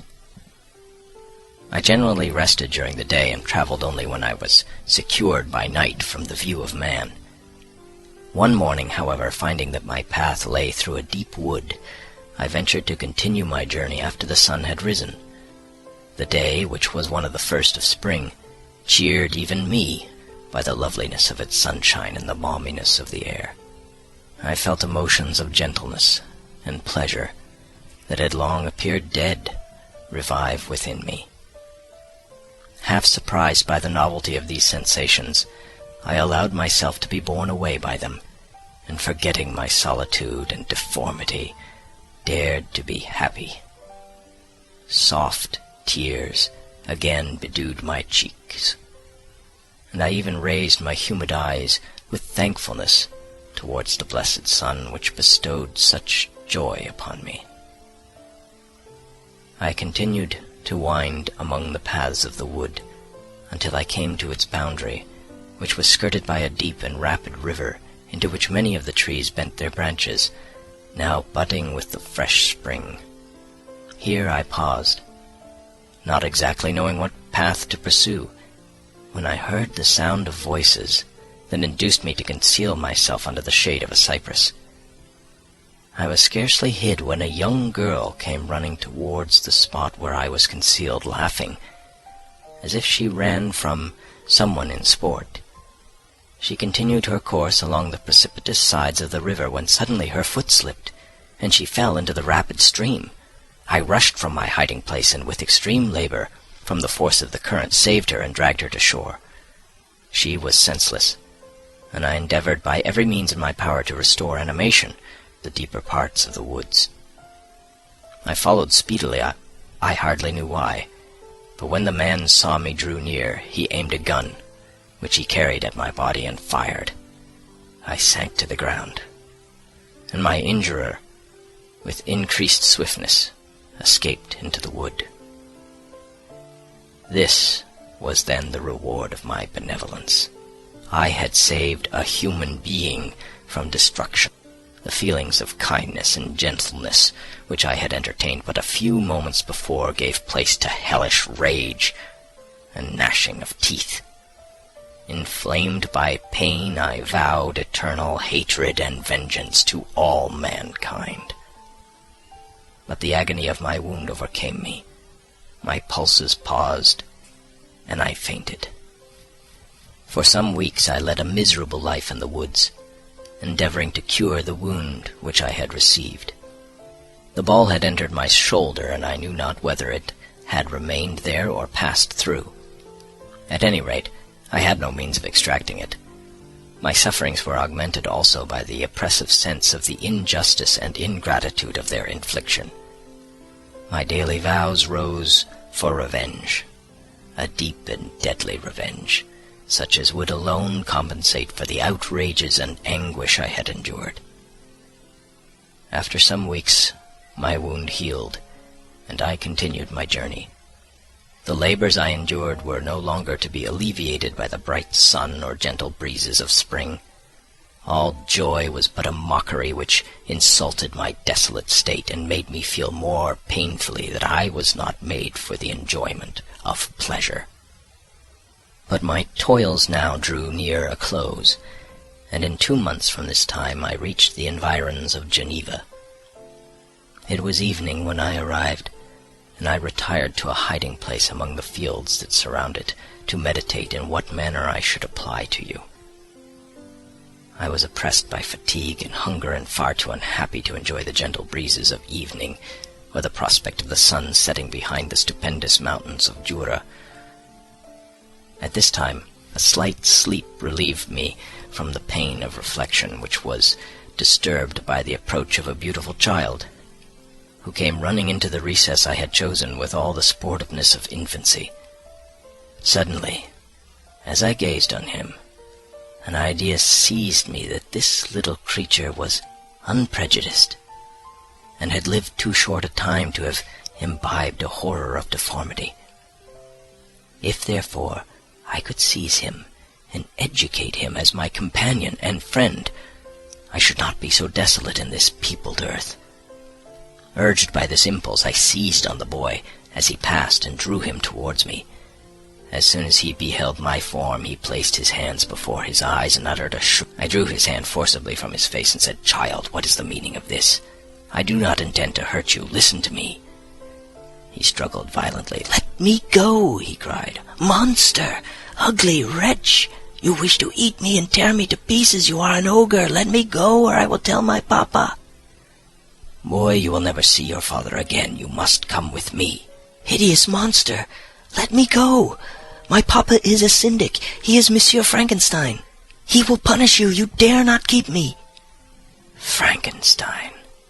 You belong then to my enemy, to him towards whom I have sworn eternal revenge. You shall be my first victim." The child still struggled and loaded me with epithets which carried despair to my heart.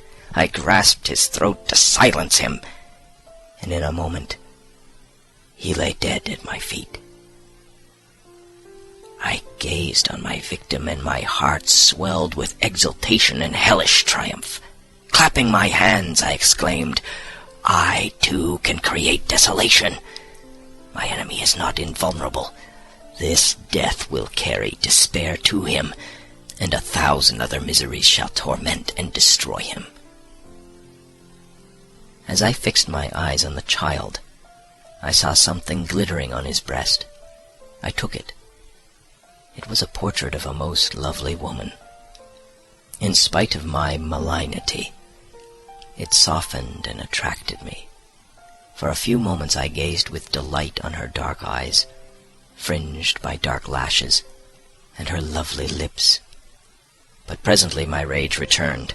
I remembered that I was forever deprived of the delights that such beautiful creatures could bestow, and that she whose resemblance I contemplated would, in regarding me, have changed that air of divine benignity to one expressive of disgust and affright. Can you wonder that such thoughts transported me with rage? I only wonder that at that moment, instead of venting my sensations in exclamations and agony, I did not rush among mankind and perish in the attempt to destroy them. While I was overcome by these feelings, I left the spot where I had committed the murder, and seeking a more secluded hiding place, I entered a barn which had appeared to me to be empty. A woman was sleeping on some straw. She was young, not indeed so beautiful as her, whose portrait I held, but of an agreeable aspect and blooming in the loveliness of youth and health. Here, I thought, is one of those whose joy-imparting smiles are bestowed on all but me. And then I bent over her and whispered, "Awake, fairest, thy lover is near. He would give his life but to obtain one look of affection from thine eyes. My beloved, awake." The sleeper stirred. A thrill of terror ran through me. Should she indeed awake and see me and curse me and denounce the murderer? Thus would she assuredly act if her darkened eyes opened and she beheld me. The thought was madness. It stirred from the fiend within me. Not I, but she shall suffer. The murder I have committed because I am forever robbed of all that she could give me, she shall atone. The crime had its source in her. Be hers the punishment. Thanks to the lessons of Felix and the sanguinary laws of man, I had learned now to work mischief. I bent over her and placed the portrait securely in one of the folds of her dress. She moved again, and I fled. For some days I haunted the spot where these scenes had taken place, sometimes wishing to see you, sometimes resolved to quit the world and its miseries forever. At length I wandered towards these mountains, and have ranged through their immense recesses, consumed by a burning passion which you alone can gratify. We may not part until you have promised to comply with my requisition. I am alone and miserable. Man will not associate with me, but one as deformed and horrible as myself would not deny herself to me. My companion must be of the same species and have the same defects. This being you must create. End Chapter 16. Chapter 17. The being finished speaking and fixed his looks upon me in the expectation of a reply. But I was bewildered, perplexed, and unable to arrange my ideas sufficiently to understand the full extent of his proposition.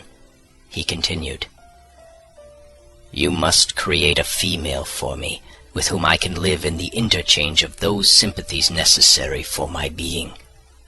This you alone can do, and I demand it of you as a right which you must not refuse to concede." The latter part of his tale had kindled anew in me the anger that had died away while he narrated his peaceful life among the cottagers.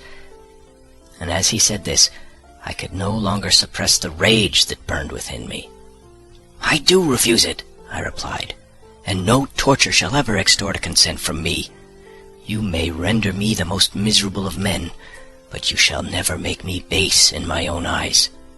Shall I create another like yourself, whose joint wickedness might desolate the world? Begone! I have answered you. You may torture me, but I will never consent."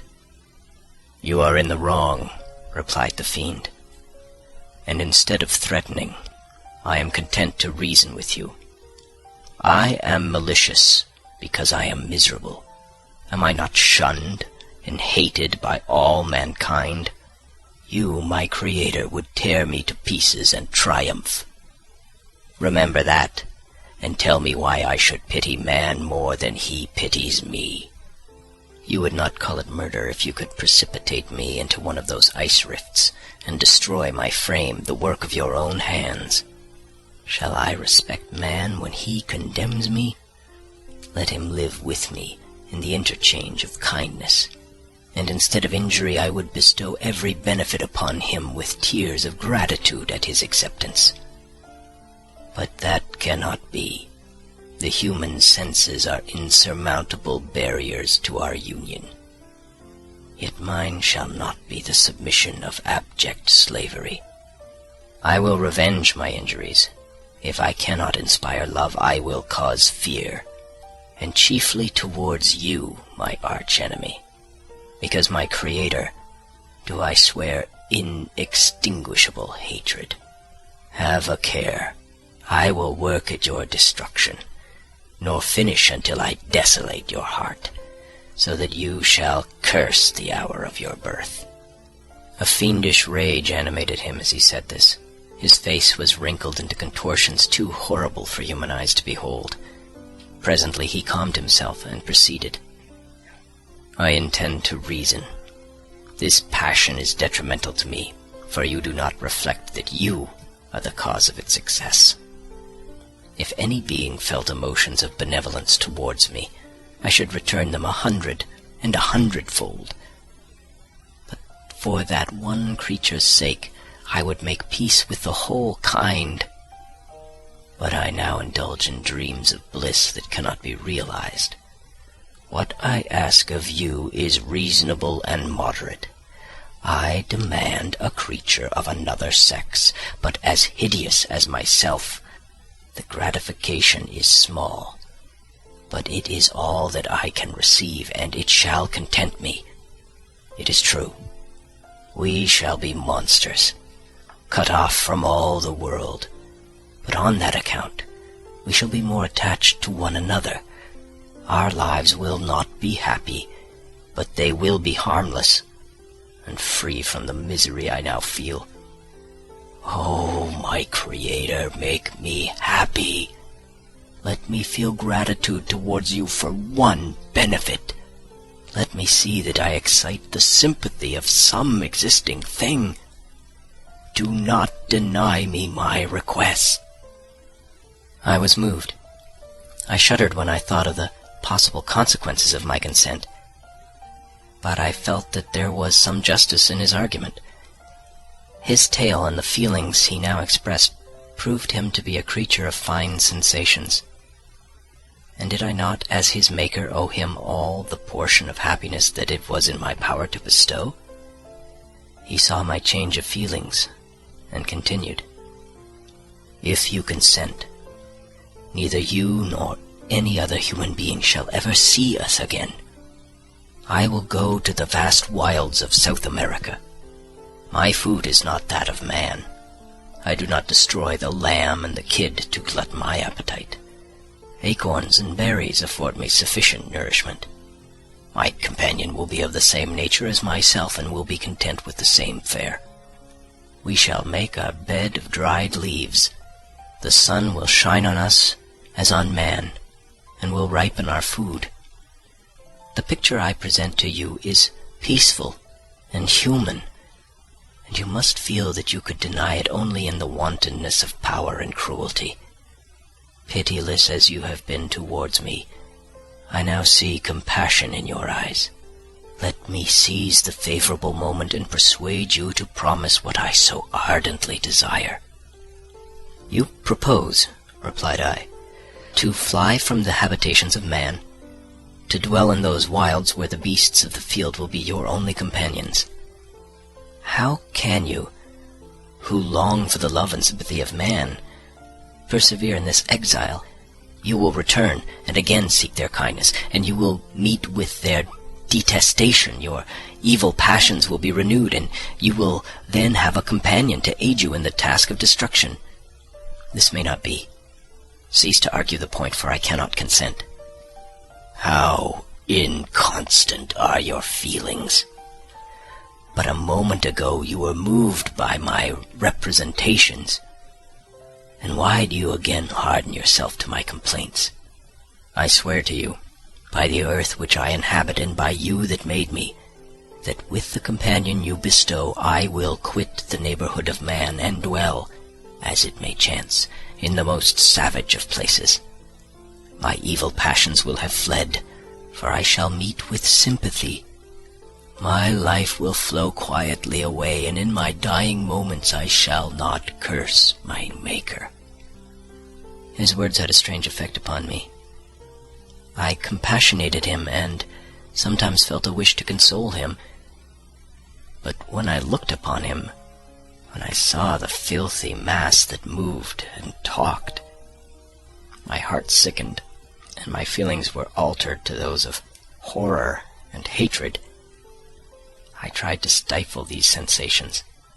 I thought that as I could not sympathize with him, I had no right to withhold from him the small portion of happiness which was yet in my power to bestow. "You swear," I said, "to be harmless, but have you not already shown a degree of malice that should reasonably make me distrust you?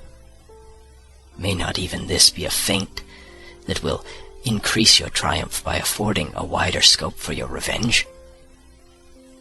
"How is this? I must not be trifled with, and I demand an answer. If I have no ties and no affections, hatred and vice must be my portion. The love of another will destroy the cause of my crimes, and I shall become a thing of whose existence everyone will be ignorant. My vices are the children of a forced solitude that I abhor, and my virtues will necessarily arise when I live in communion with an equal. I shall feel the affections of a sensitive being and become linked to the chain of existence and events from which I am now excluded." I paused some time to reflect on all he had related, and the various arguments which he had employed. I thought of the promise of virtues which he had displayed on the opening of his existence and the subsequent blight of all kindly feeling by the loathing and scorn which his protectors had manifested towards him. His power and threats were not omitted in my calculations. A creature who could exist in the ice caves of the glaciers and hide himself from pursuit among the ridges of inaccessible precipices was a being possessing faculties it would be vain to cope with. After a long pause of reflection, I concluded that the justice due both to him and my fellow creatures demanded of me that I should comply with his request. Turning to him, therefore, I said, "I consent to your demand, on your solemn oath to quit Europe forever, and every other place in the neighborhood of man, as soon as I shall deliver into your hands a female who will accompany you in your exile." "I swear," he cried, "by the sun, and by the blue sky of heaven, and by the fire of love that burns my heart, that if you grant my prayer, while they exist you shall never behold me again. Depart to your home and commence your labors. I shall watch their progress with unutterable anxiety. And fear not, but that when you are ready, I shall appear."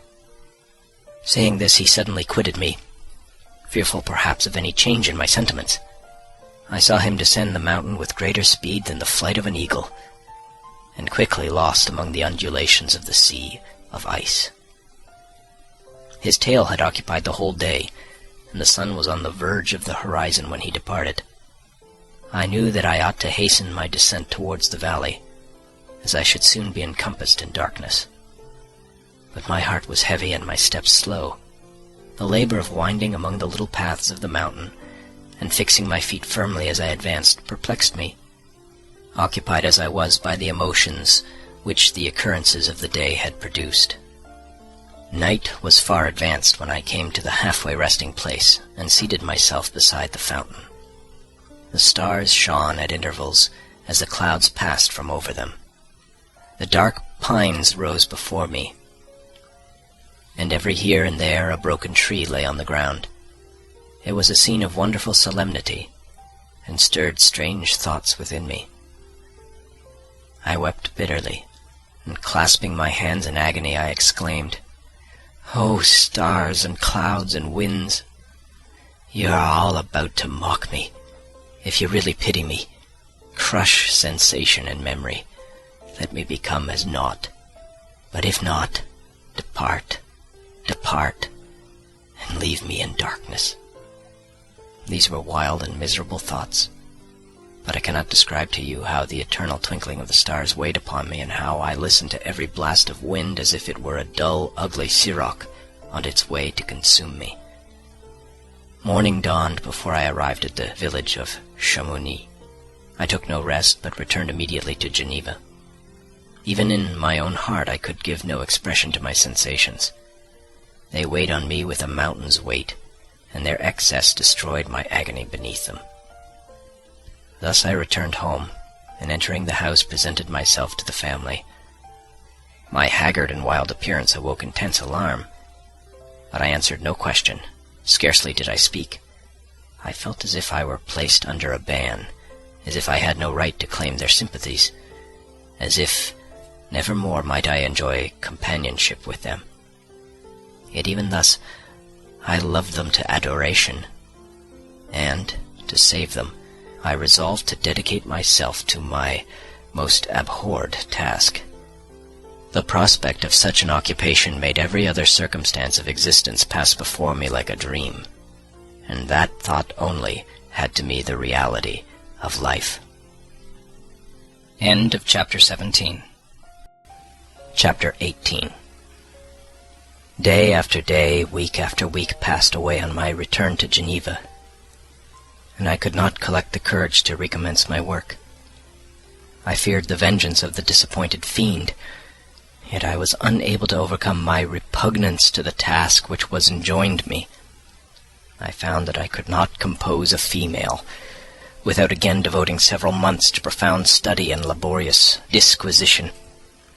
I had heard of some discoveries having been made by an English philosopher, the knowledge of which was material to my success, and I sometimes thought of obtaining my father's consent to visit England for this purpose. but I clung to every pretense of delay and shrank from taking the first step in an undertaking whose immediate necessity began to appear less absolute to me. A change indeed had taken place in me. My health, which had hitherto declined, was now much restored, and my spirits, when unchecked by the memory of my unhappy promise, rose proportionably. My father saw this change with pleasure, and he turned his thoughts towards the best method of eradicating the remains of my melancholy, which every now and then would return by fits, and with a devouring blackness overcast the approaching sunshine. At these moments, I took refuge in the most perfect solitude. I passed whole days on the lake alone in a little boat, watching the clouds and listening to the rippling of the waves, silent and listless. But the fresh air and bright sun seldom failed to restore me to some degree of composure, and on my return I met the salutations of my friends with a readier smile and a more cheerful heart.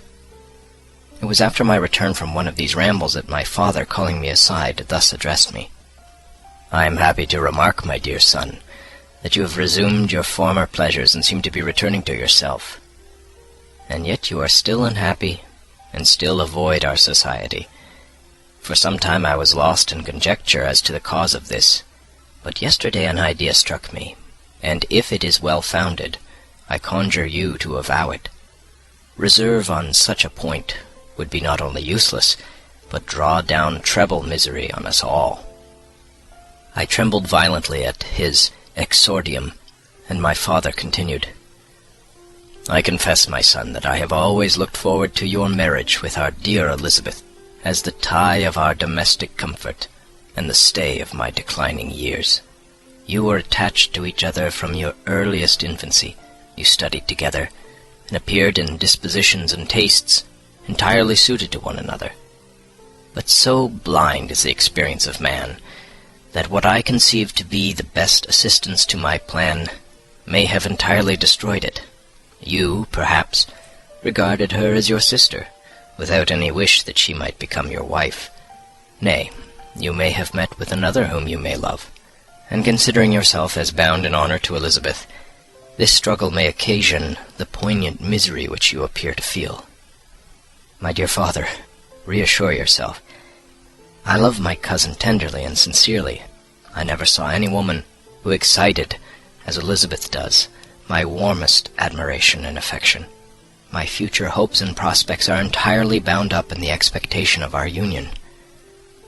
The expression of your sentiments on this subject, my dear Victor, gives me more pleasure than I have for some time experienced. If you feel thus, we shall assuredly be happy, however present events may cast a gloom over us. But it is this gloom which appears to have taken so strong a hold of your mind that I wish to dissipate. Tell me, therefore, whether you object to an immediate solemnization of the marriage.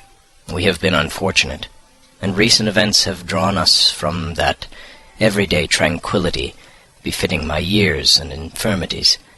You are younger, yet I do not suppose, possessed as you are of a competent fortune, that an early marriage would at all interfere with any future plans of honor and utility that you may have formed.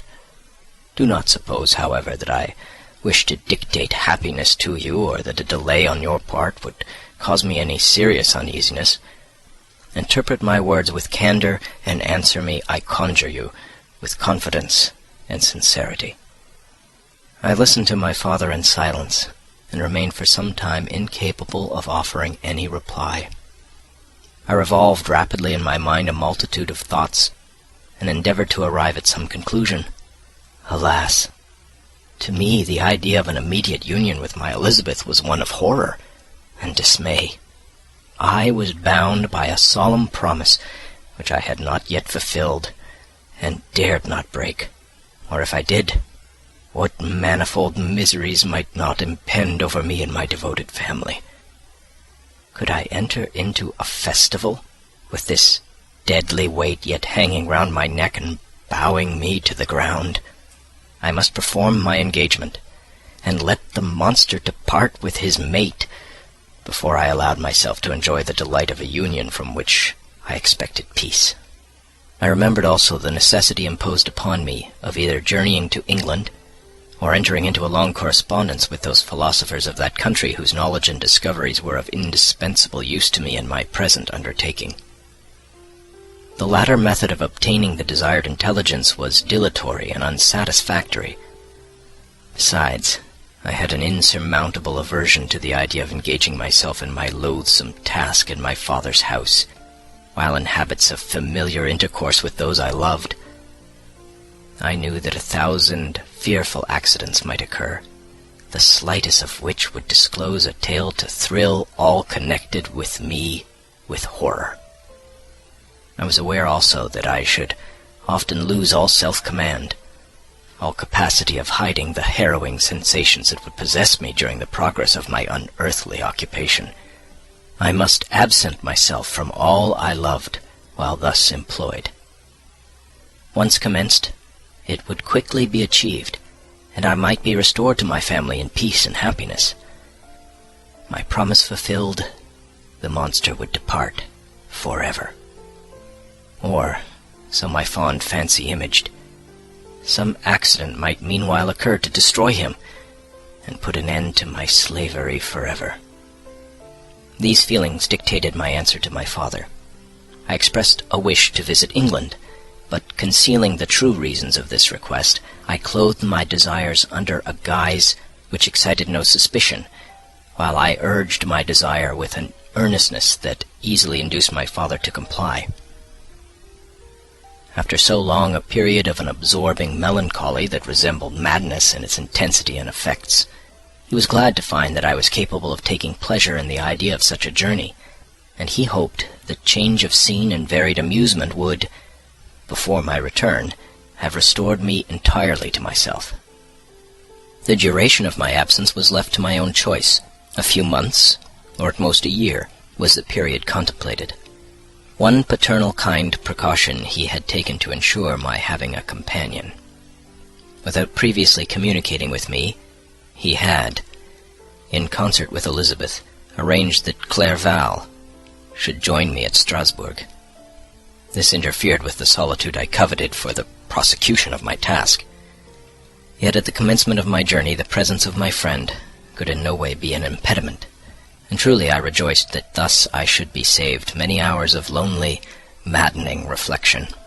Nay, Henry might stand between me and the intrusion of my foe. If I were alone, would he not at times force his abhorred presence on me to remind me of my task, or to contemplate its progress? To England, therefore, I was bound, and it was understood that my union with Elizabeth should take place immediately on my return. My father's age rendered him extremely averse to delay. For myself, there was one reward I promised myself from my detested toils, one consolation for my unparalleled sufferings. It was the prospect of that day when, enfranchised from my miserable slavery, I might claim Elizabeth and forget the past in my union with her. I now made arrangements for my journey, but one feeling haunted me which filled me with fear and agitation.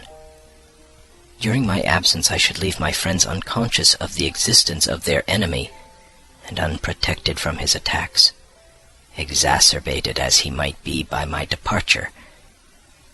But he had promised to follow me wherever I might go, and would he not accompany me to England? This imagination was dreadful in itself, but soothing inasmuch as it supposed the safety of my friends.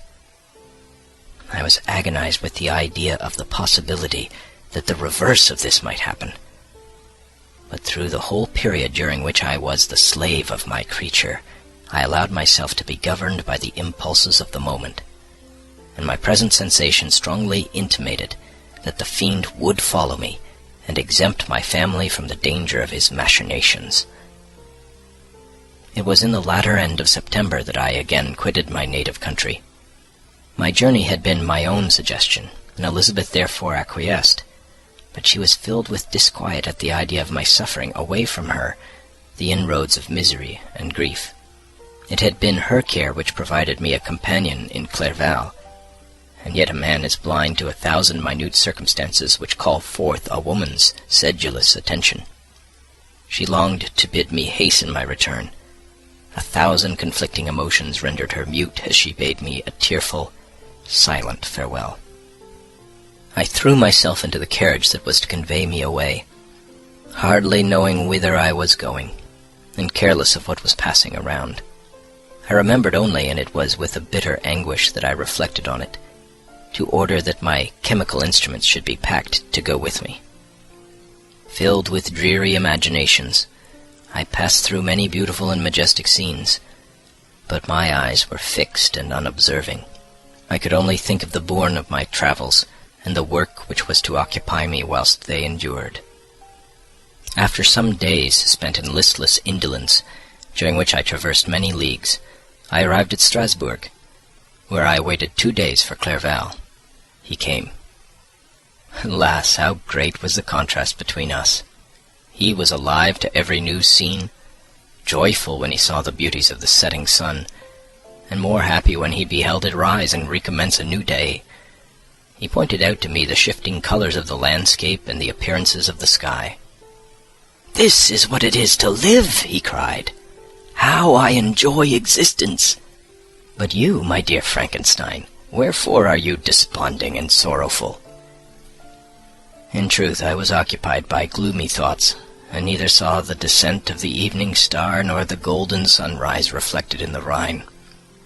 And you, my friend, would be far more amused with the journal of Clerval, who observed the scenery with an eye of feeling and delight, than in listening to my reflections. I, a miserable wretch, haunted by a curse that shut up every avenue to enjoyment. We had agreed to descend the Rhine in a boat from Strasbourg to Rotterdam, whence we might take shipping for London. During this voyage we passed many willowy islands and saw several beautiful towns. We stayed a day at Mannheim, and on the 5th from our departure from Strasbourg, arrived at Mainz. The course of the Rhine below Mainz becomes much more picturesque. The river descends rapidly and winds between hills, not high but steep, and of beautiful forms. We saw many ruined castles standing on the edges of precipices, surrounded by black woods, high and inaccessible. This part of the Rhine, indeed, presents a singularly variegated landscape. In one spot you view rugged hills, ruined castles overlooking tremendous precipices, with the dark Rhine rushing beneath. And on the sudden turn of a promontory, flourishing vineyards, with green sloping banks, and a meandering river and populous towns occupy the scene. We traveled at the time of the vintage, and heard the song of the laborers as we glided down the stream. Even I, depressed in mind and my spirits continually agitated by gloomy feelings, even I was pleased.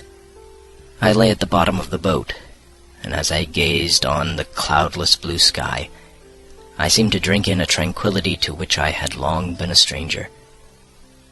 And if these were my sensations, who can describe those of Henry? He felt as if he had been transported to fairyland, and enjoyed a happiness seldom tasted by man.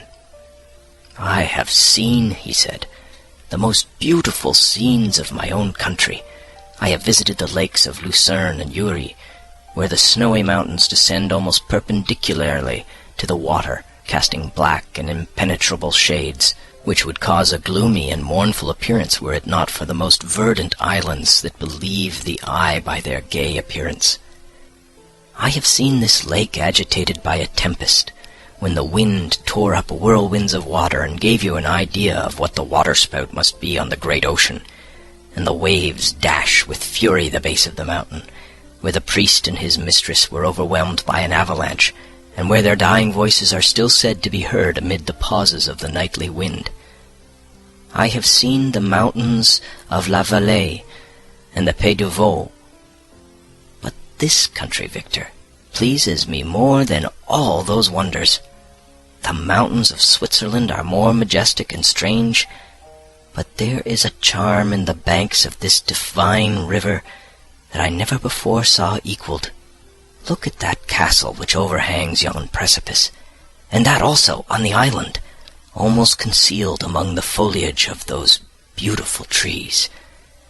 And now that group of laborers coming from among their vines, and that village half hid in the recess of the mountain. Oh, surely the spirit that inhabits and guards this place has a soul more in harmony with man than those who pile the glacier or retire to the inaccessible peaks of the mountains of our own country. Clerval, beloved friend, even now it delights me to record your words, and to dwell on the praise of which you are so eminently deserving. He was a being formed in the very poetry of nature. His wild and enthusiastic imagination was chastened by the sensibility of his heart. His soul overflowed with ardent affections, and his friendship was of that devoted and wondrous nature that the world-minded teach us to look for only in the imagination. But even human sympathies were not sufficient to satisfy his eager mind. The scenery of external nature, which others regard only with admiration, he loved with ardor. Quote, "The sounding cataract haunted him like a passion. The tall rock, the mountain, and the deep gloomy wood, their colors and their forms were then to him an appetite, a feeling, and a love that had no need of a remoter charm by thought supplied, or any interest unborrowed from the eye." End quote. Wordsworth's Tintern Abbey. And where does he now exist? Is this gentle and lovely being lost forever? Has this mind so replete with ideas, imaginations fanciful and magnificent, which formed a world whose existence depended on the life of its creator, has this mind perished? Does it now only exist in my memory? No, it is not thus.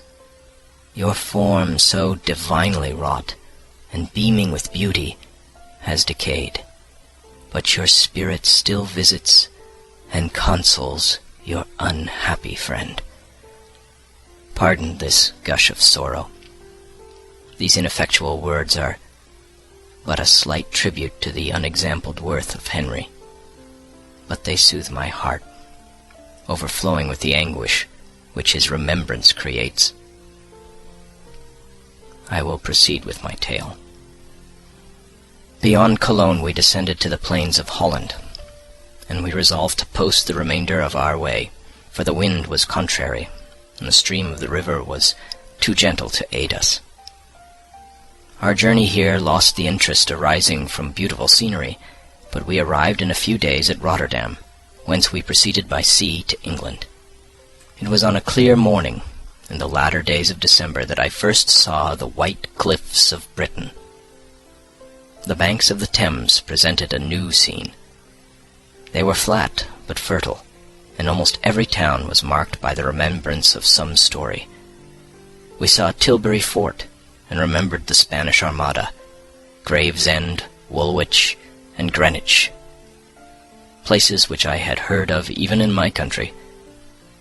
At length we saw the numerous steeples of London, St. Paul's towering above them all, and the Tower, famed in English history. End of chapter 18. Chapter 19. London was our present point of rest. We determined to remain several months in this wonderful and celebrated city. Clerval desired the intercourse of the men of genius and talent who flourished at this time. But this was with me a secondary object. I was principally occupied with the means of obtaining the information necessary for the completion of my promise, and quickly availed myself of the letters of introduction that I had brought with me, addressed to the most distinguished natural philosophers. If this journey had taken place during my days of study and happiness, it would have afforded me inexpressible pleasure. But a blight had come over my existence, and I only visited these people for the sake of the information they might give me on the subject in which my interest was so terribly profound. Company was irksome to me. When alone, I could fill my mind with the sights of heaven and earth. The voice of Henry soothed me, and I could thus cheat myself into a transitory peace. But busy, uninteresting, joyous faces, brought back despair to my heart. I saw an insurmountable barrier placed between me and my fellow men. This barrier was sealed with the blood of William and Justine, and to reflect on the events connected with those names filled my soul with anguish. But in Clerval, I saw the image of my former self. He was inquisitive and anxious to gain experience and instruction. The difference of manners which he observed was to him an inexhaustible source of instruction and amusement. He was also pursuing an object he had long had in view. His design was to visit India, in the belief that he had in his knowledge of its various languages, and in the views he had taken of its society, the means of materially assisting the progress of European colonization and trade. In Britain only could he further the execution of his plan. He was forever busy, and the only check to his enjoyments was my sorrowful and dejected mind. I tried to conceal this as much as possible, that I might not debar him from the pleasures natural to one who is entering on a new scene of life, undisturbed by any care or bitter recollection. I often refused to accompany him, alleging another engagement, that I might remain alone.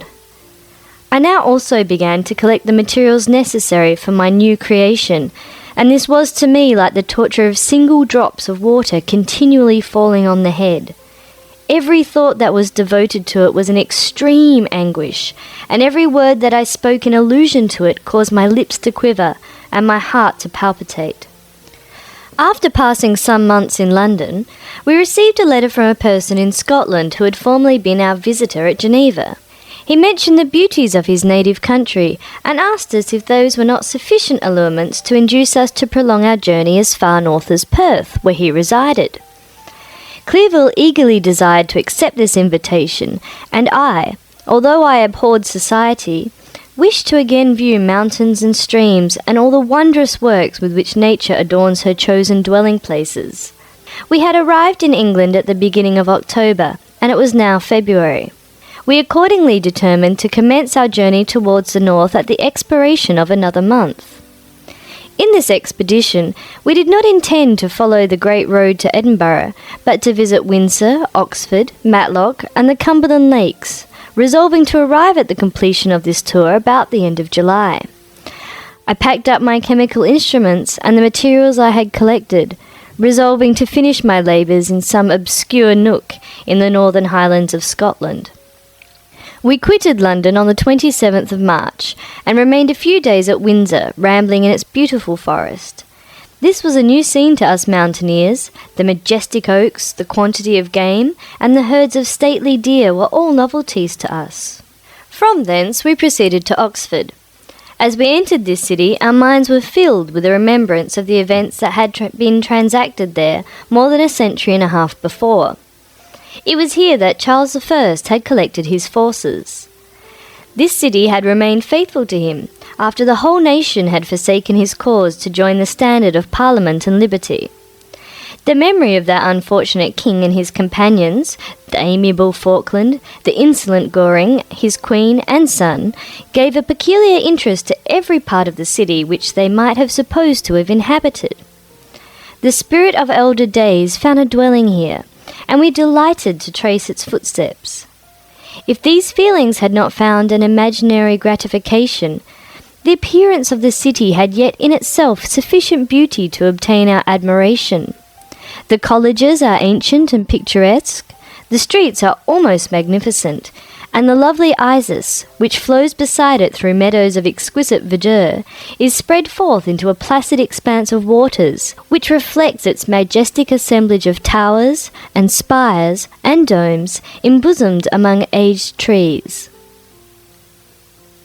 I enjoyed this scene, and yet my enjoyment was embittered both by the memory of the past and the anticipation of the future. I was formed for peaceful happiness. During my youthful days, discontent never visited my mind, and if ever I was overcome by an ennui, the sight of what is beautiful in nature or the study of what is excellent and sublime in the productions of man could always interest my heart and communicate elasticity to my spirits. But I am a blasted tree. The bolt has entered my soul, and I felt then that I should survive to exhibit what I shall soon cease to be, a miserable spectacle of wrecked humanity, pitiable to others and intolerable to myself. We passed a considerable period at Oxford, rambling amongst its environs and endeavouring to identify every spot which might relate to the most animating epoch of English history. Our little voyages of discovery were often prolonged by the successive objects that presented themselves. We visited the tomb of the illustrious Hampden and the field on which that patriot fell. For a moment my soul was elevated from its debasing and miserable fears to contemplate the divine ideas of liberty and self-sacrifice, of which these sites were the monuments and the remembrances. For an instant I dared to shake off my chains and look around me with a free and lofty spirit. But the iron had eaten into my flesh, and I sank again, trembling and hopeless, into my miserable self. We left Oxford with regret, and proceeded to Matlock, which was our next place of rest.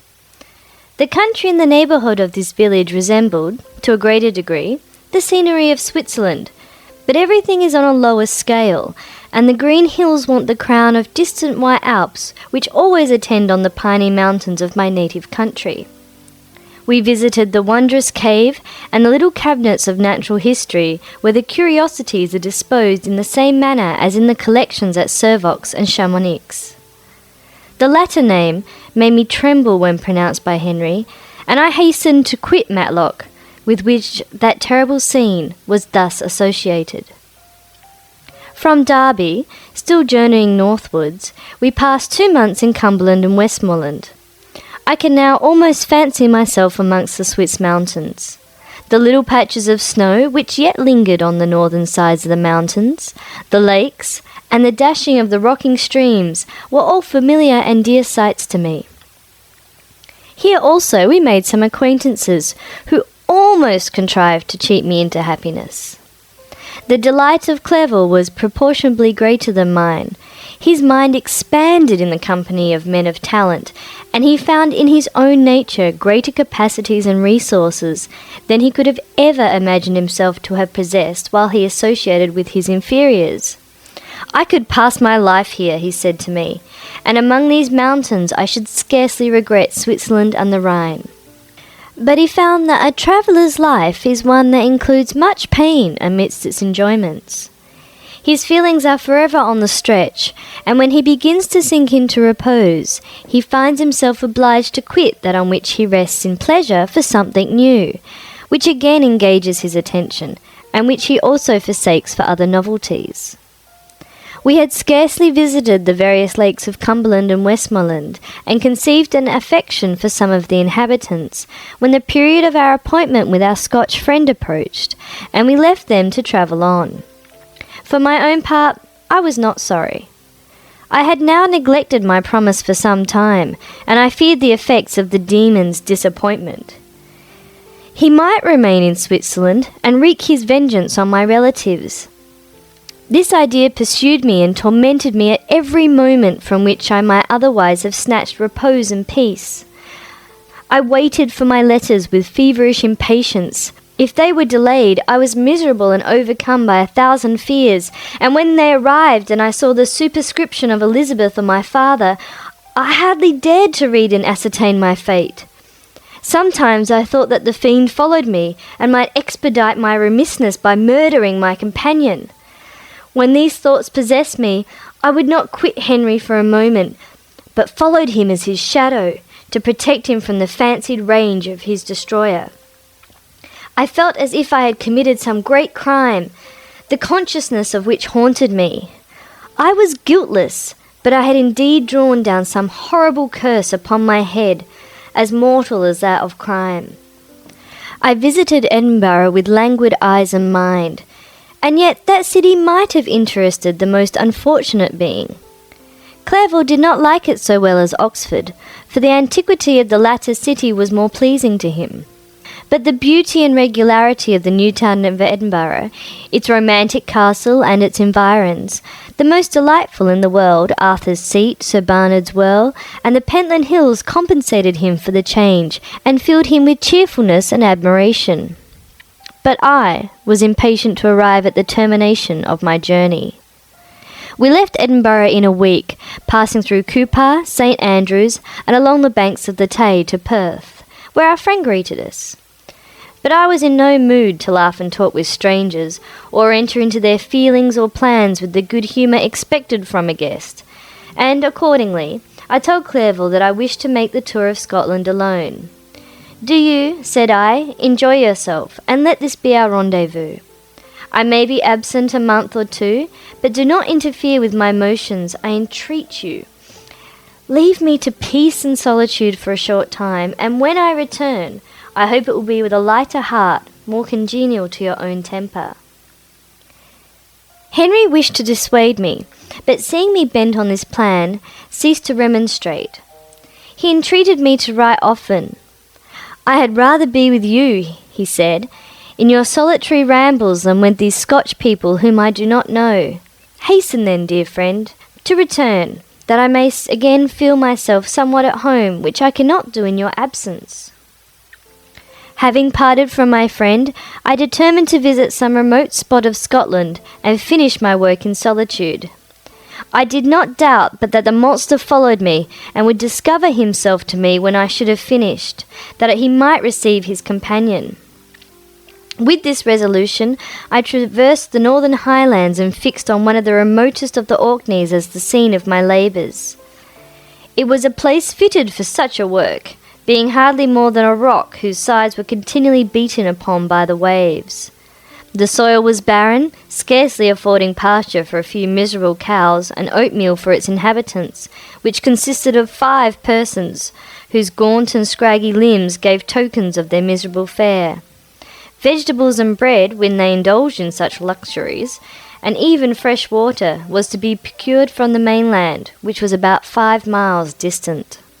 On the whole island there were but 3 miserable huts, and one of these was vacant when I arrived. This I hired. It contained but 2 rooms, and these exhibited all the squalidness of the most miserable penury. The thatch had fallen in, the walls were unplastered, and the door was off its hinges. I ordered it to be repaired, bought some furniture, and took possession. An incident which would doubtless have occasioned some surprise, had not all the senses of the cottagers been benumbed by want and squalid poverty. As it was, I lived ungazed at and unmolested, hardly thanked for the pittance of food and clothes which I gave, so much does suffering blunt even the coarsest sensations of men.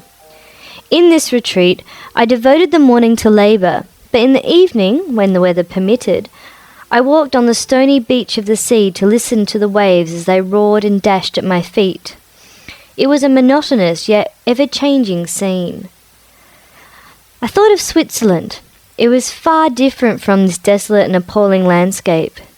Its hills are covered with vines, and its cottages are scattered thickly in the plains. Its fair lakes reflect a blue and gentle sky, and when troubled by the winds, their tumult is but the play of a lively infant when compared to the roarings of the giant ocean. In this manner, I distributed my occupations when I first arrived, but as I proceeded in my labour, it became every day more horrible and irksome to me. Sometimes I could not prevail on myself to enter my laboratory for several days, and at other times I toiled day and night in order to complete my work. It was indeed a filthy process in which I was engaged. During my first experiment, a kind of enthusiastic frenzy had blinded me to the horror of my employment. My mind was intently fixed on the consummation of my labour, and my eyes were shut to the horror of my proceedings. But now I went to it in cold blood, and my heart often sickened at the work of my hands. Thus situated, employed in the most detestable occupation, immersed in a solitude where nothing could for an instant call my attention from the actual scene in which I was engaged, my spirits became unequal. I grew restless and nervous. Every moment I feared to meet my persecutor.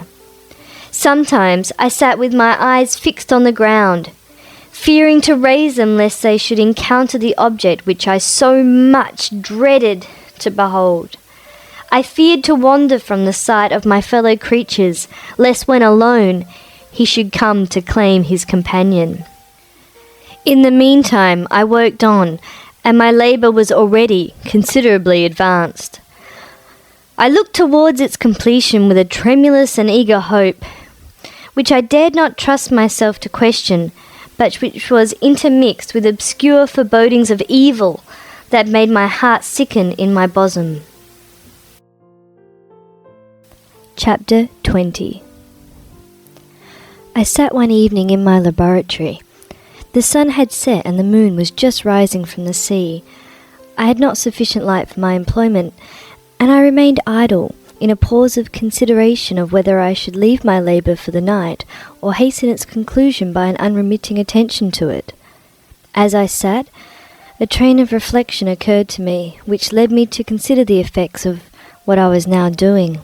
3 years before, I was engaged in the same manner, and had created a fiend whose unparalleled barbarity had desolated my heart, and filled it forever with the bitterest remorse.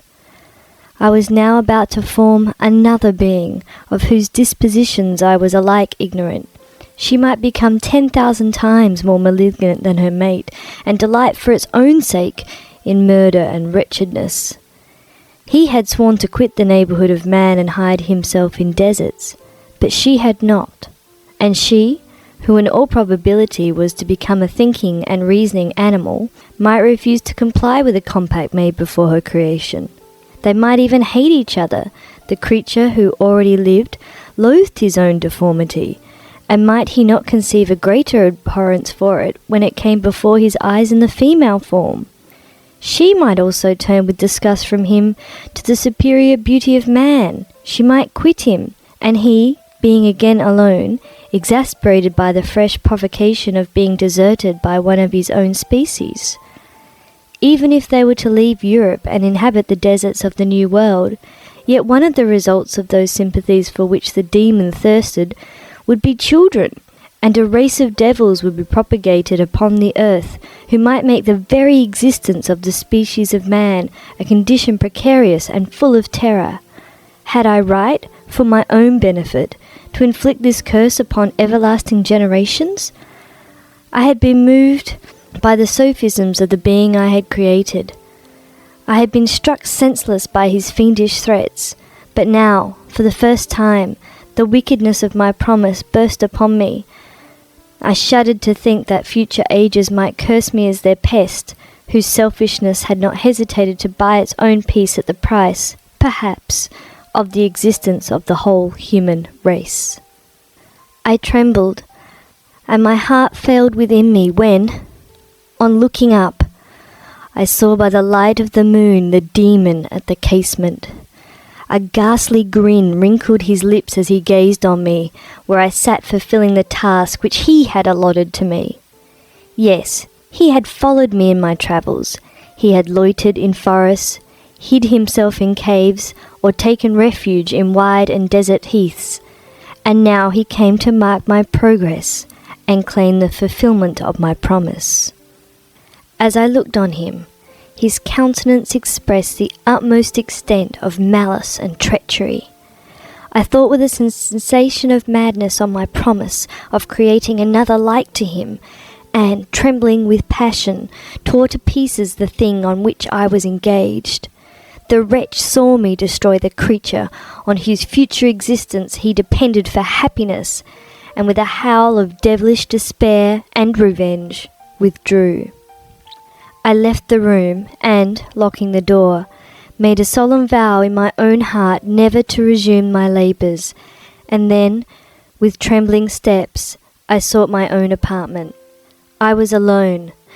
None were near me to dissipate the gloom and relieve me from the sickening oppression of the most terrible reveries. Several hours passed, and I remained near my window gazing on the sea. It was almost motionless, for the winds were hushed, and all nature reposed under the eye of the quiet moon.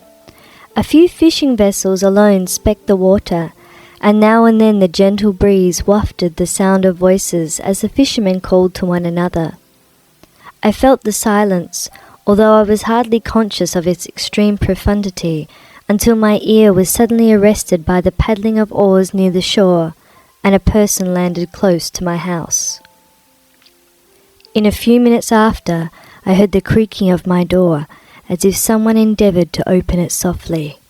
I trembled from head to foot. I felt a presentiment of who it was, and wished to rouse one of the peasants who dwelt in a cottage not far from mine, but I was overcome by the sensation of helplessness, so often felt in frightful dreams, when you in vain endeavour to fly from an impending danger, and was rooted to the spot. Presently I heard the sound of footsteps along the passage.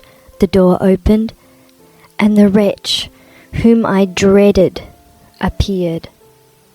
Shutting the door, he approached me and said in a smothered voice, "You have destroyed the work which you began. Was it that you intend? Do you dare to break your promise? I have endured toil and misery. I left Switzerland with you. I crept along the shores of the Rhine, among its willow islands and over the summits of its hills. I have dwelt many months in the heaths of England and among the deserts of Scotland. I have endured incalculable fatigue and cold and hunger. Do you dare destroy my hopes? Begone! I do break my promise. Never will I create another like yourself, equal in deformity and wickedness." Slave, I before reasoned with you, but you have proved yourself unworthy of my condescension. Remember that I have power. You believe yourself miserable, but I can make you so wretched that the light of day will be hateful to you. You are my creator, but I am your master. Obey! The hour of my irresolution is past, and the period of your power is arrived. Your threats cannot move me to do an act of wickedness, but they confirm in me a determination of not creating you a companion in vice. Shall I, in cold blood, set loose upon the earth a demon whose delight is in death and wretchedness? Begone! I am firm, and your words only exasperate my rage." The monster saw my determination in my face, and gnashed his teeth in the impotence of anger. "Shall each man," cried he, "find a wife for his bosom, and each beast have his mate, and I be alone? I had feelings of affection, and they were requited by detestation and scorn. Man, you may hate, but beware. Your hours will pass in dread and misery, and soon the bolt will fall which must ravage you from your happiness forever. Are you to be happy? Will I grovel in the intensity of my wretchedness? You can blast my other passions, but revenge remains. Revenge, henceforth dearer than light or food. I may die, but first you, my tyrant and tormentor, shall curse the sun that gazes on your misery. Beware, for I am fearless, and therefore powerful. I will watch with the wiliness of a snake, that I may sting with its venom. Man, you shall repent of the injuries you inflict. Devil, cease, and do not poison the air with these sounds of malice. I have declared my resolution to you, and I am no coward to bend beneath words. Leave me. I am inexorable. It is well. I go. But remember, I shall be with you on your wedding night. I started forward and exclaimed, Villain! Before you sign my death warrant, be sure that you yourself are safe. I would have seized him, but he eluded me and quitted the house with precipitation. In a few moments I saw him in his boat, which shot across the waters with an arrowy swiftness, and was soon lost amidst the waves. All was again silent, but his words rang in my ears.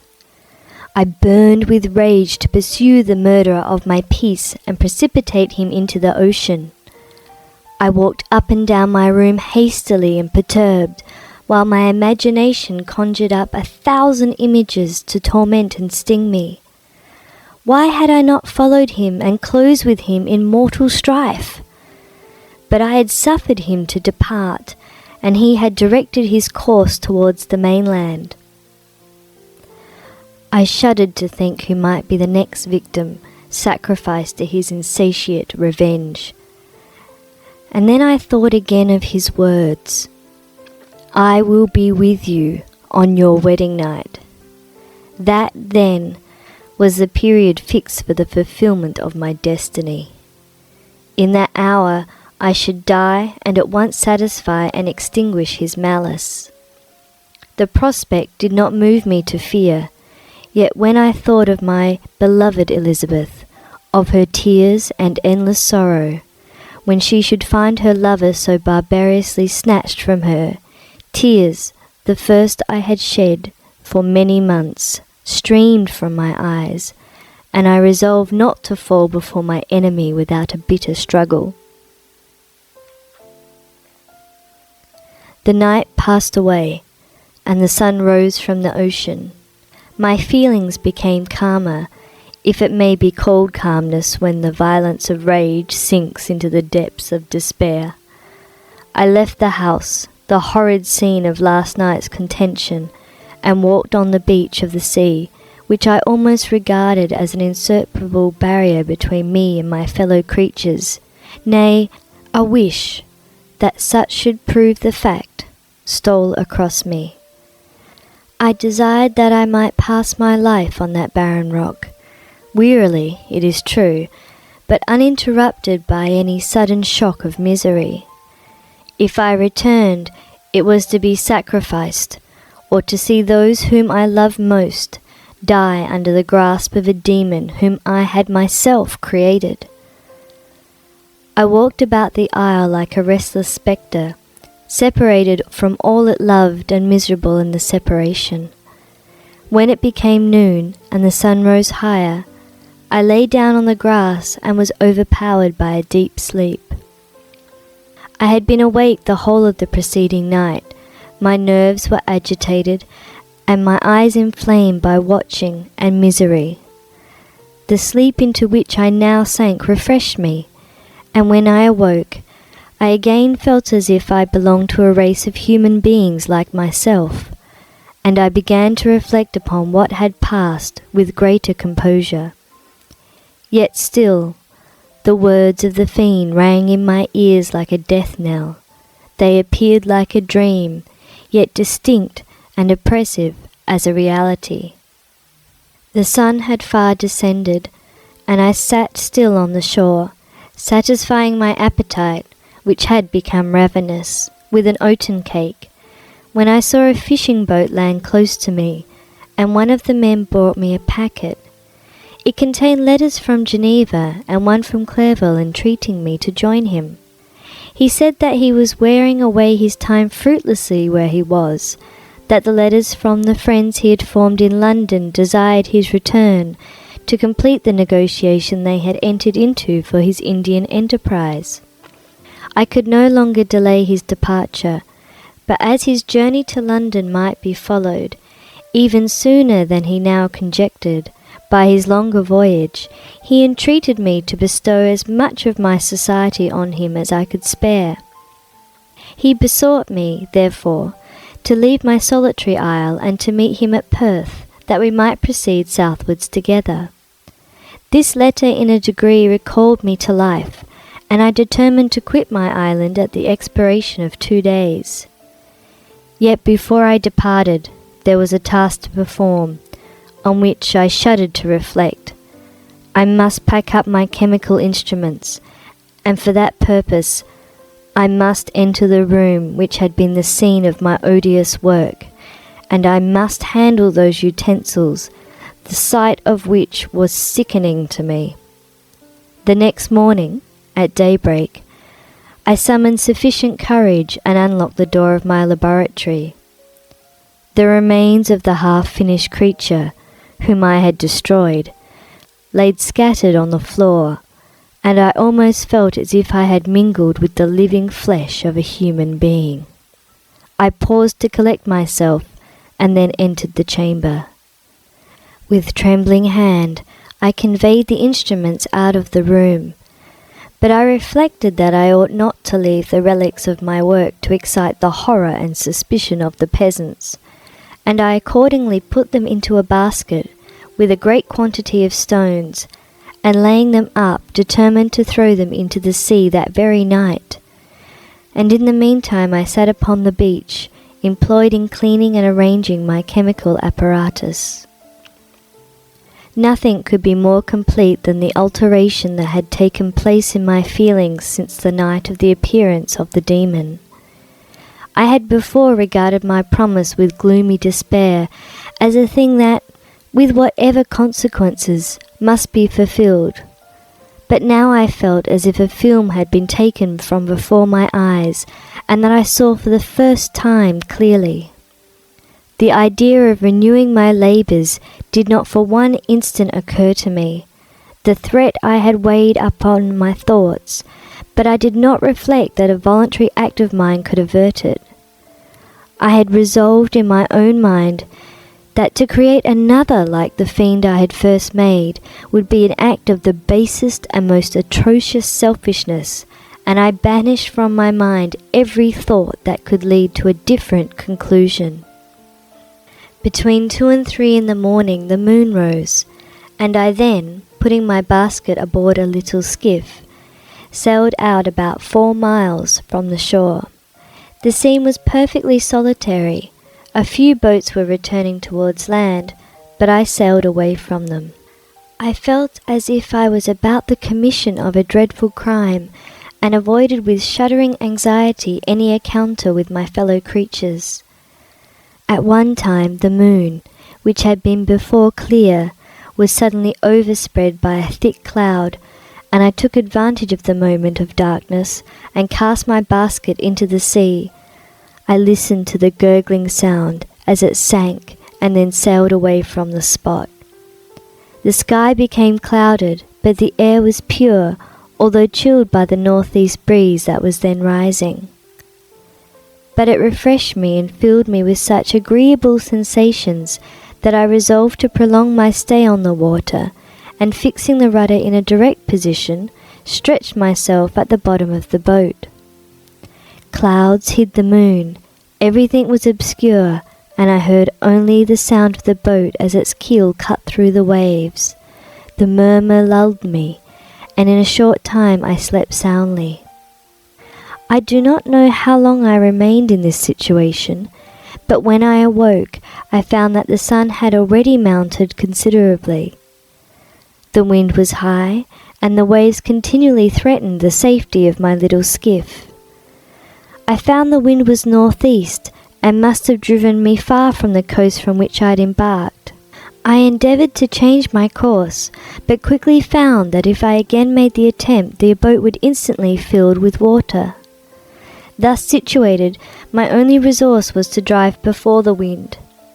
I confess that I felt a few sensations of terror. I had no compass with me, and was so slenderly acquainted with the geography of this part of the world that the sun was of little benefit to me. I might be driven into the wild Atlantic, and feel all the tortures of starvation, or be swallowed up in the immeasurable waters that roared and buffeted around me. I had already been out many hours, and felt the torment of a burning thirst, a prelude to my other sufferings. I looked upon the heavens, which were covered by clouds that flew before the wind, only to be replaced by others. I looked upon the sea. It was to be my grave. "Fiend!" I exclaimed, "your task is already fulfilled." I thought of Elizabeth, of my father, and of Clerval, all left behind, on whom the monster might satisfy his sanguinary and merciless passions.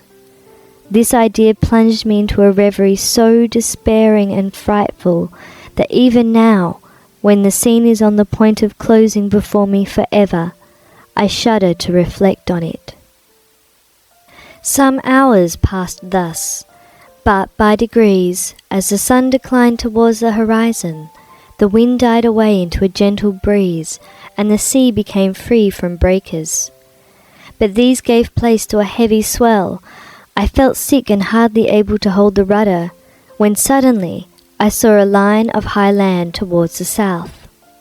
Almost spent as I was, by fatigue and the dreadful suspense I had endured for several hours, this sudden certainty of life rushed like a flood of warm joy to my heart, and tears gushed from my eyes. How mutable are our feelings, and how strange it is that the clinging love we have of life, even in the excess of misery.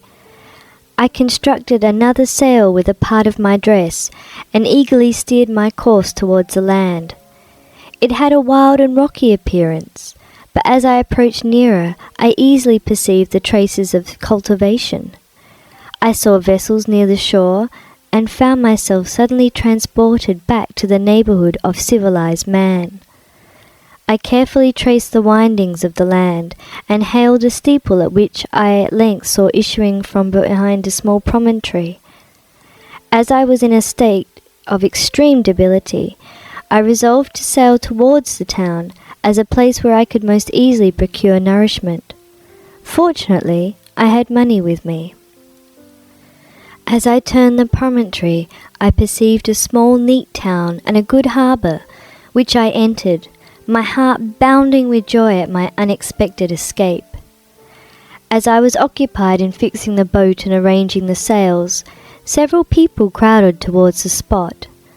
They seemed much surprised at my appearance, but, instead of offering me any assistance, whispered together with gestures that, at any other time, might have produced in me a slight sensation of alarm. As it was, I merely remarked that they spoke English, and I therefore addressed them in that language. "My good friends," said I, "will you be so kind as to tell me the name of this town, and inform me where I am?" "You will know that soon enough," replied a man with a hoarse voice. "Maybe you come to a place that will not prove much to your taste, but you will not be consulted as to your quarters, I promise you." I was exceedingly surprised on receiving so rude an answer from a stranger, and I was also disconcerted on perceiving the frowning and angry countenances of his companions. "Why do you answer me so roughly?" I replied. "Surely it is not the custom of Englishmen to receive strangers so inhospitably." "I do not know," said the man, "what the custom of the English may be, but it is the custom of the Irish to hate villains."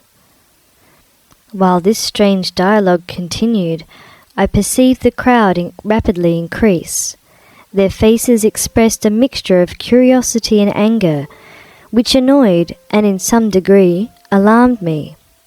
I inquired the way to the inn, but no one replied.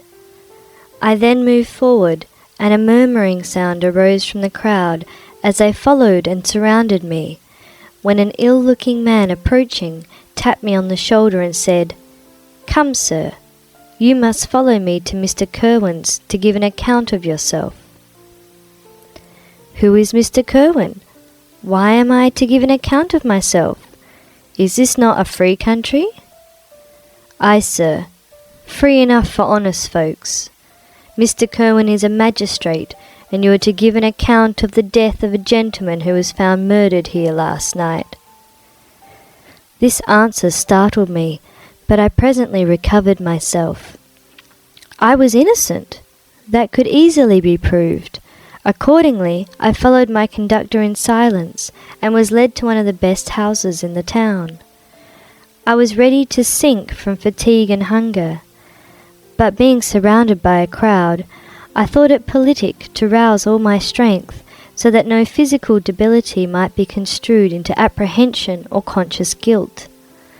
Little did I then expect the calamity that was in a few moments to overwhelm me and extinguish in horror and despair all fear of ignominy or death.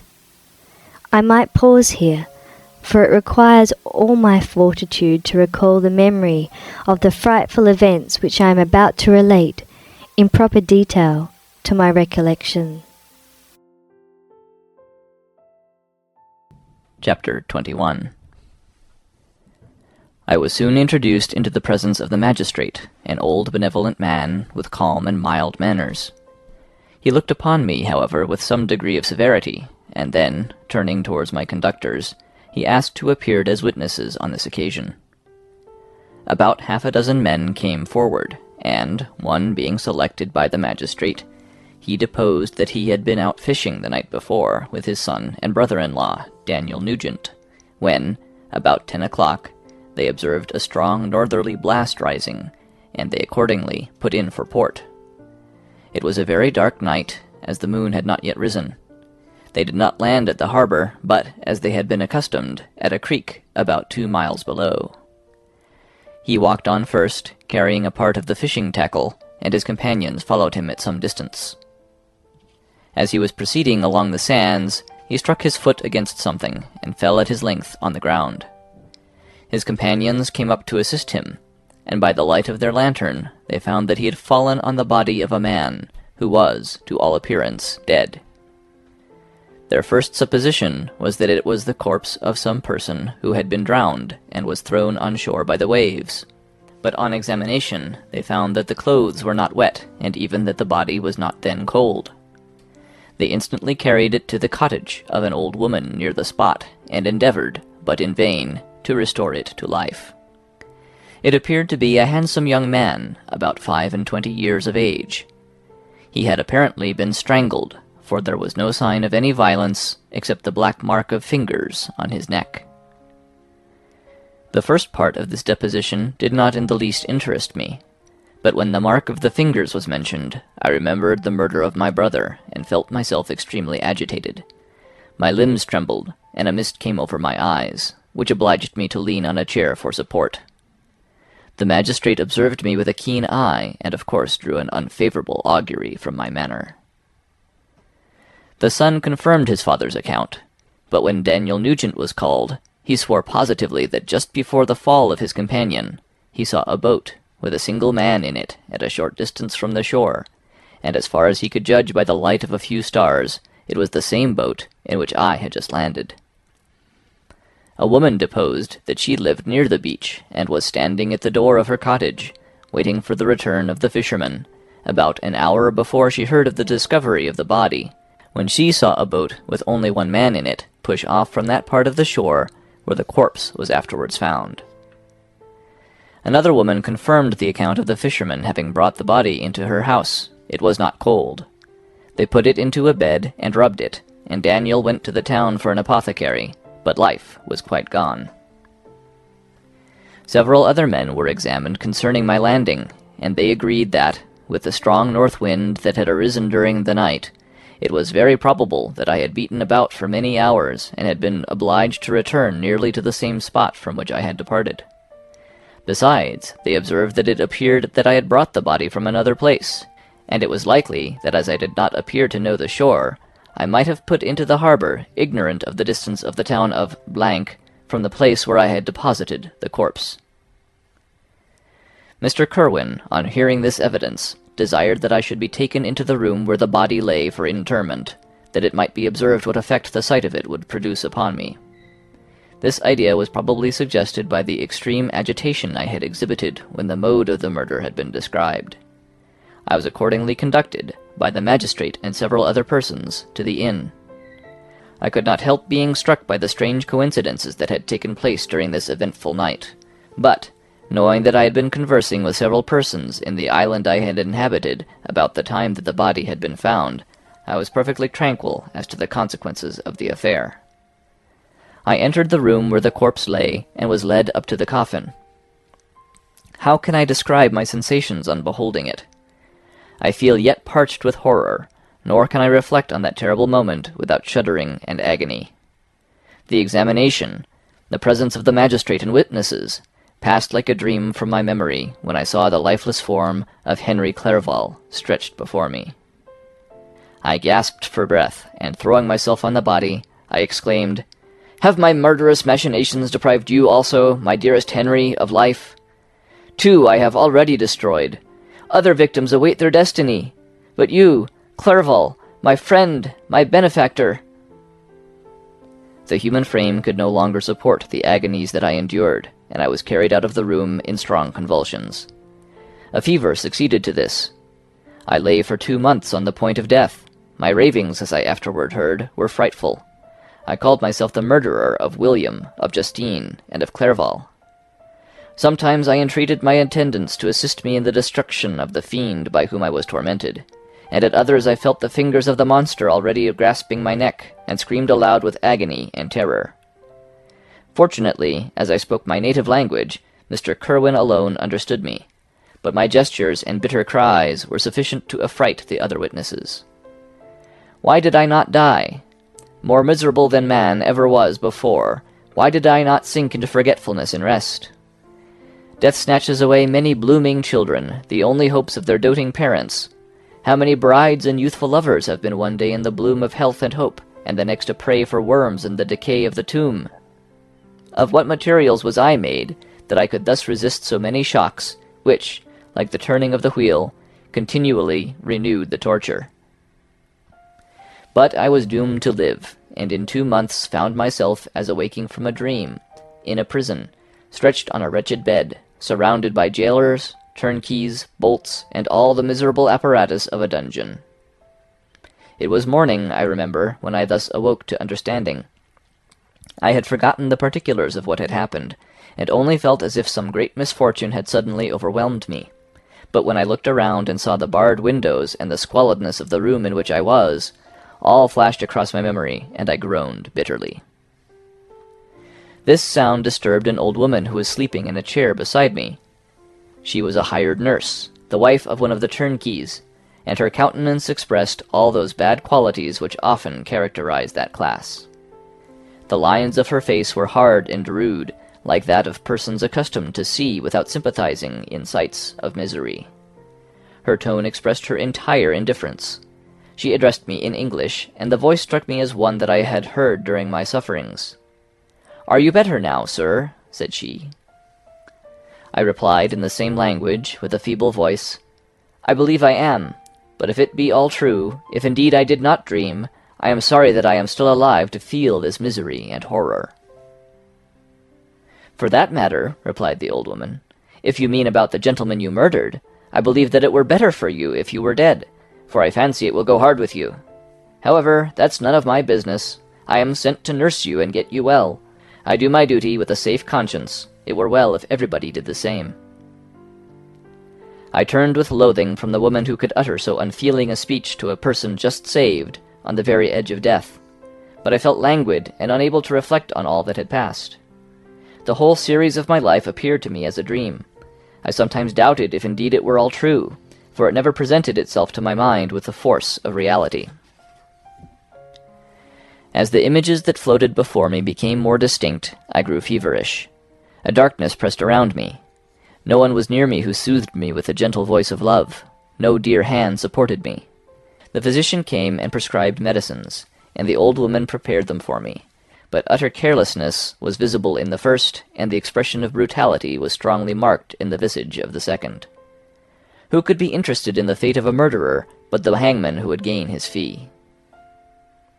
These were my first reflections, but I soon learned that Mr. Curwen had shown me extreme kindness. He had caused the best room in the prison to be prepared for me, wretched indeed was the best, and it was he who had provided a physician and a nurse. It is true he seldom came to see me, for although he ardently desired to relieve the sufferings of every human creature, he did not wish to be present at the agonies and miserable ravings of a murderer. He came, therefore, sometimes to see that I was not neglected, but his visits were short and with long intervals. One day, while I was gradually recovering, I was seated in a chair, my eyes half open and my cheeks livid like those in death. I was overcome by gloom and misery, and often reflected I had better seek death than desire to remain in a world which to me was replete with wretchedness. At one time I considered whether I should not declare myself guilty and suffer the penalty of the law, less innocent than poor Justine had been. Such were my thoughts when the door of my apartment was opened and Mr. Kerwin entered. His countenance expressed sympathy and compassion. He drew a chair close to mine and addressed me in French. "I fear that this place is very shocking to you. Can I do anything to make you more comfortable?" "I thank you, but all that you mention is nothing to me. On the whole earth there is no comfort which I am capable of receiving."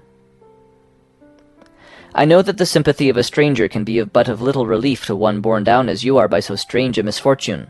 But you will, I hope, soon quit this melancholy abode, for doubtless evidence can easily be brought to free you from the criminal charge."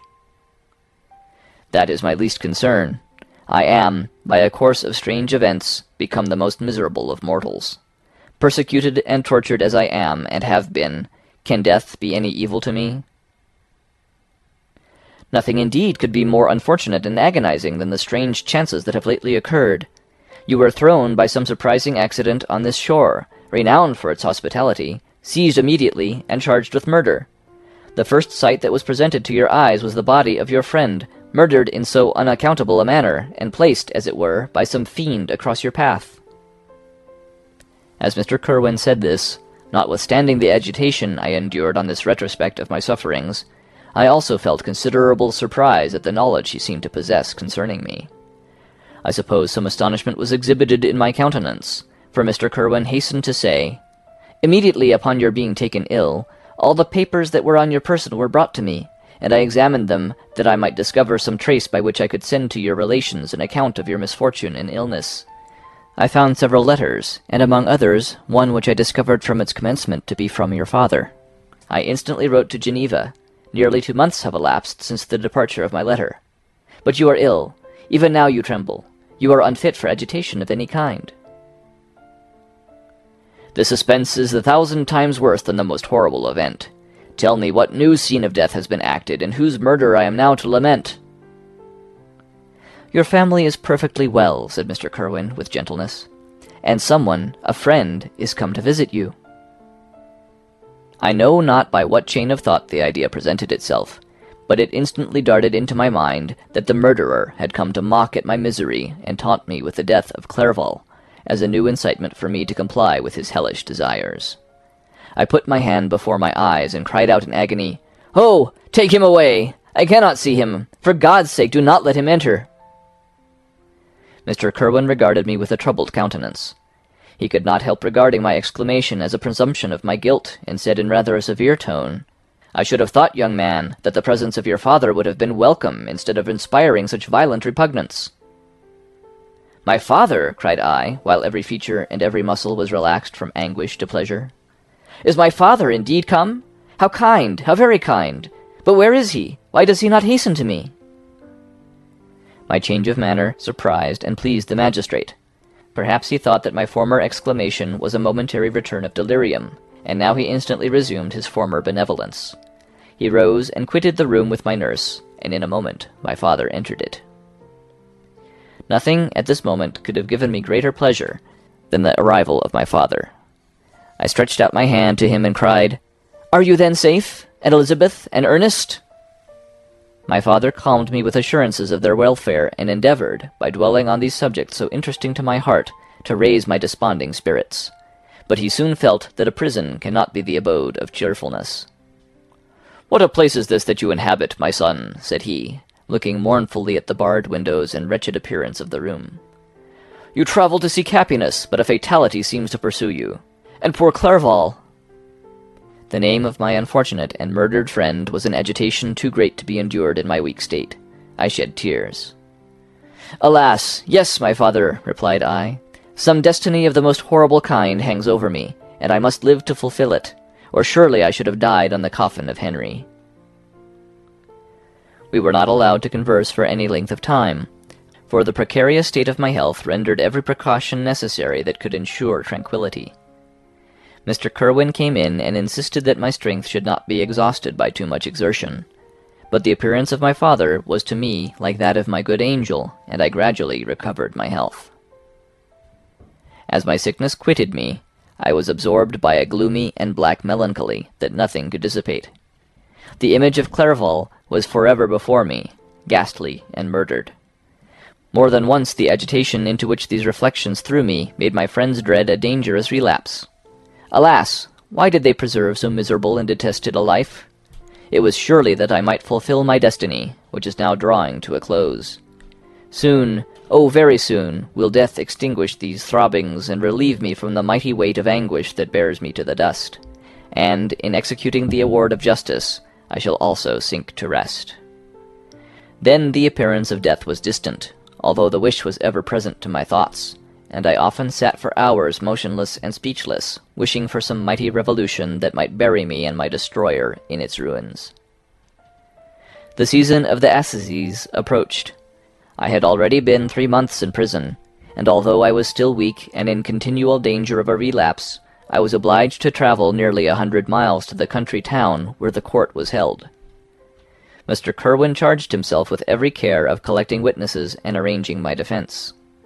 I was spared the disgrace of appearing publicly as a criminal, as the case was not brought before the court that decides on life and death. The grand jury rejected the bill, on its being proved that I was on the Orkney Islands at the hour the body of my friend was found, and a fortnight after my removal, I was liberated from prison. My father was enraptured on finding me freed from the vexations of a criminal charge, that I was again allowed to breathe the fresh atmosphere and permitted to return to my native country.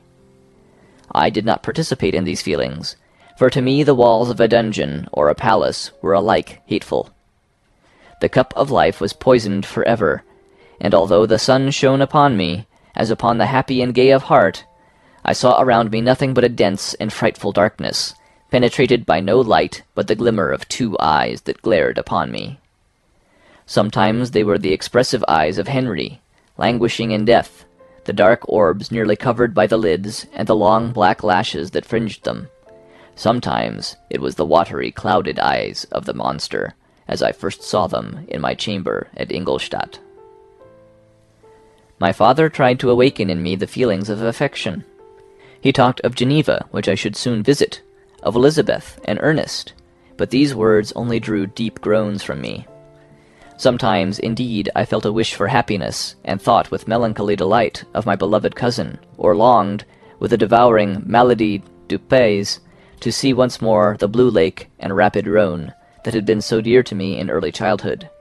But my general state of feeling was a torpor, in which a prison was as welcome a residence as the divinest scene in nature, and these fits were seldom interrupted but by paroxysms of anguish and despair. At these moments I often endeavored to put an end to the existence I loathed, and it required unceasing attendance and vigilance to restrain me from committing some dreadful act of violence. Yet one duty remained to me, the recollection of which finally triumphed over my selfish despair. It was necessary that I should return without delay to Geneva, there to watch over the lives of those I so fondly loved, and to lie in wait for the murderer, that if any chance led me to the place of his concealment, or if he dared again to blast me by his presence, I might, with unfailing aim, put an end to the existence of the monstrous image which I had endued with the mockery of a soul still more monstrous. My father still desired to delay our departure, fearful that I could not sustain the fatigues of a journey, for I was a shattered wreck, the shadow of a human being. My strength was gone. I was a mere skeleton, and fever, night and day, preyed upon my wasted frame. Still, as I urged our leaving Ireland with such inquietude and impatience, my father thought it best to yield. We took our passage on board a vessel bound for Havre de Grace, and sailed with a fair wind from the Irish shores. It was midnight. I lay on the deck, looking at the stars and listening to the dashing of the waves. I hailed the darkness that shut Ireland from my sight, and my pulse beat with a feverish joy when I reflected that I should soon see Geneva. The past appeared to me in the light of a frightful dream, yet the vessel in which I was, the wind that blew me from the detested shore of Ireland, and the sea which surrounded me told me too forcibly that I was deceived by no vision, and that Clerval, my friend and dearest companion, had fallen a victim to me and the monster of my creation. I repassed in my memory my whole life, my quiet happiness while residing with my family in Geneva, the death of my mother, and my departure for Ingolstadt. I remembered, shuddering, the mad enthusiasm that hurried me on to the creation of my hideous enemy, and I called to mind the night in which he first lived. I was unable to pursue the train of thought. 1,000 feelings pressed upon me, and I wept bitterly. Ever since my recovery from the fever, I had been in the custom of taking every night a small quantity of laudanum, for it was by means of this drug only that I was enabled to gain the rest necessary for the preservation of life. Oppressed by the recollection of my various misfortunes, I now swallowed double my usual quantity, and soon slept profoundly. But sleep did not afford me respite from thought and misery. My dreams presented 1,000 objects that scared me. Towards morning I was possessed by a kind of nightmare. I felt the fiend's grasp in my neck, and could not free myself from it. Groans and cries rang in my ears. My father, who was watching over me, perceiving my restlessness, awoke me. The dashing waves were around, the cloudy sky above. The fiend was not here. A sense of security, a feeling that a truce was established between the present hour and the irresistible disastrous future, imparted to me a kind of calm forgetfulness, of which the human mind is by its structure peculiarly susceptible. Chapter 22. The voyage came to an end. We landed and proceeded to Paris. I soon found that I had overtaxed my strength, and that I must repose before I could continue my journey. My father's care and attentions were indefatigable, but he did not know the origin of my sufferings, and sought erroneous methods to remedy the incurable ill. He wished me to seek amusement in society. I abhorred the face of man. Oh, not abhorred. They were my brethren, my fellow beings, and I felt attracted to even the most repulsive among them, as to creatures of an angelic nature and celestial mechanism. But I felt that I had no right to share their intercourse. I had unchained an enemy among them, whose joy it was to shed their blood and to revel in their groans. How they would, each and all, abhor me and hunt me from the world, did they know my unhallowed acts and the crimes which had their source in me. My father yielded at length to my desire to avoid society, and strove by various arguments to banish my despair. Sometimes he thought that I felt deeply the degradation of being obliged to answer a charge of murder, and he endeavored to prove to me the futility of pride. "Alas, my father," said I, "how little do you know me! Human beings, their feelings and passions, would indeed be degraded if such a wretch as I felt pride. Justine, poor unhappy Justine, was as innocent as I, and she suffered the same charge. She died for it, and I am the cause of this. I murdered her. William, Justine, and Henry, they all died by my hands." My father had often, during my imprisonment, heard me make the same assertion. When I thus accused myself, he sometimes seemed to desire an explanation, and at others he appeared to consider it as the offspring of delirium, and that, during my illness, some idea of this kind had presented itself to my imagination, the remembrance of which I preserved in my convalescence. I avoided explanation, and maintained a continual silence concerning the wretch I had created. I had a persuasion that I should be supposed mad, and this in itself would forever have chained my tongue. But, besides, I could not bring myself to disclose a secret which would fill my hearer with consternation, and make fear and unnatural horror the inmates of his breast. I checked, therefore, my impatient thirst for sympathy, and was silent when I would have given the world to have confided the fatal secret. Yet still, words like those I have recorded would burst uncontrollably from me. I could offer no explanation of them, but their truth in part relieved the burden of my mysterious woe. Upon this occasion my father said, with an expression of unbounded wonder, "My dearest Victor, what infatuation is this? My dear son, I entreat you never to make such an assertion again." "I am not mad," I cried energetically. "The sun and the heavens which have viewed my operations can bear witness of my truth. I am the assassin of those most innocent victims. They died by my machinations. 1,000 times would I have shed my own blood, drop by drop, to have saved their lives. But I could not, my father. Indeed, I could not sacrifice the whole human race."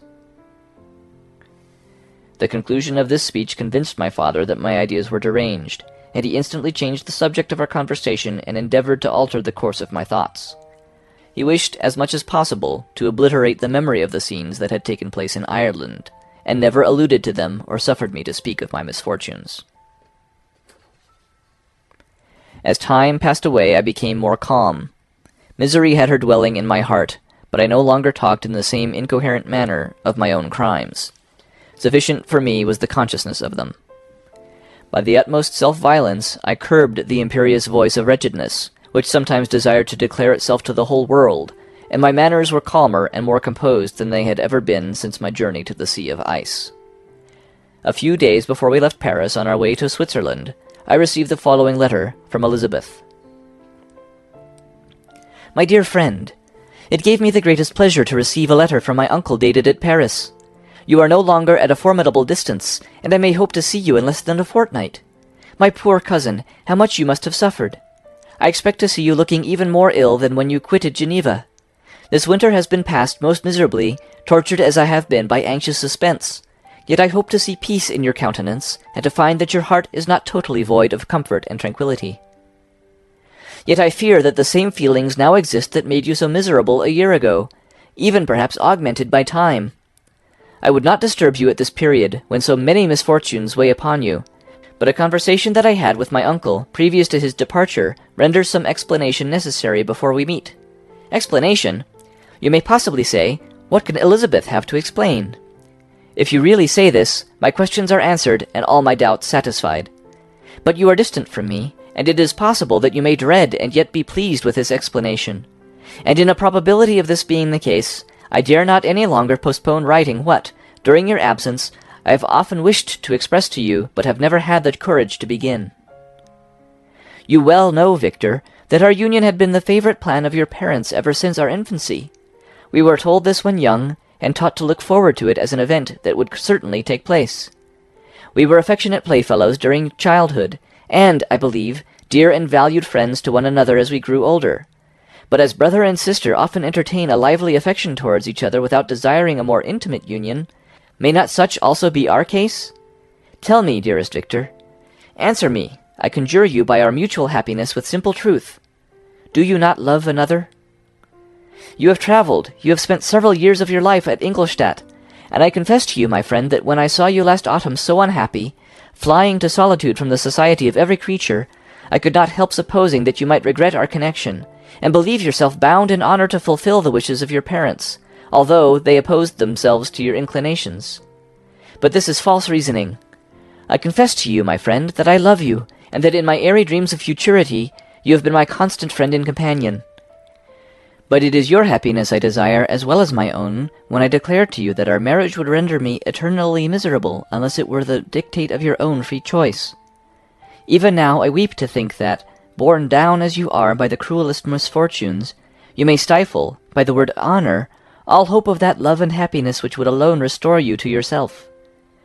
I, who have so disinterested an affection for you, may increase your miseries tenfold by being an obstacle to your wishes. Ah, Victor, be assured that your cousin and playmate has too sincere a love for you not to be made miserable by this supposition. Be happy, my friend, and if you obey me in this one request, remain satisfied that nothing on earth will have the power to interrupt my tranquillity. Do not let this letter disturb you. Do not answer tomorrow, or the next day, or even until you come, if it will give you pain. My uncle will send me news of your health, and if I see but one smile on your lips when we meet, occasioned by this or any other exertion of mine, I shall need no other happiness. Elizabeth Lavenza, Geneva, May 18th, 17 blank. This letter revived in my memory what I had before forgotten, the threat of the fiend. I will be with you on your wedding night. Such was my sentence, and on that night would the demon employ every art to destroy me and tear me from the glimpse of happiness which promised partly to console my sufferings. On that night he had determined to consummate his crimes by my death. Well, be it so. A deadly struggle would then assuredly take place, in which if he were victorious, I should be at peace, and his power over me be at an end. If he were vanquished, I should be a free man. Alas, what freedom! Such as the peasant enjoys when his family have been massacred before his eyes, his cottage burnt, his lands laid waste, and he is turned adrift, homeless, penniless, and alone, but free. Such would be my liberty, except that in my Elizabeth I possessed a treasure, alas, balanced by those horrors of remorse and guilt which would pursue me until death. Sweet and beloved Elizabeth, I read and reread her letter, and some softened feeling stole into my heart, and dared to whisper paradisiacal dreams of love and joy. But the apple was already eaten, and the angel's arm bared to drive me from all hope. Yet I would die to make her happy. If the monster executed his threat, death was inevitable. Yet, again, I considered whether my marriage would hasten my fate. My destruction might indeed arrive a few months sooner, but if my torturer should suspect that I postponed it, influenced by his menaces, he would surely find other and perhaps more dreadful means of revenge. He had vowed to be with me on my wedding night, yet he did not consider that threat as binding him to peace in the meantime, for as if to show me that he was not yet satiated with blood, he had murdered Clerval immediately after the enunciation of his threats.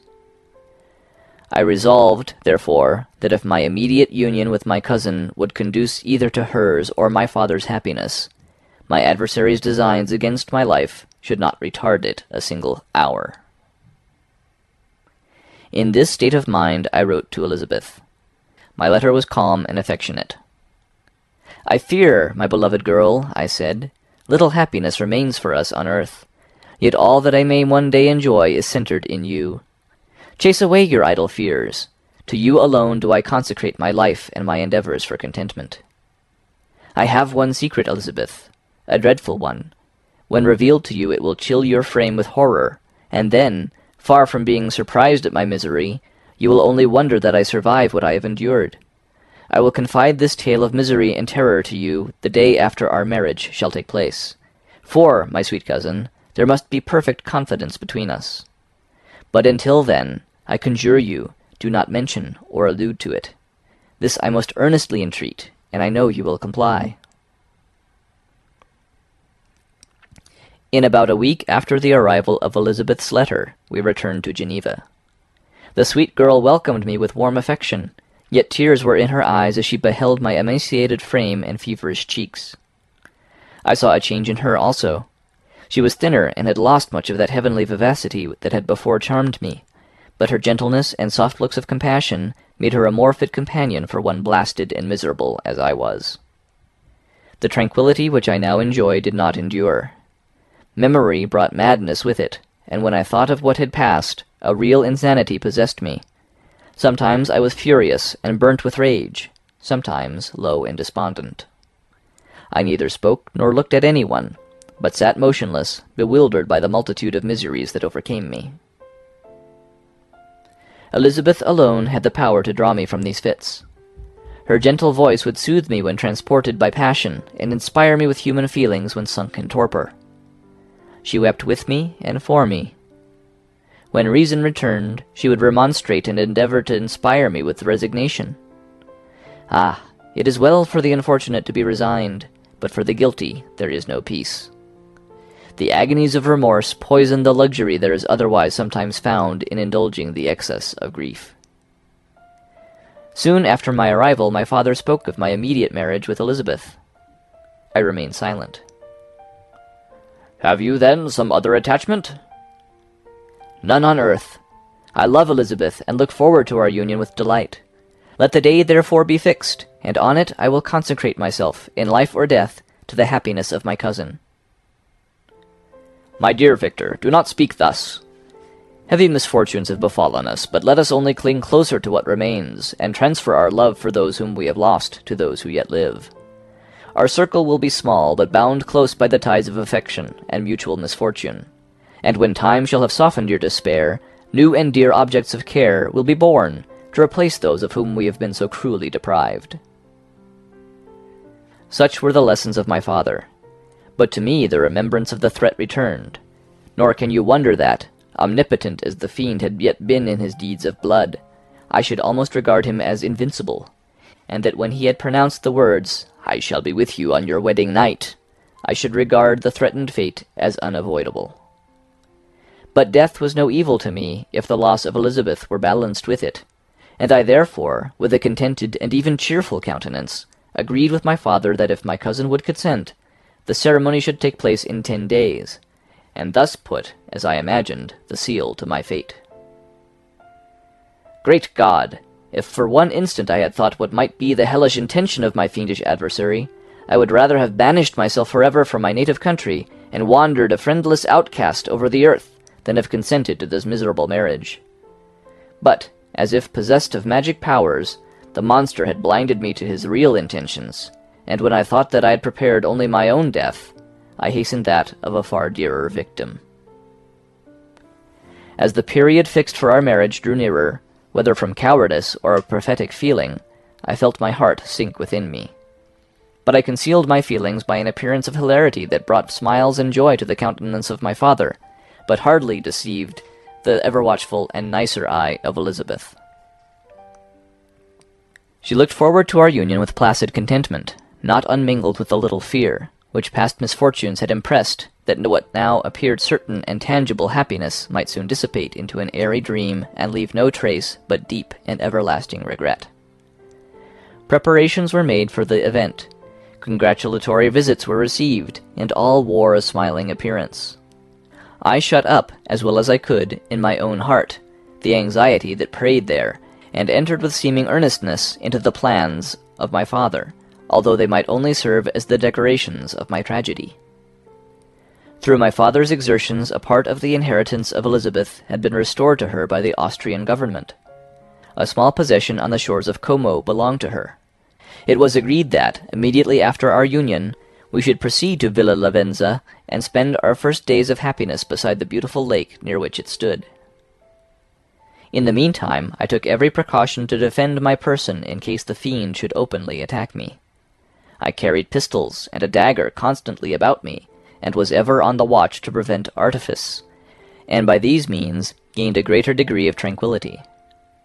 Indeed, as the period approached, the threat appeared more as a delusion, not to be regarded as worthy to disturb my peace, while the happiness I hoped for in my marriage wore a greater appearance of certainty, as the day fixed for its solemnization drew nearer, and I heard it continually spoken of as an occurrence which no accident could possibly prevent. Elizabeth seemed happy. My tranquil demeanor contributed greatly to calm her mind. But on the day that was to fulfill my wishes and my destiny, she was melancholy, and a presentiment of evil pervaded her, and perhaps also she thought of the dreadful secret which I had promised to reveal to her on the following day. My father was in the meantime overjoyed, and in the bustle of preparation only recognized in the melancholy of his niece the diffidence of a bride. After the ceremony was performed, a large party assembled at my father's, but it was agreed that Elizabeth and I should commence our journey by water, sleeping that night at Evian, and continuing our voyage on the following day. The day was fair, the wind favorable. All smiled on our nuptial embarkation. Those were the last moments of my life during which I enjoyed the feeling of happiness. We passed rapidly along. The sun was hot, but we were sheltered from its rays by a kind of canopy, while we enjoyed the beauty of the scene, sometimes on one side of the lake, where we saw Mount Salève, the pleasant banks of Montalegre, and at a distance, surmounting all, the beautiful Mont Blanc, and the assemblage of snowy mountains that in vain endeavored to emulate her. Sometimes coasting the opposite banks, we saw the mighty Jura, opposing its dark side to the ambition that would quit its native country, and an almost insurmountable barrier to the invader who should wish to enslave it. I took the hand of Elizabeth. "You are sorrowful, my love. Ah, if you knew what I have suffered and what I may yet endure, you would endeavor to let me taste the quiet and freedom from despair that this one day at least permits me to enjoy." "Be happy, my dear Victor," replied Elizabeth. "There is, I hope, nothing to distress you, and be assured that if a lively joy is not painted in my face, my heart is contented.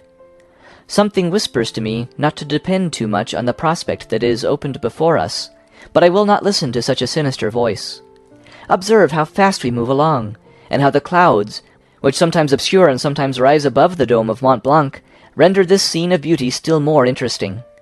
Look also at the innumerable fish that are swimming in the clear waters, where we can distinguish every pebble that lies at the bottom.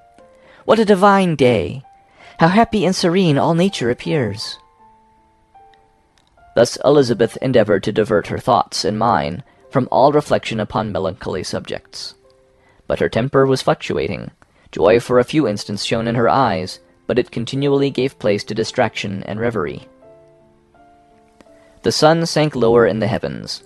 We passed the river Drance and observed its path through the chasms of the higher and the glens of the lower hills.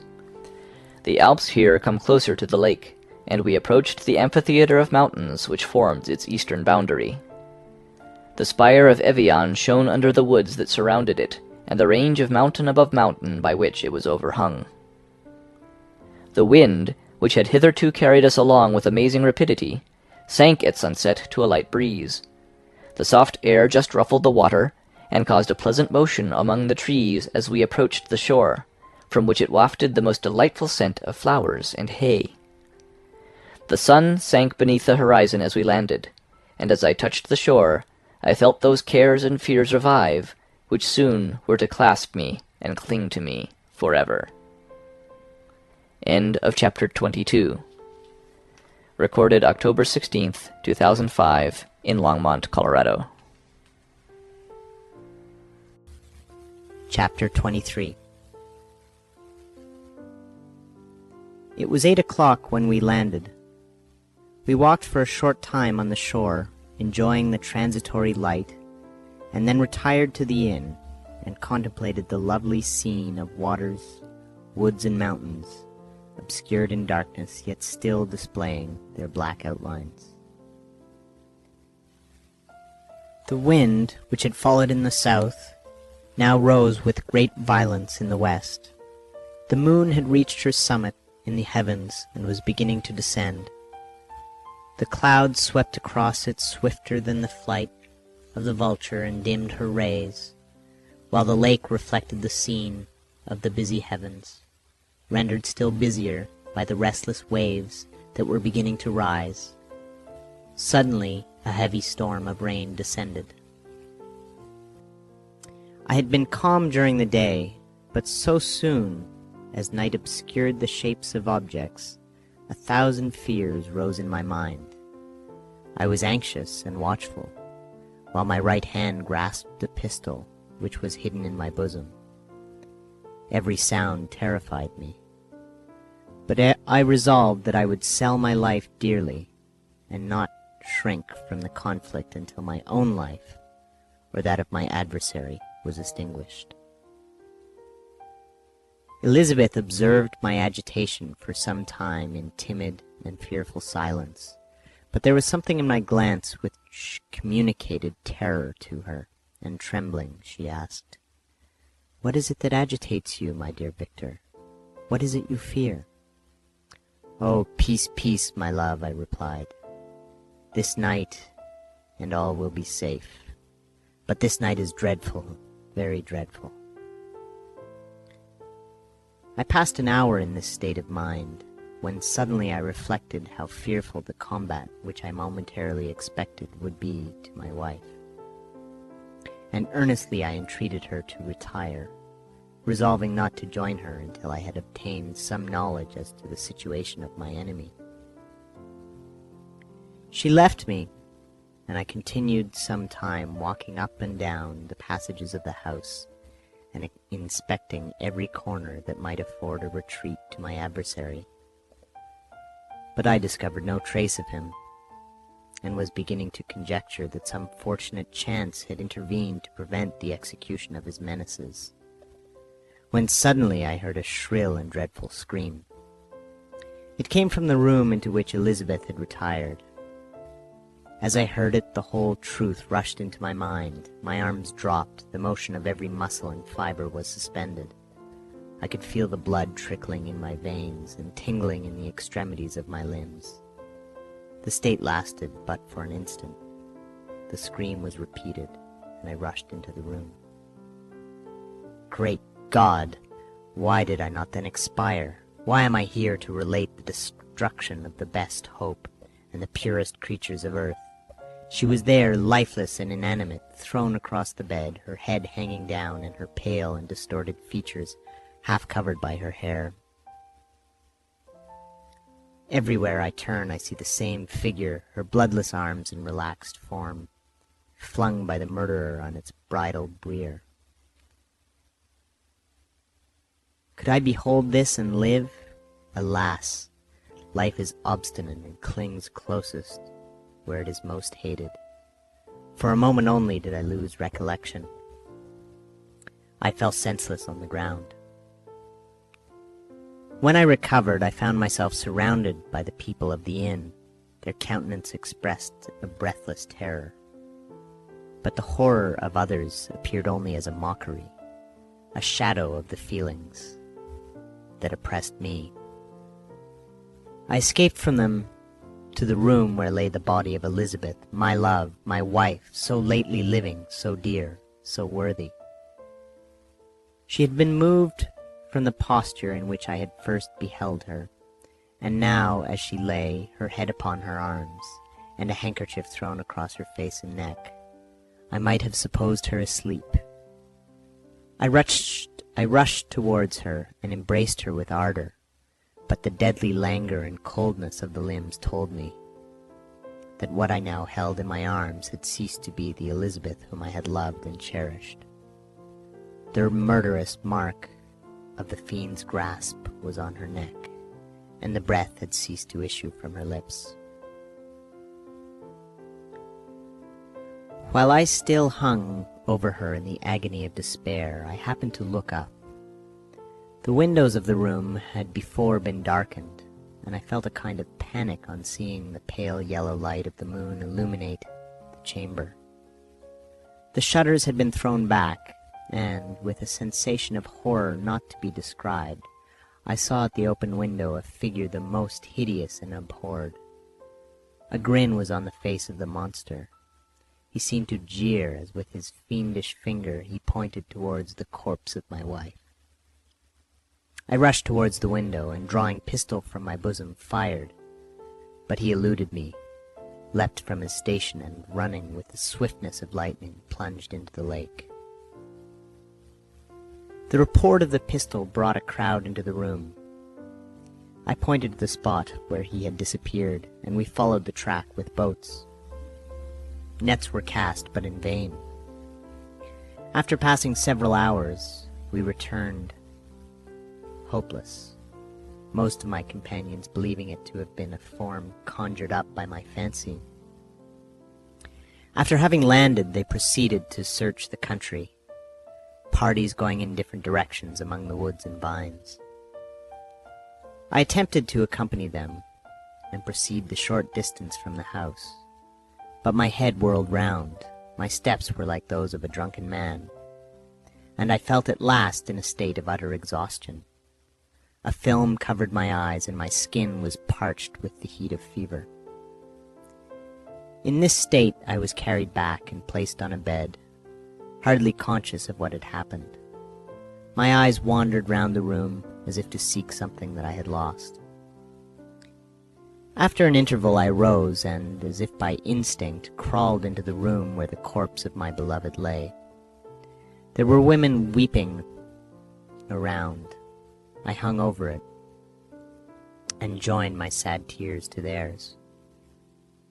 All this time no distinct idea presented itself to my mind, but my thoughts rambled to their various subjects, reflecting confusedly on my misfortunes and their cause. I was bewildered in a cloud of wonder and horror. The death of William, the execution of Justine, the murder of Clerval, and lastly of my wife. Even at that moment I knew not that my only remaining friends were safe from the malignity of the fiend. My father, even now, might be writhing under his grasp, and Ernest might be dead at his feet. This idea made me shudder and recalled me to action. I started up and resolved to return to Geneva with all possible speed.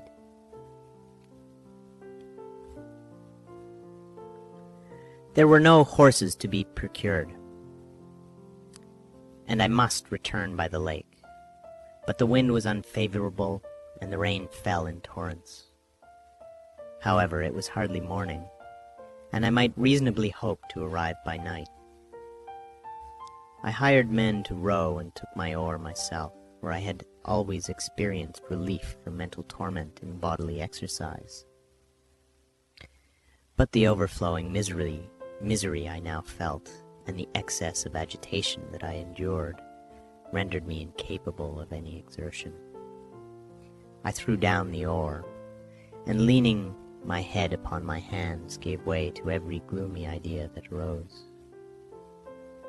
If I looked up, I saw scenes which were familiar to me in my happier time, and which I had contemplated but the day before in the company of her who was now but a shadow and a recollection. Tears streamed from my eyes. The rain had ceased for a moment, and I saw the fish play in the waters as they had done a few hours before. They had then been observed by Elizabeth. Nothing is so painful to the human mind as a great and sudden change. The sun might shine or the crowds might lure, but nothing could appear to me as it had done the day before. A fiend had snatched from me every hope of future happiness. No creature had ever been so miserable as I was. So frightful an event is single in the history of man. But why should I dwell upon the incidents that followed this last overwhelming event? Mine has been a tale of horrors. I have reached their acme, and what I must now relate can be but tedious to you. Know that one by one my friends were snatched away. I was left desolate. My own strength is exhausted, and I must tell in a few words what remains of my hideous narration. I arrived at Geneva.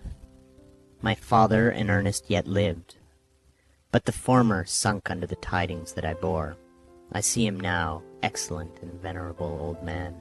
His eyes wandered in vacancy, for they had lost their charm and their delight. His Elizabeth, his more than daughter, whom he doted on with all that affection which a man feels, who in the decline of life, having few affections, clings more earnestly to those that remain. Cursed be the fiend that brought misery on his grey hairs and doomed him to waste in wretchedness. He could not live under the horrors that were accumulated around him. The springs of existence suddenly gave way. He was unable to rise from his bed, and in a few days he died in my arms. What then became of me? I know not. I lost sensation, and chains and darkness were the only objects that pressed upon me. Sometimes, indeed, I dreamt that I wandered in flowery meadows and pleasant vales with the friends of my youth, but I awoke and found myself in a dungeon. Melancholy followed, but by degrees I gained a clear conception of my miseries and situation, and was then released from my prison. For they had called me mad, and during many months, as I understood, a solitary cell had been my habitation. Liberty, however, had been a useless gift to me, had I not, as I awakened to reason, at the same time awakened to revenge. As the memory of my past misfortunes pressed upon me, I began to reflect on their cause. The monster whom I had created, the miserable demon whom I had sent abroad into the world for my destruction. I was possessed by a maddening rage when I thought of him, and desired and ardently prayed that I might have him within my grasp to wreak a great and single revenge on his cursed head. Nor did my hate long confine itself to useless wishes. I began to reflect on the best means of securing him, and for this purpose, about a month after my release, I repaired to a criminal judge in town, and told him that I had an accusation to make, that I knew the destroyer of my family, and that I required him to exert his whole authority for the apprehension of the murderer. The magistrate listened to me with attention and kindness. "Be assured, sir," he said, "no pains or exertion on my part shall be spared to discover the villain." "Thank you," I replied. "Listen, therefore, to the deposition that I have to make. It is indeed a tale so strange that I should fear you would not credit it, were it not something in truth which, however wonderful, forces conviction. The story is too connected to be mistaken for a dream, and I have no motive for falsehood.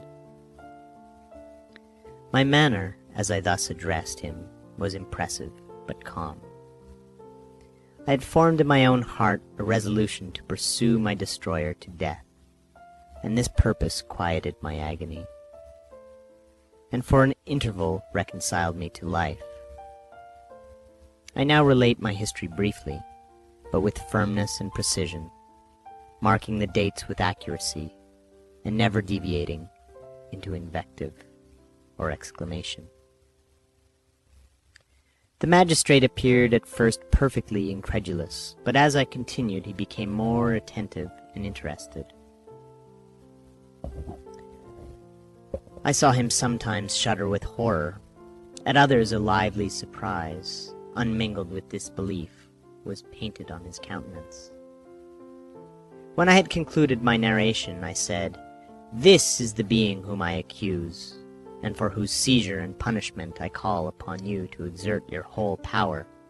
It is your duty as magistrate, and I believe and hope that your feelings as a man will not revolt from the execution of those functions on this occasion." The address caused a considerable change in the physiognomy of my own auditor. He had heard my story with that half kind of belief that is given to a tale of spirits and supernatural events, but when he was called upon to act officially in consequence, the whole tide of his incredulity returned. He, however, answered mildly, "I would willingly afford you every aid in your pursuit, but the creature of whom you speak appears to have powers which would put all my exertions to defiance. Who can follow an animal which can traverse the sea of ice, and inhabit caves and dens where no man would venture to intrude? Besides, some months have elapsed since the commission of his crimes, and no one can conjecture to what place he has wandered, or what region he may now inhabit. I do not doubt that he hovers near the spot which I inhabit, and if he has indeed taken refuge in the Alps, he may be hunted like the chamois, and destroyed as a beast of prey. But I perceive your thoughts. You do not credit my narrative, and do not intend to pursue my enemy with the punishment which is his desert." As I spoke, rage sparkled in my eyes. The magistrate was intimidated. "You are mistaken," said he. "I will exert myself, and if it is in my power to seize the monster, be assured that he shall suffer punishment proportionate to his crimes. But I fear, from what you have yourself described to be his properties, that this will prove impracticable, and thus, while every proper measure is pursued, you should make up your mind to disappointment." "That cannot be. But all that I can say will be of little avail. My revenge is of no moment to you. Yet while I allow it to be a vice, I confess that it is the devouring and only passion of my soul. My rage is unspeakable. When I reflect that the murderer, whom I have turned loose upon society, still exists, you refuse my just demand. I have but one resource, and I devote myself, either in my life or death, to his destruction." I trembled with excess of agitation as I said this. There was a frenzy in my manner, and something, I doubt not, of that haughty fierceness which the martyrs of old are said to have possessed. But to a German magistrate whose mind was occupied by far other ideas than those of devotion and heroism, this elevation of mine had much the appearance of madness. He endeavored to soothe me as a nurse does a child, and reverted to my tale as the effects of delirium. "Man," I cried, "how ignorant art thou in thy pride of wisdom! Cease! You know not what it is you say." I broke from the house angry and disturbed, and retired to meditate. and retired to meditate on some other mode of action. End of chapter 23.